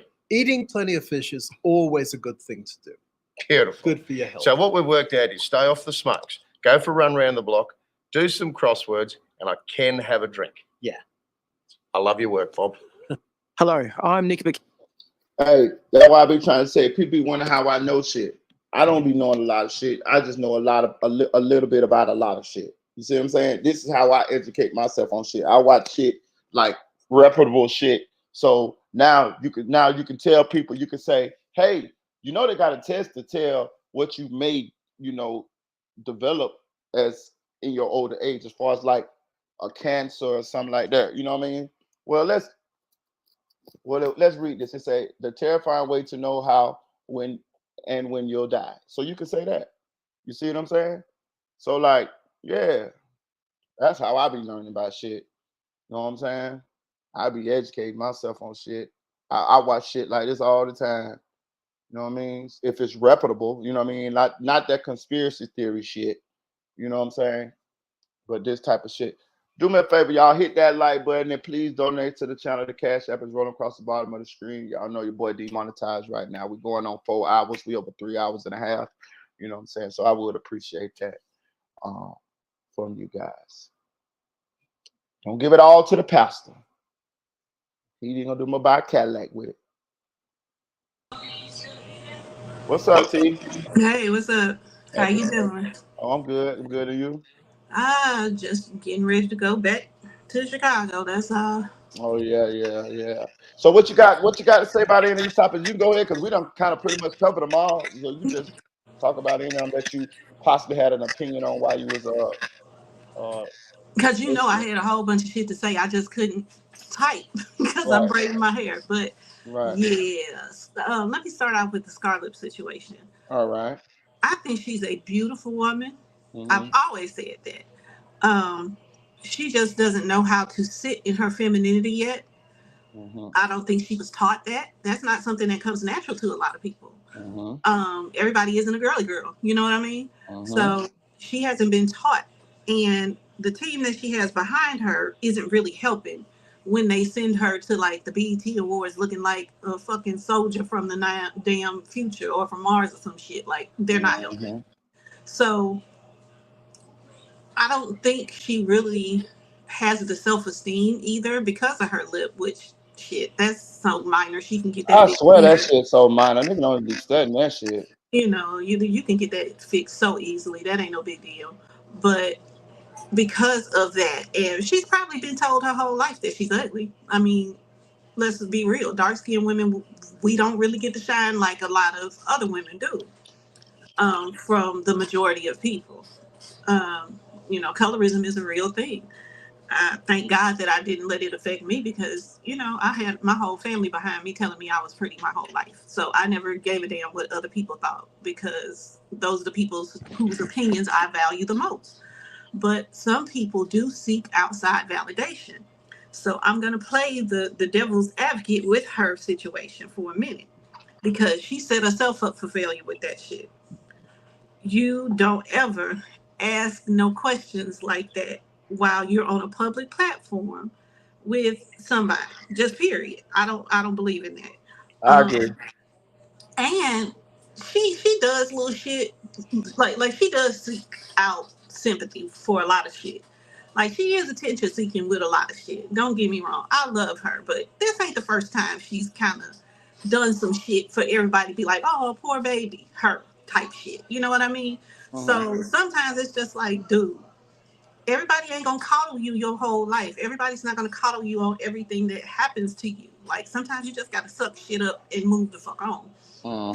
I'm glad she ain't with old dude no more because I mean that was just like soul crushing to somebody who I'm doesn't have telling you. self esteem anyway. Like Right. Right. fucked up. You can't call that nothing else but fucked up because that's what it was.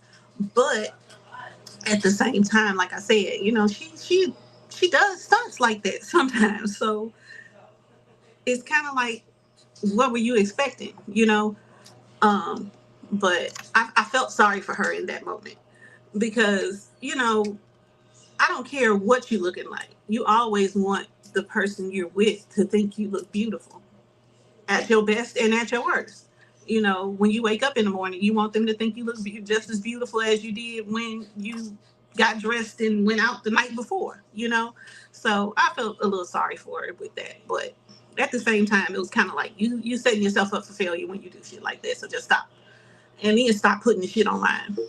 Because people are kind of getting tired of you with the attention seeking. Mhm. And I Mhm. know where it come from because you don't have a family that is supportive of you, and like you just don't have that support system behind you like a lot of people do. So I get it. So you look for that comfort online, but everybody is not going to give you the response you're looking for because I saw a lot of the comments and shit, and it was more negative than it was positive, honestly. And I Right. felt sorry for her in that too. It was just like, damn, not only did her boyfriend come down on her, but the whole world did that saw this shit. Like, ooh, Mhm. that's horrible. I feel for her. But you gotta stop. Sometimes you have to look within yourself and see the value in you, and that's it. And not give a damn what anybody else says about you or feels about you. You know. Um, you might think I look horrible, but I think I'm one of the prettiest women in the world. Why? Because I have that self-esteem. It don't come from outside sources. That's how I feel about me. And I think every woman should feel that way about herself, no matter what you look like. Like, shit, Facts. girl, you shit. Facts. I agree. Cause You I'm know? gonna tell. Cause I'm gonna tell you something. I'm gonna tell you something. I'm gonna tell you no lie. It's some women.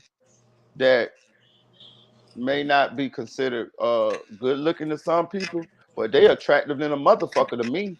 And it's just because of the confidence. It don't be about, you know what I'm saying, you know, it's just the confidence or the personality. You get what I'm saying? Exactly. You know, because looks fade. You know, yeah, and that's what I tell people all the time, that base so much on looks when they're looking for a partner. Looks fade. I promise you, in the next 20 years, she ain't gonna look like she do now, and he ain't gonna look like he do now. So if that's what you're basing your relationship on, and that's what you're basing your the majority of your wanting to be with this person on, you're gonna be highly disappointed. You know, like, what's to them as a person?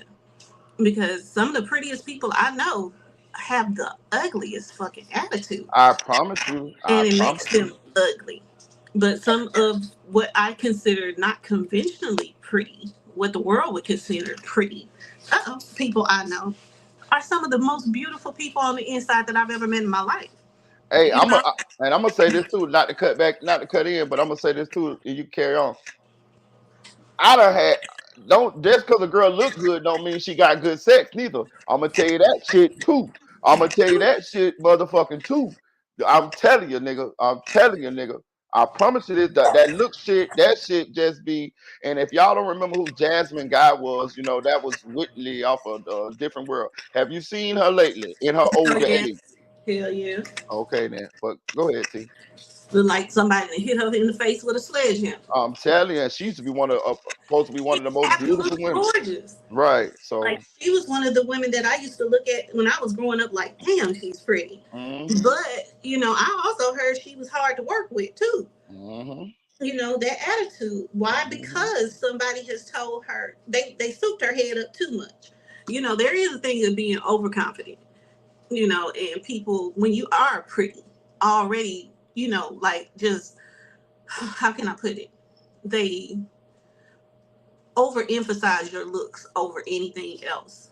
Mm-hmm. You know, you might not just be pretty, you might be smart as hell, but people don't see that because they just see your looks. You know, that type of thing. It fades. It fades. Nothing is going to stay the same. Like you said, Jasmine Guy used to be absolutely gorgeous. Like I said, now she look like somebody hit her in the face with a sledgehammer. You know, everybody does not age well. But if you're not considered by society standards of pretty, but you have a beautiful personality, you're a good person, you got a good heart, man, I value that way more than what anybody looks like. And to be honest with you, Scarlett got a damn good personality to me. That's very attractive to me. Yeah. I mean, Yeah. You know, I look at, to me, if you can make me laugh, man, I value that over looks any day. mm-hmm. You know, because it's hard to make me laugh at some shit. But if you can really give me a genuine laugh, oh, well, you in there. I don't give a damn what you look like, because that shit fades. That shit It fade. I doesn't swear. matter. It I does. swear. I swear, dude. I promise you, I'm with you. You know, I look at a person on the inside. I don't give a damn what you look like on the outside. Because, you know, I've had that, the pretty boy boyfriend, and that's the one that did me the worst. I'm trying to tell you. He think he can because he cute. He can get anybody he want. You know, I'm doing you a favor by being with you type shit. No, nigga, I don't know who you think you are, but I'm the prize. Shit. So yeah, you know, I feel sorry for her, but she's just gonna have to. She really needs to get some therapy Yeah, for sure. and, you know, feel better about herself and be able to look within and give a damn what anybody say. Because she is pretty. I don't give a damn what nobody say. Yes, she Especially when does. she makes herself up. She got a cute figure. Like, Mm-hmm. I don't know what It's people. straight. I don't I, know what they be. I don't know what they be saying either. Well, not you know, really. I don't know what people be thinking. You know, like I said, society standards of beauty is crazy to me. I've never understood it because some of the people that they consider beautiful, I be looking at like, really? You know, if that's what you say. And then others, it's just like, ugh. y'all don't really see the true beauty that shines within this person. Like, wow, world's crazy. But moving on to this story that just came on, I don't think I would want to know the day I was gonna die. Like, you know, if you tell me when I'm gonna die, no, I don't want to know that. But finding out if I'm at risk for certain diseases and you know, conditions or whatever like that, yeah, I think I would want to know that. Don't we already get kind of tested for that, like, right? Like that kind of already kind of naturally when we do our blood test once a year, it's kind of like, you know what I mean? Well, I ain't gonna say preventive, but they'll tell you like, okay, you have elevated levels of this or that, and if you Yeah, don't but do it this, doesn't tell you like if you're more at risk for Alzheimer's and shit like that. Like this, yeah, yeah, like if you're at more risk for breast cancer, there is a test that you can do for breast cancer by itself. But right, this is a way more comprehensive list of mhm, things that you can find out. You know, yeah, with my medical history and the medical history of my family, yes, I would want to know so yeah. I can prepare myself for what's to come or Or what. but some of this stuff you can prevent it as well, right? Like Yeah, by yeah. uh, You know, yeah, so if I can prevent something, yeah, let me know so I can prevent that because I got enough shit going on. I don't need nothing else. You mhm, know, so yeah, I would want to know that. But the title of it, you know, the terrifying way of how and when you'll die, I don't want to know. Don't want to know that. That to me, that would be torture to know the day that you're gonna die. You know, imagine finding out today that you're gonna die in 3 weeks. That shit would just kill me now. sound like that what the motherfucker be dealing with when they on death row, ain't it? Yeah, yeah, yeah. That is. That is. You know, that's just like getting your death warrant signed. I'm good. I don't need to know all that. You know, whenever God is ready for me, he's gonna call me home and that's it. I don't need to know when, where, how, why, none of that shit. Just let it happen and I ain't going on. But yeah, I would definitely want to know about any health conditions that I could prevent or any that I have that I can reverse or whatever. Yeah, please tell me. I think that's a good thing. But what you were saying about Alzheimer's, I've had several family members with Alzheimer's, and watching them forget everything, including you, when you have a close relationship with them, man, that's some of the most hurtful shit ever. It is. Um, One of my great aunts, my only great aunt that I have left now, she has Alzheimer's, and I've had a close relationship with all of my grandfather's brothers and sisters. We were just a very close-knit family. So I used to talk to all of them at least once a week. And now she's the only one that's left. And I can't talk to her because she just really don't talk like that anymore. And when she does, she don't remember me anymore. And that's one of the most hurtful things that I've had to experience. Because you know the relationship you have with this person, you know how much you love this person, and all of a sudden this person just doesn't remember you at all. They don't know your name, they don't know who you are, they don't know your voice, and it's just like, damn, it really does, it gets to you. And she's not the only family member I've had and I've had to experience that with. So you know that shit is painful. If you've never experienced it, I wouldn't wish it on my worst enemy, and that's for sure. That's the truth. But you know, it is what it is. One thing with Alzheimer's, not only does your brain forget, but your body forgets too. Because one of my uncles, great uncles actually, who had Alzheimer's, he had really bad back issues. Shit, from the time I was born until forever, seems like. But as his Alzheimer's progressed, his back actually got better. And we were trying to figure out what the hell, how did this happen? And his doctor even said it. He was like, well, his brain basically forgot he had a bad back. So damn, it feels better for him. And I was like, that is something else. Never would have thought of that. Never heard of that. Never knew that happened like that. But right, that's what the doctor said. So I'm gonna roll with it. damn. Yeah. So by the time he passed away, he went from being in physical therapy all the time and having to take medicine and shit to being perfectly fine, walking better than I do.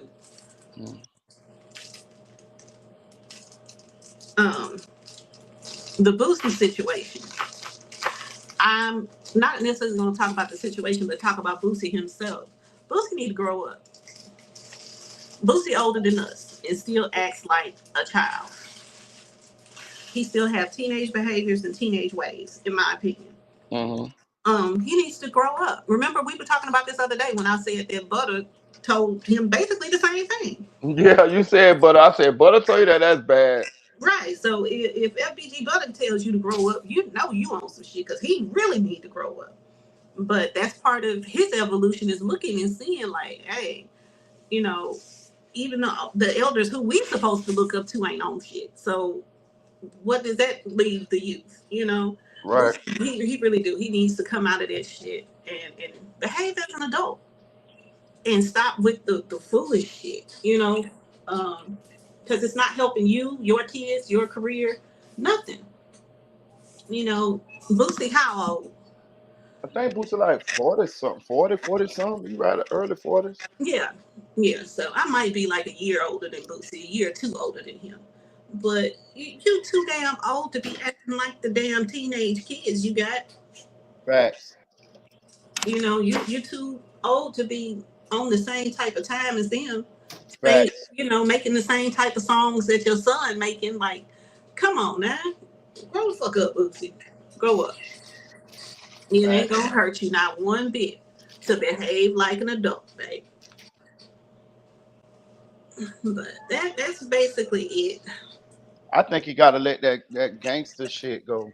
Like, bro, like let that shit go, my nigga. Like, It's definitely time to grow and evolve. That's for sure. that shit pigeonholing you into have to behave certain ways, or you take blows to your image when if you just stop moving around like stop adopted, stop acting like stop having that street shit as a way of life, you'll be all right. You know what I'm saying? Like, cause you older, my nigga. Like, what the fuck? Like, you get what I'm saying? Yeah. You know, act your age, not your shoe size. Yeah, like that. Like, let that shit go, my nigga. That shit, like, who cares? You know what I'm saying? Like, yeah. But Yellow Beezy kind of sunned his ass with this shit. Facts, he definitely did. And now, you know, everybody's expecting some type of response. What he gonna do this and the other. The best thing for you to do, Boosie, is to be a grown man and not say a motherfucking thing. Right, that's what I'm saying. Don't say nothing. Don't do nothing. Just let this shit slide and let it go and move on. You know. Facts. Show some dignity. Show some maturity in this situation. Right. You know, because that's somebody who damn near your kid's age. Like, come on. You know, you ain't got to be beefing with the damn 20-year-olds. It's time to move on. Because you ain't finna do nothing to no damn body. Because you ain't finna risk leaving that $1 million goddamn home you got to go lay up in no damn body jailhouse. Exactly. I'm motherfucking playing. So let's just stop with the gangster shit. You know, you did enough of that shit when you was a kid. Grow up. It's time to grow up, bro. Right. You know, we can't stay in that young ass mindset forever and expect good things to come to us as middle-aged people. Shit. You know, it's our turn to be the leaders and show the kids where they supposed to go and what they're supposed to do. You can't do that when you still doing the same shit they doing. So that's all I had to say. It's almost like when they be doing that pushing piece and them boys that's like in jail or done lost their life, lost their freedom or something, they be like, oh, y'all shouldn't push peace, this and that, because it's almost like you realize that what you was doing before, you shouldn't have been doing it, you was and you was done for doing it. So it's almost like when he do that, when he double down on this street shit, it's almost like he don't want to admit that the shit you was doing when you was younger was dumb. Yep. You know what I'm saying? Like, bro, yes, bro.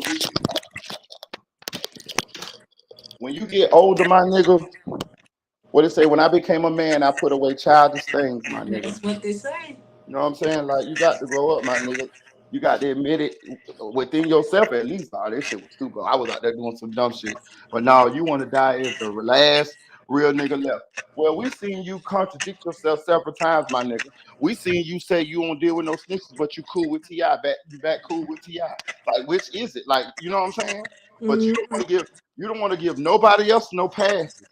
You know what I'm saying? You don't want to give nobody else no passes for breaking the rules of the game or the code, but you breaking the rules of the code. Right. You see what I'm saying? That's why he trying to tell these young boys just get out the street, because these niggas gonna warp the code around themselves or what's beneficial to them or what they doing. It's cool when they do it, but it ain't cool when you do it. You see what I'm saying? What Boosie doing is the same as when a boss nigga go in there and he snitch and he say, "Oh man, shit, man, hey, I had to whatever excuse they come up with." You coming up with an excuse for you being cool with T.I. after you said you don't fuck with no rats. I don't care about you being friends with T.I. I think you should be friends with T.I. If y'all got a friendship, that's cool. But at the same time, I'm just trying to tell you that you're a hypocrite, my nigga. You know what I'm saying? So just if you lay that code down, that fake ass code down, that don't nobody abide by any goddamn way, you'll be all right. Yep. Have you heard the latest with NBA Youngboy? What did I hear? He pled guilty, right? Yeah. Yeah, what they say about it though? I ain't really dug into it though. Well, he's pled guilty and he's asked to go back to Utah to have his sentencing done there since he got that case in Utah. And he's facing up to 10 years on that case alone, not including the other case with all the drugs and shit. So I don't know I think they're going to go ahead and do it, but they said if he tries to tamper with his guilty plea, because that's part of the deal, that he going to have to come right back to Louisiana and everything is off the table. So I think Youngboy is done. He going to be an old man instead of a young boy by the time we see his ass again. What you think? How much time you think he'll get? Oh, after all of the shit that he's done and how he's embarrassed everybody by doing this last shit that he did, this drug ring basically, they gonna try to max his ass out, in my opinion. Yeah. You know, because he's done too much. And they let him off too easy too many times. It sounds like they get ready to show him that they not playing with his ass. Yeah, it sounds like he want to go back to Utah because he want them people in Utah to sentence him, maybe because he done ingratiated himself with the community, so he feel like his sentencing will be more lenient because he feel like he cool with the people in that community. And I think he's done kind of ingratiated himself with the Mormon community, and the Mormons, them bitches stick together. So I think that's what he's thinking. I'm not sure if that's what's going, but that ain't got shit to do with the mother charge that you got in Louisiana. Well, wasn't them charges supposed to be kind of like some kind of way supposed to be like thrown out or something?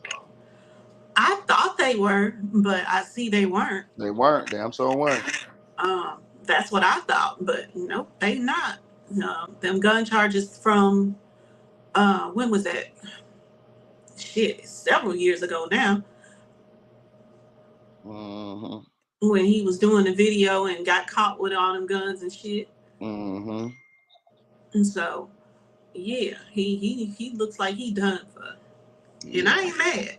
Actually, I'm really not, because he's had opportunity after opportunity to do better and be better, and he still just he really wants to crash out. He wants to, so let him. Let's quit playing Captain Save-A-Ho with him and just let him, because that's obviously what he want to do. Because he's had chance after chance after chance after chance after chance. I've never seen a rapper who's had the type of cases that he's had and done the shit that he's done get the opportunities that he's got. You know, yeah, he got good lawyers, but the judge is ultimately the one who makes the decision, and they have been very lenient on his ass. You know, even allowing him to go to Utah to serve out his damn house arrest in Utah. And while you there, knowing good and damn well you on house arrest, you decide to basically operate a drug ring? Really? A prescription drug ring? Wow, that's smart. So that's why I say he want to crash out. So let him. Yeah, I agree. I agree. Like sometimes being in jail, damn, I feel like it got an echo or something. Is it when I Yeah, speak or sometimes I thought I thought it was when I spoke. I don't hear an echo with you. I don't know. It's, but anyway, that bitch sound like that bitch worse. It might be mine. Hold on. I hear it though. I hear it with mine. I don't hear echo though. Nobody. I don't know if anybody else hear it, but I don't hear one. Let me know if y'all hear echo. That bitch sound like a delay in everything.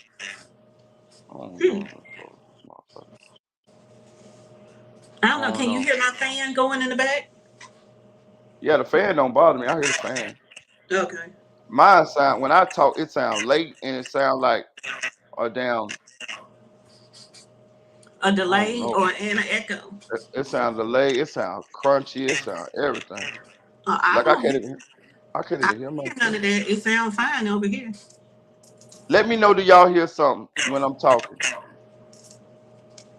in the chat? In the chat, do y'all hear an echo or something sound crazy, like a robot talking or something? Cause I hear it.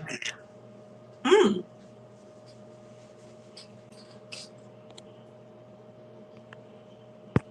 Chat. Can y'all let me know if y'all hear something, please? So we can continue the conversation, or we can figure out could we fix this or not.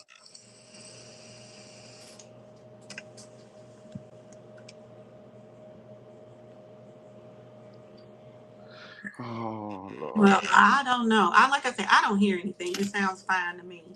Yeah. I don't know. I forgot what I was gonna say. But what you were saying though? Oh, I was just finished talking about Youngboy crazy ass.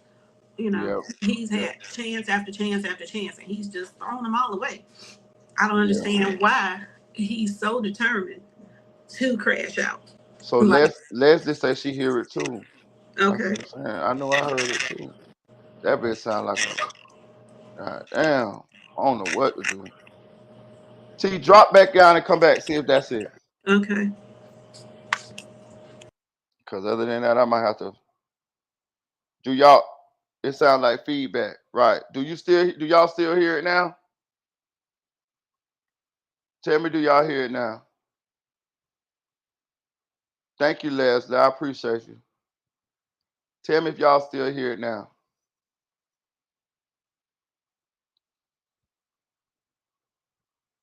No, you don't hear it now. All right, T, come back up. I know I heard it too. Thank you, Jennifer. Thank you, Leslie. I know I heard it. I'm like, damn. Okay, there we go. All right. Yeah, I hear it now too. I hear it. It's back. So it's me then that's causing you to echo. How the hell is I, that? I I don't know. That's what I was saying. I don't understand it. I hear your fan. Your fan ain't the issue. Hmm. Mm-hmm. No. Do y'all hear it now? Cause I hear it. Okay. Well, if that's the case, I mean, I can drop back down because that's. You sure you want to drop down? Yeah, she said yes back. I wonder why I be doing that though. What you think that be, see? Why I be doing that shit? Oh, I guess she must be gone. You gone, T? Is she on Bluetooth or wireless? Maybe. Maybe that's what it is. No. That shit be crazy why I be doing that.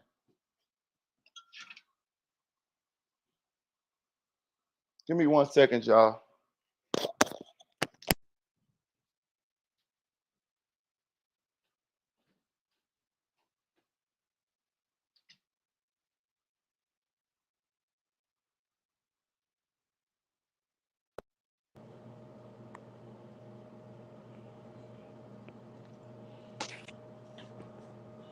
But does it sound, do you hear echo when I speak? I don't know.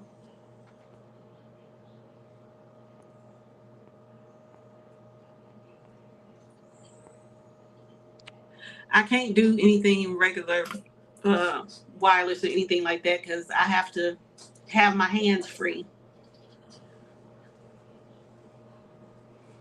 Because normally I would have my headphones on and that would be fine. But I can't put my headphones on because I'm doing my hair.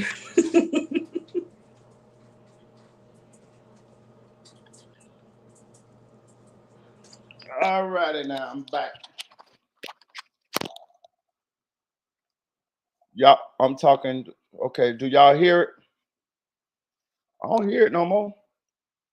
Where T at? Where you went, T? How come we can't hear you? I see she's still on the screen. I don't know. I'm still here. Are we? Hold on. Yeah, it's bad now. I don't know why I do that. I don't know, but like I said, I'm willing to drop down so that it doesn't do that. I don't want to mess up the audio for nobody. All right. My bad. No, ain't no big deal. I said what I wanted to say. Unless you had some other topics to come up, I'm good. No, you know what I do? You know what I do? You just talk about the topics, and then I'll mute up because I got something to do anyway. So I'm listening, but just go ahead because you know you can talk about the other topics that we talked about. You know, King Von, Asian Doll, said what she said. I mean, King Von baby mama said what she said. Vlad and Marlon. What else? The white man getting beat up. You know what I'm saying? And then I'll mute up. Go ahead, T. Can you hear me? Yeah, I can hear you now. Okay. When I mute up, when I mute up, you don't hear it. Okay. I can definitely talk about the Vlad and Marlon situation. Vlad played himself, really, because I don't think he realized how beloved Marlon is in the Black community. Like, he's actually my favorite Wayans. I love me some Marlon Wayans because he, not just his characters in the movies or whatever, but just him as a person. He is funny as hell and he cool people. Like, he's got a genuine heart. He does shit for people that behind the scenes that you would never know he's ever done because he don't want the recognition for it. He just wants to help people. So, you know, I see that in him, and that's what draws me to him even more. So I know I'm not the only one who feel like that about Marlon Wayans. So Vlad, you kind of played yourself in that situation because everybody ain't gonna agree with you and how you handled it. Like, why would you ever bring it to the damn internet? I don't get it. So it was just stupid to bring it to the internet and then to keep it going, in particular after he said leave it alone. Like, you should have just left it alone. And you know, you throwing numbers up in the air trying to make it seem like, you know, you're so much better than him and the community likes you better than him. No, we don't. I've been saying you're a culture vulture. I've been saying that you the cause of the downfall of a lot of damn Black men, and they don't even know it. I've been saying that we needed to basically X your ass out of the culture.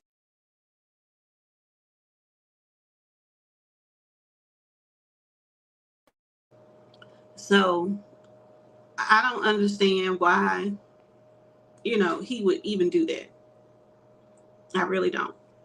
So he was just dumb. He played himself. Now you sitting up here looking stupid because everybody is basically going to side with Marlon Wayans whether they say it or not. And I know that for a fact. Because Marlon is who he is. Like, he's vetted in this shit. He's tried and true with this shit. He good, you know, in the community. You the one that's trying to act like, you know, you better than somebody. You'll never be better than a damn Wayans. I'm sorry. That is comedy royalty right there.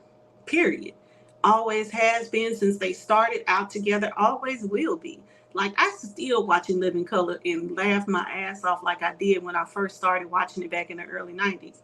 I can watch an episode that I've seen 100 times. I could probably quote the damn thing and still laugh like it's something brand new. Why? Because they were genuinely that funny. You know, and then all of the movies and shit that they've done, you can't top a Wayans. I'm sorry. Vlad, you will never top a Wayans. I don't give a damn if it's even Kim Wayans. One of the Wayans we don't even know. You don't even come close to them. Because they got plenty of brothers and sisters that we don't know about. You don't even come close to one of them because the whole family is just comedy royalty. So stop playing with them. You know, like, why would you even go there? You just played yourself. So, I don't know. I'm not subscribed to Vlad. I only watch him every now and then when it's somebody really, really good that comes on. And that's that. So, the Asian doll and what's her name, Kima's situation. How can I put it? Asian just needs to sit down somewhere. Because I agree with what Kima said. You know, like, you out here with his biggest op at the time in the music industry, talking about you making music and shit, but you was just trying to make that boy mad. You was jealous that he had put pictures with Jania up. Supposedly they did what they did. I don't know. I wasn't in the bedroom. I can't call it. But y'all was certainly pretty intimate with one another on the pictures, not to, you know, just be making music. I ain't got to hold your hand and walk out the studio when we just making music in the studio. Okay? Just saying. But you did that shit because you was jealous. Period. And I ain't saying that led to Von's demise, but it sure didn't help. Sure didn't help. So as the mother of his only son, she has the right to say and feel however she do about it. You know, and I always said that their relationship was some shit that the industry set up. It just didn't.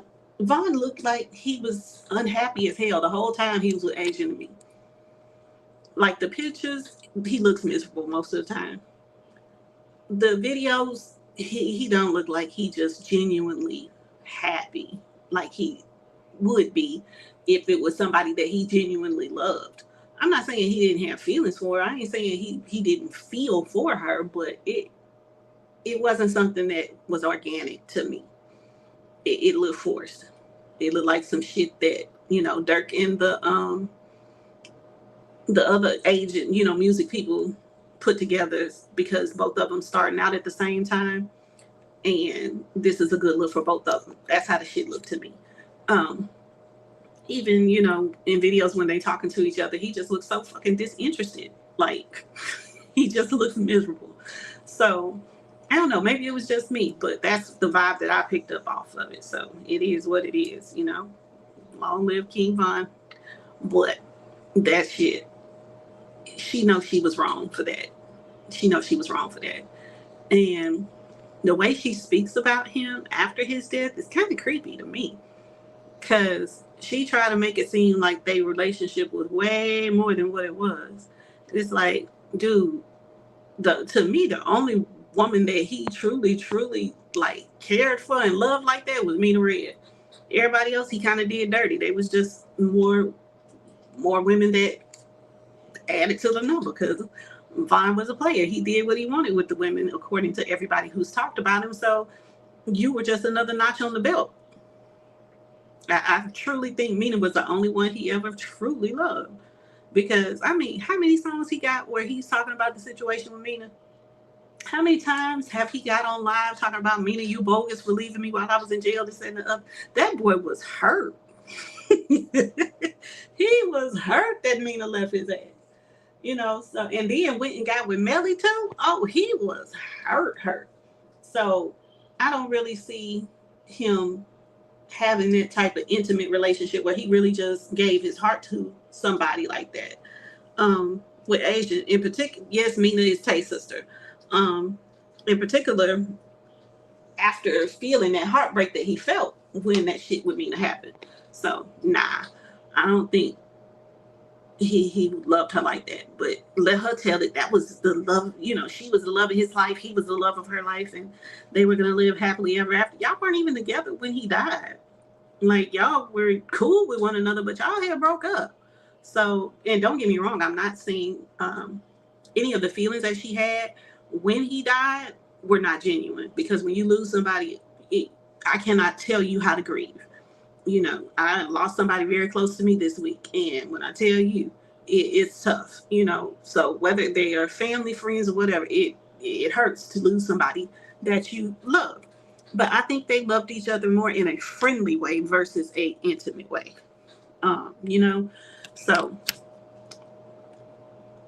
I don't think that their relationship was to the point where she should still be speaking on this man after all these years. Like, he been dead for what, 4 years coming up this year?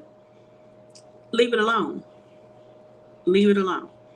You know, let those who were genuinely close to him and had relationships with him for years, let them be the ones that speak about him. You just sit back, and if you agree, you know, put 100 on the comment and keep on pushing. Like, you be doing too much, you know. But that's just my opinion. So I'll leave that at that. But what other topic was it? The what's his name? White folks. I hated to see him get done like that, man. You know, nobody wants to see somebody who you think is cool, because I think he cool people, get, you know, yoked up like that by anybody. I hated to see that. But if you back there talking about that man baby and your ass is drunk and just doing the most all the time, then I don't blame him for doing you like that. I don't think the world needed to see it. So whoever recorded and put that shit out there, you bogus. That was a moment that we didn't have to see. But if he did, like you said he did, was talking about your baby and shit, I get it. I understand. And you were supposed to do him like that, honestly, if he talking about your kids. So, yeah. But I took no joy in seeing that, put it that way. Because I don't like to see nobody get hurt like that, period. You know, I don't think that it's necessary for the world to see people getting hurt like that. You know, that should have been kept as a moment that was private between those two and handled in whatever way they handled it, but the world didn't need to see that shit. And that's about it. That's really all I got to say right now. Yeah, I agree too. Yeah, that white folks situation, that was a little tough for me to look at too, man. Like, even though I know he might have was wrong and all that, it just didn't hit that right for me. Like, you know what I mean? Like, they, you know, he was wrong from what they saying, but I just didn't like seeing it. That's all I'm gonna say. You know what I'm Yeah, saying? yeah. You know, you don't want to see nobody that you like.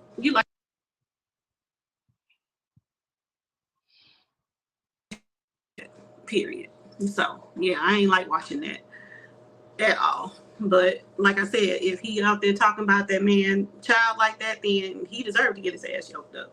He better be glad all he got was yoked up. Right. But that's about it. All right, you want to say goodbyes? I'm gonna go in the line because my sound is acting up like a mug, and we about 4 hours and 30 minutes anyway in. So, All right, well, shout out to Invisible Woman, everybody else in the chat. Thank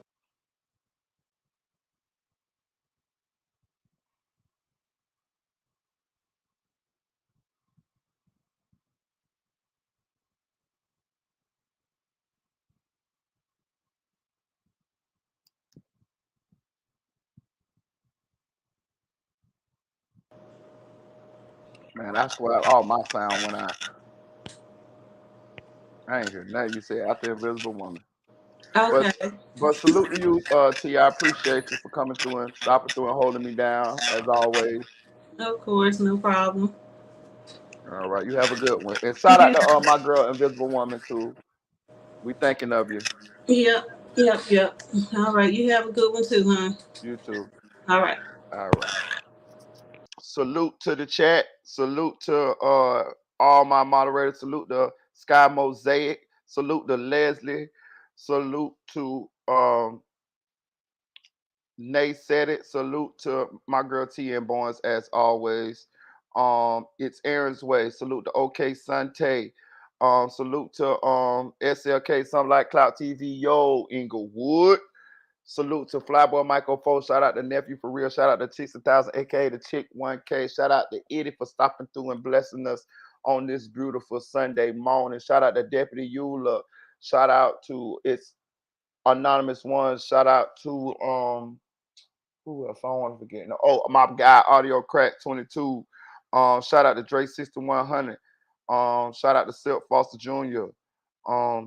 Who else? Shout out to Denise. I see Denise come through and rock out with us a little earlier. She probably was a little busy, but she did come through. Shout out to Jason Morrison, who always come through every day and show us love from the UK. Salute to Jason. I appreciate you, Jason.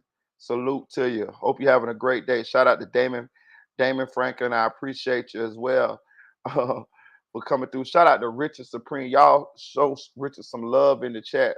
Shout out to Richard Supreme TV, always coming through, showing us some love, jumping in the chat, blessing us. You know what I'm saying? Supporting the channel. I really appreciate you guys, and I appreciate you too, Richard. For real, for real. Shout out to Tyrese Johnson. Appreciate you, gang, for stopping through. Shout out to my guy Illuminegro. If you don't know what that means illuminated negro. You know what I'm talking about? Shout out to my guy Illuminegro for stopping through and supporting the channel today. Shout out to Doug, Daniel. Appreciate you, gang. I appreciate all y'all for rocking out with me. I'm gonna tell you something. It's kind of quiet in these YouTube screens. So when it's kind of quiet like this in these YouTube screens, I swear shit be happening, dog. And I ain't hoping nothing happen. I ain't praying for nothing to happen. But I'm just telling y'all, it's my experience. When it be quiet like this in these YouTube screens, the next thing you know, it'll be some big news, dog. Might be, you know, I hope it ain't nobody losing their life or nothing. I'm gonna pray against that because that's somebody's babies and somebody's loved ones. But I'm telling you, it's my experience when it's quiet like this in these YouTube streets. It be some shit coming right behind it, y'all. So I just hope it don't be nothing. You know what I'm saying? Salute to y'all. Appreciate y'all. Hope y'all guys have a great Sunday. Hope you guys get to enjoy your Sunday with your family. Good Sunday meal. You know what I mean? Watching a little TV, relaxing, wiggling your toes, relaxing, getting ready for the hard work week that starts tomorrow. Thank you for supporting the channel. I'm gonna try to get y'all some more content. You know what I mean? I'll be trying to come up, give y'all guys content that I feel like is entertaining, either knowledgeable or all of the above, you know. And I ain't seen too much. I've seen a lot of regurgitated content, and I don't be wanting to keep hitting y'all with that shit. I be wanting to give y'all some new shit. Just like I gave y'all the content today where they got the DNA test to show that could show what sickness that you might most likely will die from. You know what I mean? Some type of shit that you might ain't heard, you know what I'm saying? Some shit that's educational, you know what I'm saying? Like I don't be just trying to beat a dead horse with a stick. These motherfuckers that make 30,000 videos on the same situation and want you to look at all the videos, man. But I appreciate y'all for supporting me. Like, share, comment to this video. Chill.